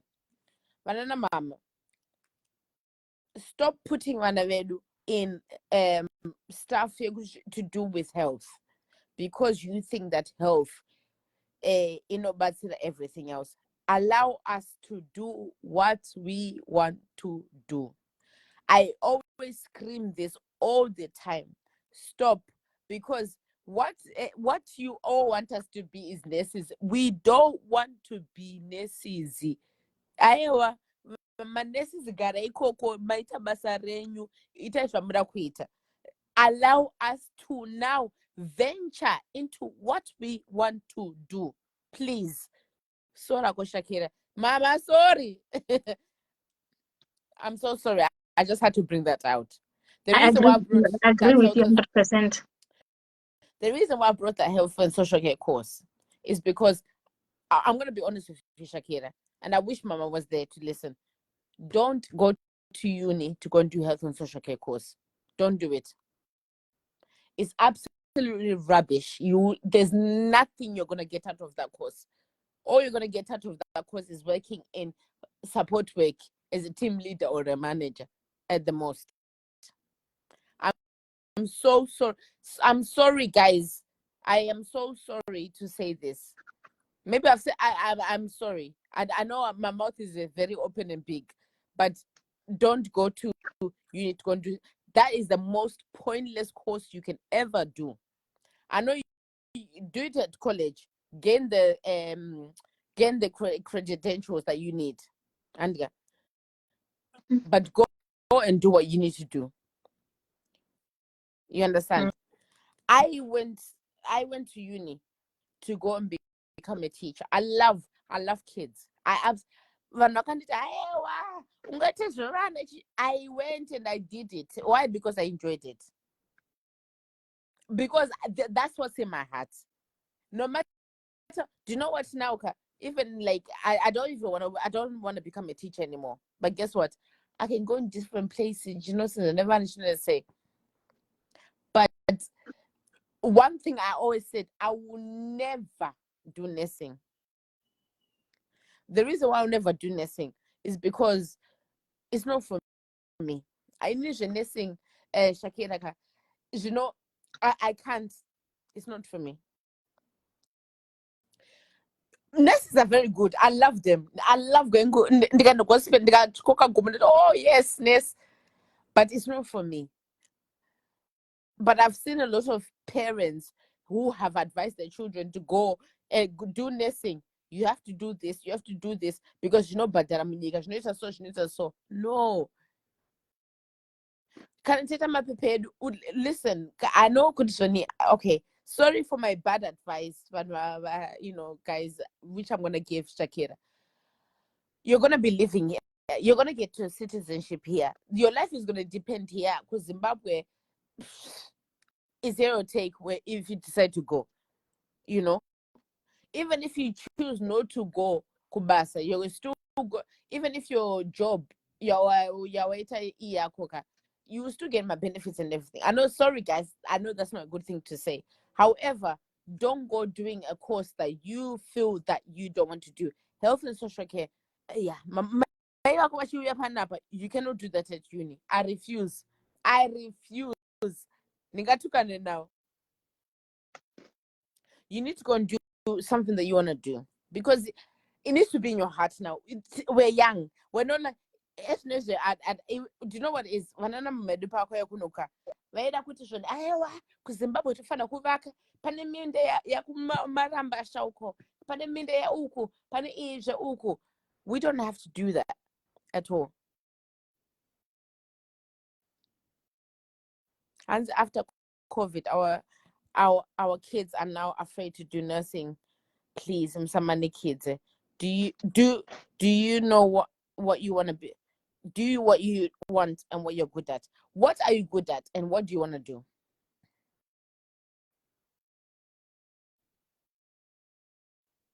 I'm good at makeup.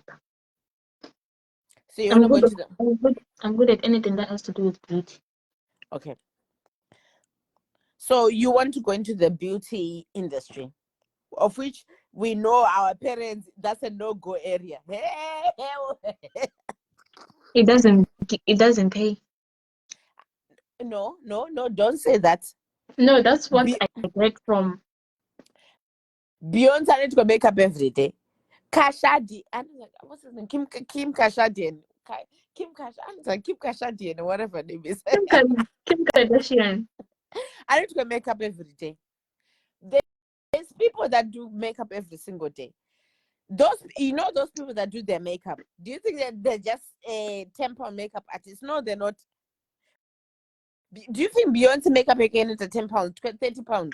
When you say MUA, makeup artist for the day. No. Okay, MUA can be a side hustle. All right, Mama. I completely understand that.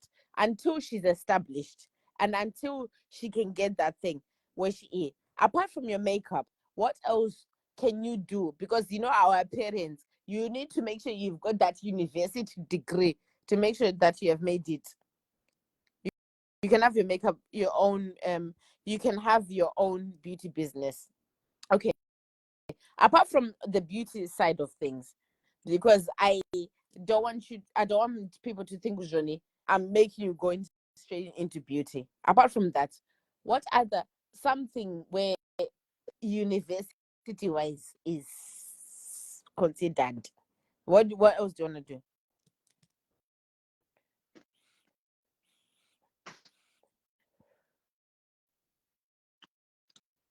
I do engineering. Engineering. Do you want to go to uni to do engineering, or do you want to do an apprenticeship to do engineering? I want to go to uni to do engineering. Yeah. Okay. Do you know what type of engineering you want to do? Not yet.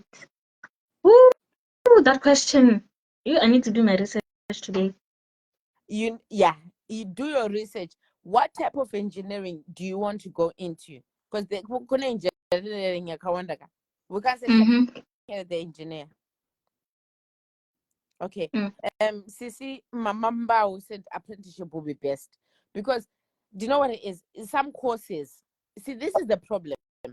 Some courses, engineering, like engineering, electrician and stuff like that, is better you learn on the job. However, our parents will not accept an apprenticeship because they want you to make sure you go to university to graduate so that they can show pictures. Could you look my graduate child?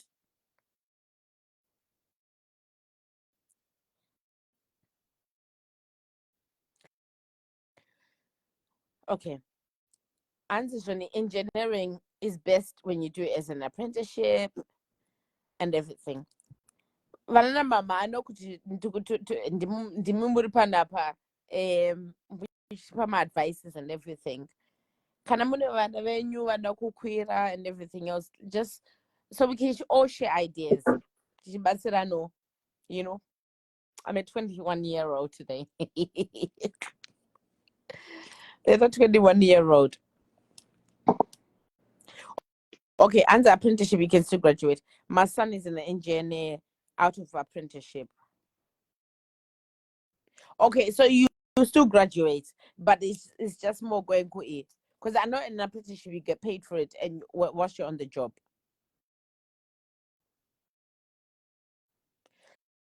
So, what kind of engineer do you want to be? Would I put up in what field? I think there's different fields. Zvekuti uenda unoita nesi uko ka yatodrama.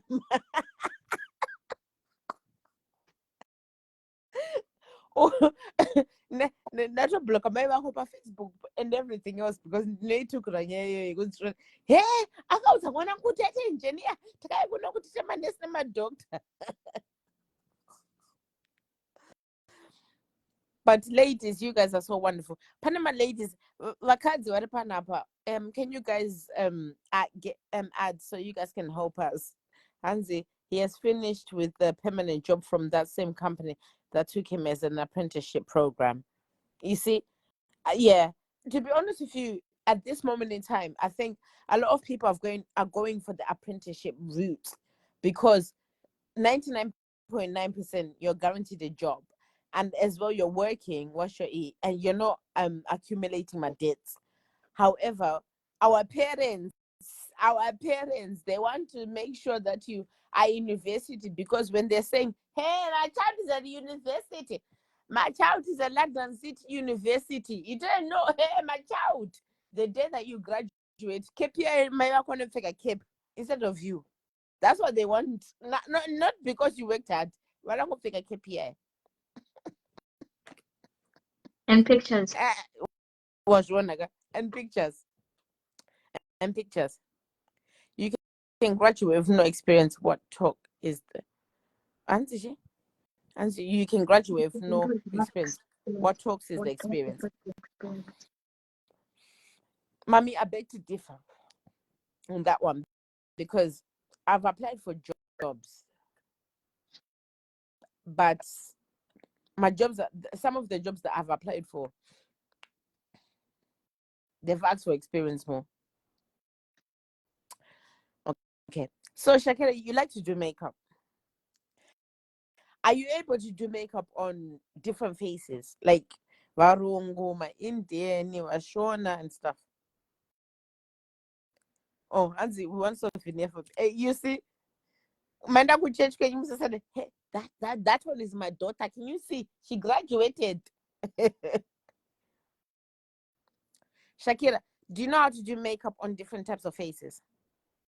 Yeah, I've learned about it. Different types of skin, also everything. Okay. So anybody, my makeup artists, when I do makeup in UK, all around for weddings, graduations, parties, whatever. Please contact Ismaili. Let's support our little baby here. Hands Vashona. Is there anyone else that wants to? Is there anyone that wants to be added? Can you do hair as well? I'm still learning. Okay. So you learn to. Can you do glues? Energy, my wig and stuff like that. Yeah, frontal.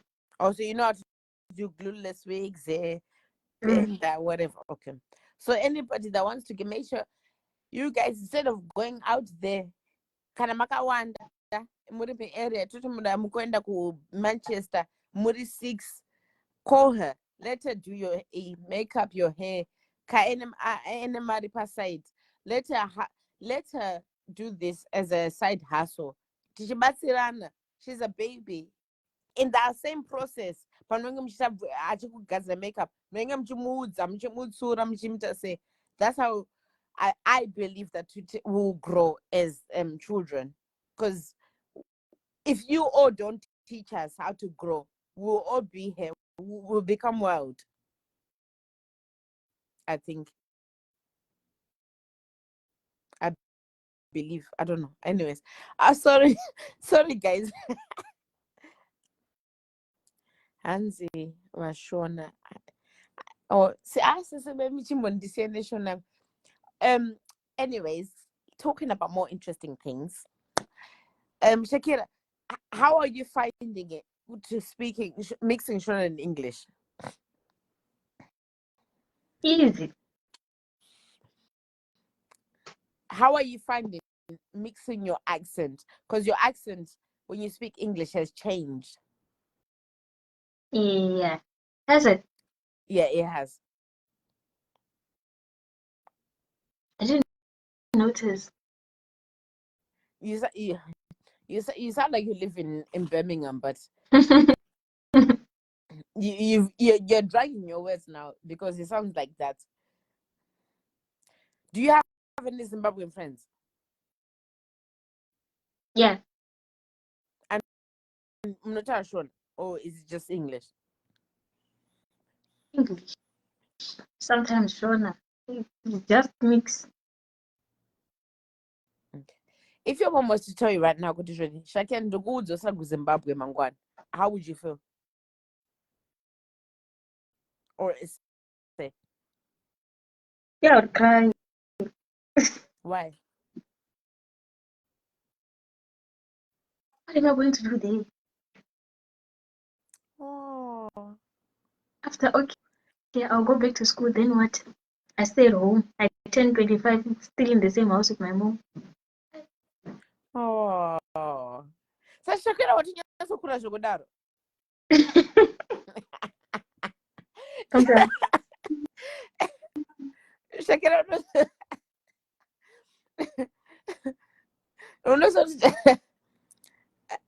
hello, hey, madam of the madams, hey, the queen, come bring yourself to the camera. How are you? I'm fine, and you? I'm fine, thank you. How is school? School is fine. Okay, what year are you in now? Seven? What year are you in now? Yes, 7. Yes, have you just started? Yeah. Have you made friends? Yeah. Have you taken your friends from primary school? No. You've got new friends? Yeah. How many friends do you have? 6. 6. What are their names? I don't remember. You don't remember them? Yeah. So what is your favorite subject at school? I don't have a favorite. I probably dance. That's not a subject. You do dance? Yeah, but I don't have a favorite subject. So you don't know which one is your favorite? Yeah. Yeah. Okay. So what do you do at lunchtime? Play football. You play football? Yeah. So you like football? Yeah. Sit down. I'm going to interview you now. I've finished with your sister. Sit down. Do you want me to interview in English or Shona?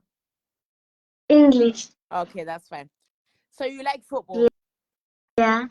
What's your favorite football team? Manchester. Manchester what? City or United? City. Oh gosh. Why are you taking your mother's team? I don't know. Your mom doesn't even know Manchester City. She just bought a top one day and she started liking it. Okay. So who's your favorite teacher? The maths teacher. Your maths teacher. So you like maths? Yeah. Okay. What's 5 times 5? Huh? What's 5 times 5? Is it 5? 5 times 5. So that's 5 different lots of 5. So you got 5, 5, 5. 5 lots of 5. 5, 10, 15, 20, 25.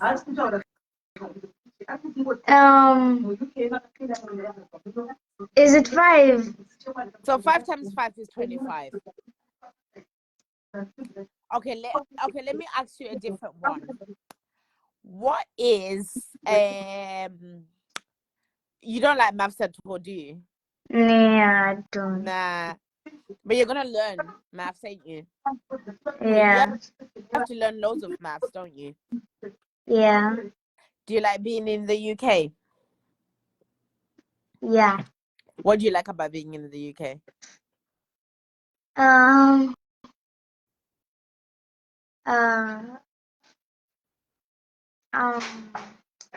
don't know. You don't know? Yeah. What's one thing that you've thought, oh my gosh, I'm so glad I'm here? The teachers and friends. The teachers are very nice. Yeah. Oh. Have you been to McDonald's? Yeah. Do you like the McDonald's? Or is it? No. It's not that nice, is it? Yeah.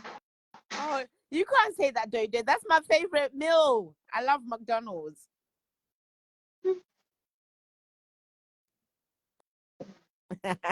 Okay. Do you miss your friends? No. What? You don't miss your friends at all? Which ones? I'm in South Africa. Yeah. Yeah, no.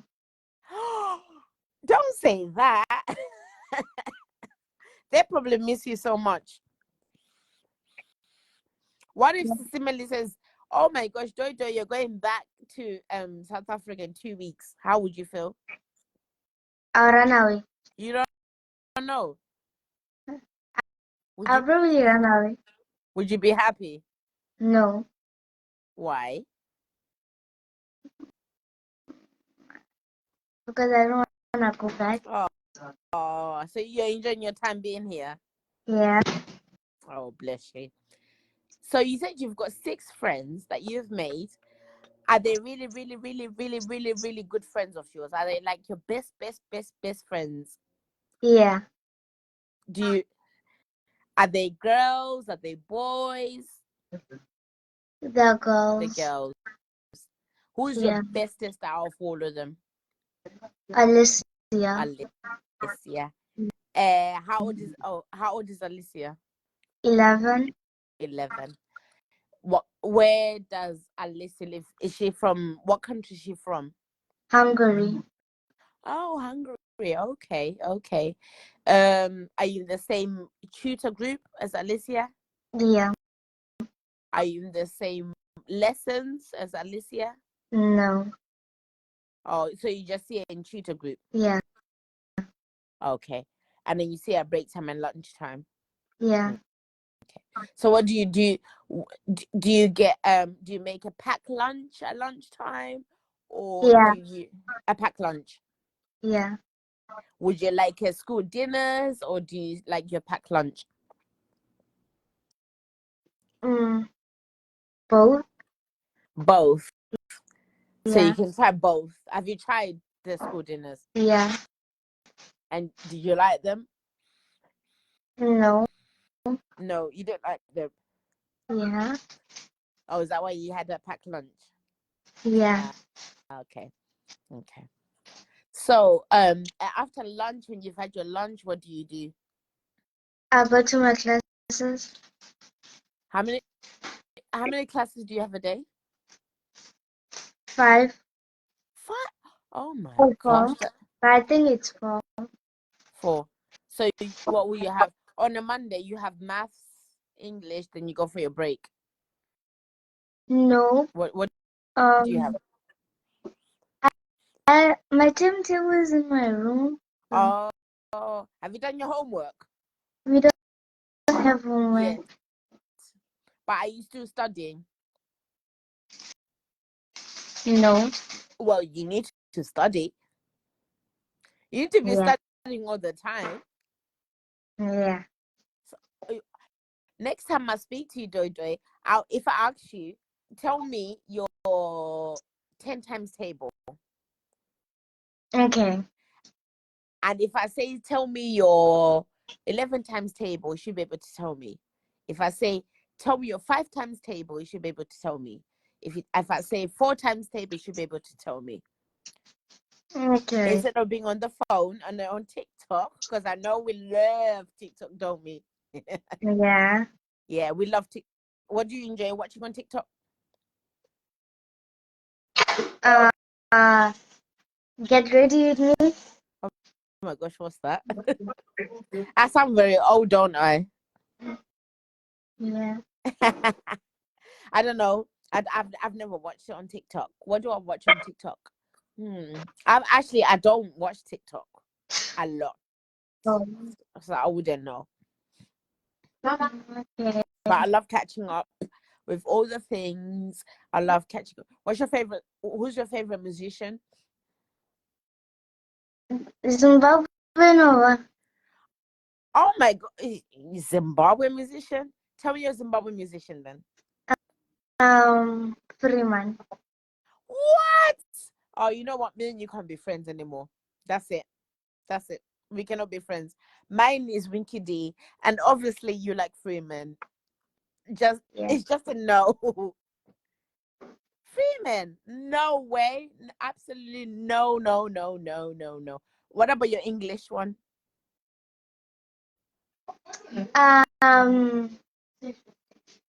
Sensuous and Ice Spice. I don't know who that is. I know Arianda. What's her name? Arianda what something. Ariana Grande. Yeah, that's her. Or Taylor Swift. Oh, yeah, I do like her. But I really like to go to her concerts, but well, you have to behave because she comes here quite a lot, and if you behave yourself, Sister Melly will be like, oh, you know what? One day we're gonna go to a concert, and if you behave yourself, one day we might all go to a concert.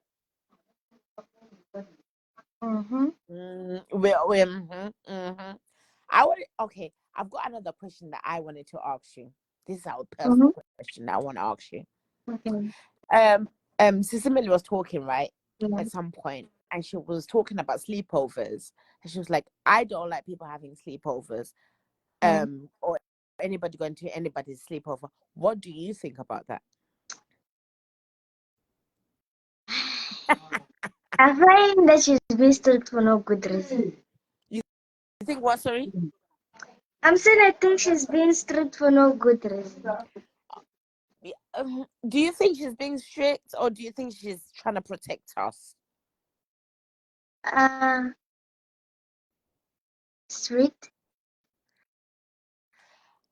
Okay. When I was growing up, my mommy didn't want me to go to like sleepovers, and I used to think, oh, she's been so strict. However, the one time that I went to a sleepover, I was so ill that she had to come and pick me up. And she was like, oh, this is the reason why I don't take you anywhere. This is the reason why you don't do sleepovers.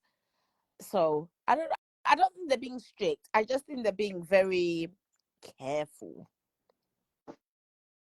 Yeah. I think they're being very careful with us, which is quite annoying because I want to spend the whole night with my friends. Like, on holidays, I want to spend the whole day and the whole night. because we got loads to talk about. I don't want to go to bed on my holidays, but they don't understand that. But sometimes they might be right because, I don't know. They might be right because, just in case anything happens, they just want to make sure we're kept safe. See? Yeah. Everybody's saying that there no sleepovers here. Listen, mummies listening to us. Just because you don't want to give us sleepovers, when we're older, we're gonna make sure we go for our sleepovers for 10 days. Do you think mummy Sister Melly is strict? No. She's not strict, is she? Yeah. She's like a bit. Yeah, no, she's not strict. She's like my mummy. I will message her if I'm having a bad day. Even when I'm having a good day, sometimes I'll message her. If I'm having a bad day, I'll message her and I'll speak to her on the phone. So always, one thing, can I give you some good advice? Yeah. How old are you now? 11. You're 11. Since you're getting older and older, a lot of things are going to change and, you're going to have good moods, bad moods. But always make sure you speak to your sister because your sister is like your best friend. And also speak to your mommy as well. Because if you don't speak to those two, life sometimes gets off. And it can be very lonely and boring. Yeah? Yeah. Oh, bless you. You're so adorable. When's your birthday? 18 April. What are you doing for your birthday? Have you got anything that you planned for your birthday? I didn't think of it. Well, you have to start thinking, oh, actually, Christmas is coming. Are you doing anything for Christmas? Well, I want to go somewhere. You want to go somewhere? Yeah. Where do you want to go? Actually, where do you want to go? Dubai. Dari families. She wants a ticket to go to Dubai for Christmas. Okay, have you been? Let me tell you a nice secret of somewhere you can go for Christmas, which is gonna be really, really nice. Ask your mommy to take you to Winter Wonderland in London.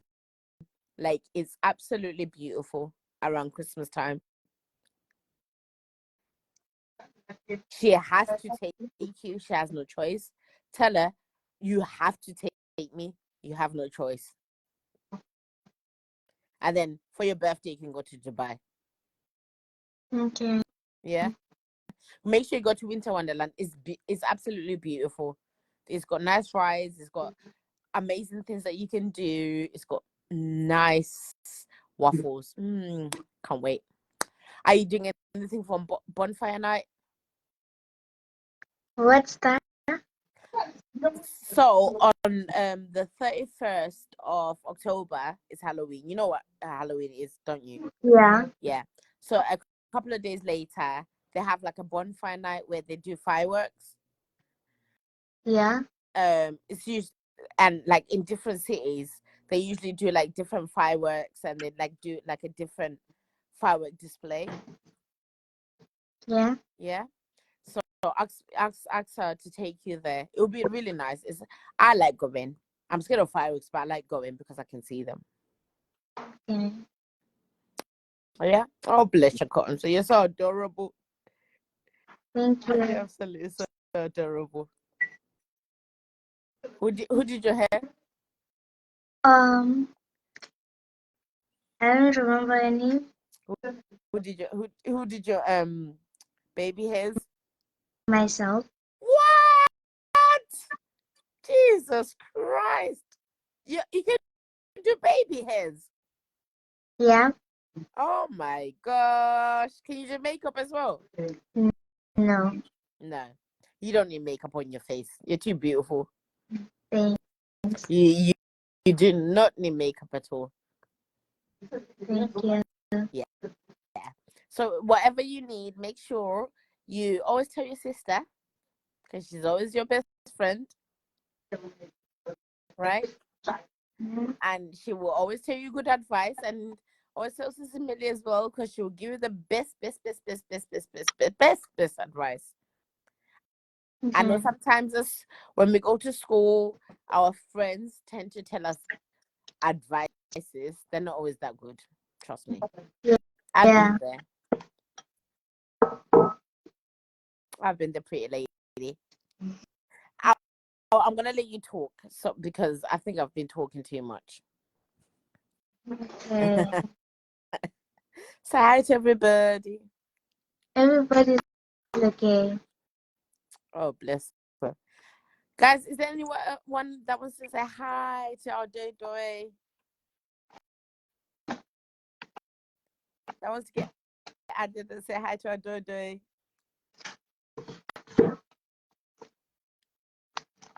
I don't even know if it's... Is there anyone that wants to be added? Is there anyone that wants to be added? No, doesn't look like it. Oh, bless you. I absolutely love your accent. Thanks. Oh. You're very respectful. Thank you. Oh. You're so respectful. Bless your God. Are you going to school? Are you going to school tomorrow?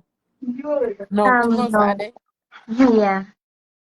Oh wait, today's Friday the 13th. Yeah. Oh, gosh. Well, I've had good luck all day, so that's good. That's absolutely good. Hi, Vinny. How are you? Guys, if you want to be added, just say add.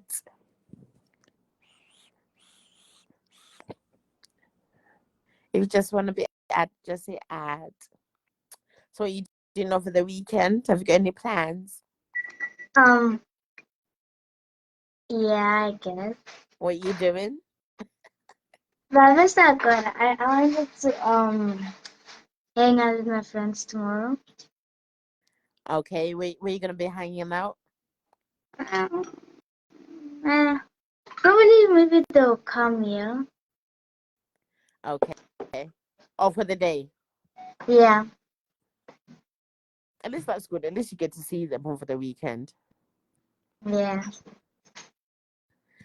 At least that's better. At least you get to see them over the weekend and stuff like that. Yeah. How is the weather like? Is it warm, cold? It's very cold. It's very cold, isn't it? Yeah. Yeah. Yeah, the weather's quite cold where I am as well. Considering it's still summer, it's very cold. Where do you live? I live about 2 hours away from your house. Oh. Okay. Yeah, but it's still cold. Very cold. Your weather's my weather. I will come down to your area very, very, very soon. I will surprise you guys, and I'll take you guys out very soon.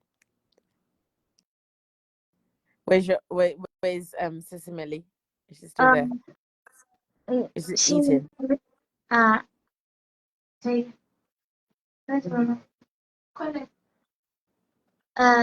you want her? No. Is there anybody else that wants to get added?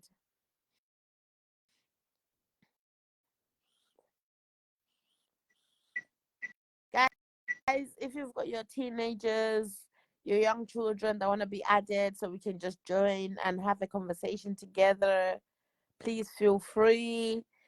Timbo Tandara Tese, and stuff like that.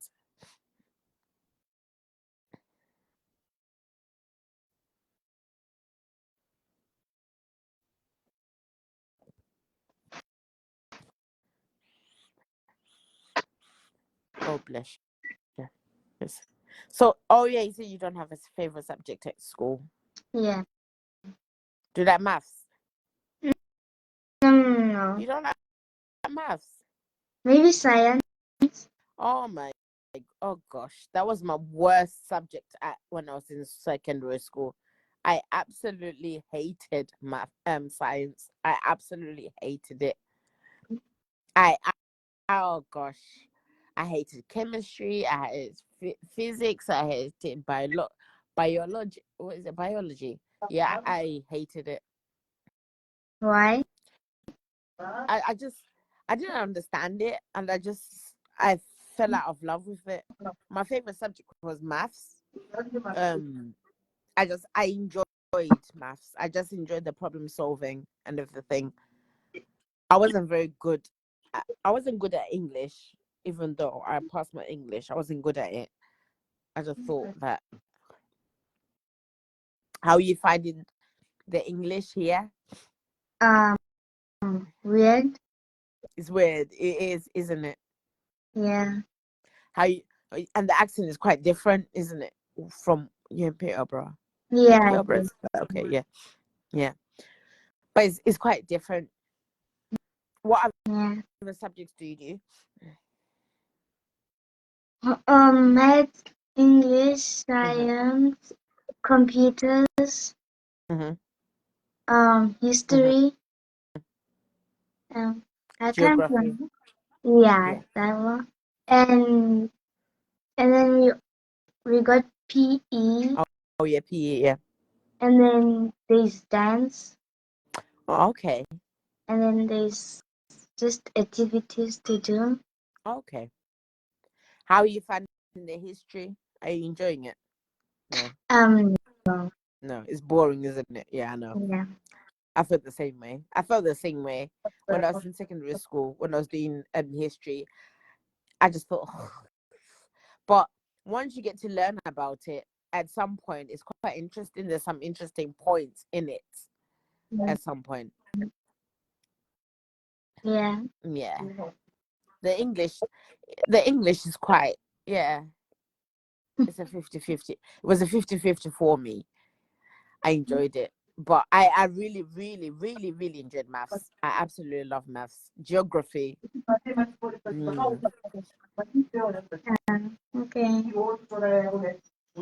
But it will be nice. It will be nice.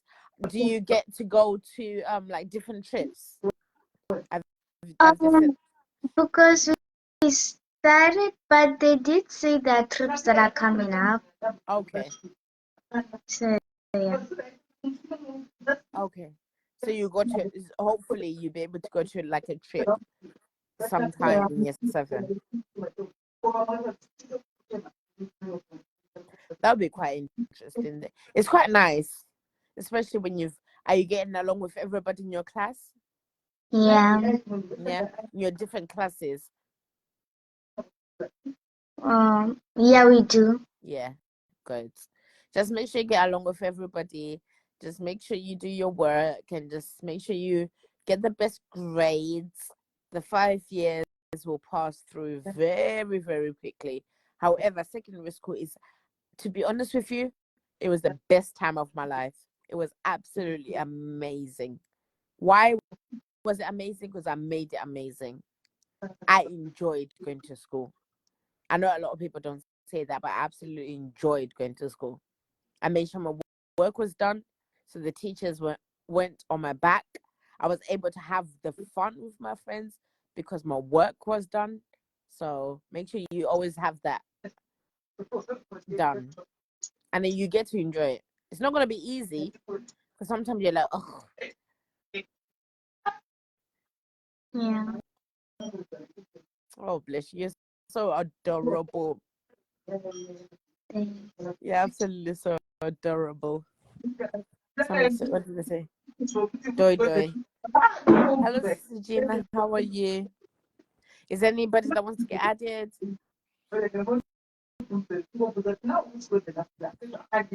Get tickets. Oh, please.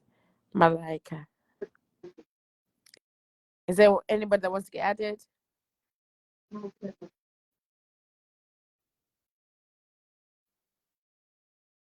Is there anyone that wants to get added?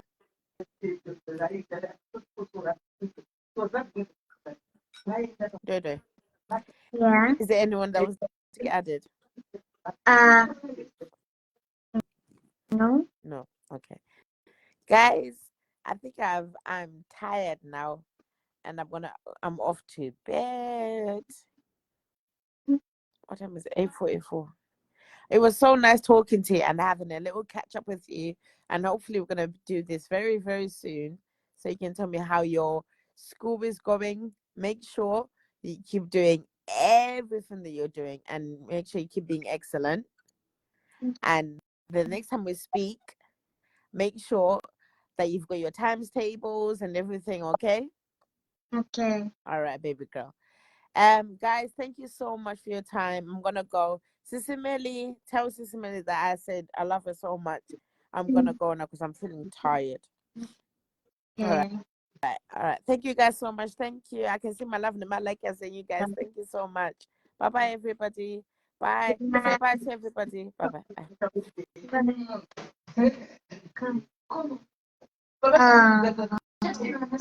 Mama.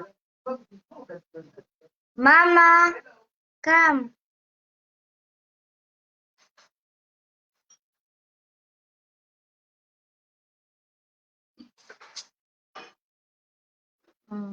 Bye guys. Okay.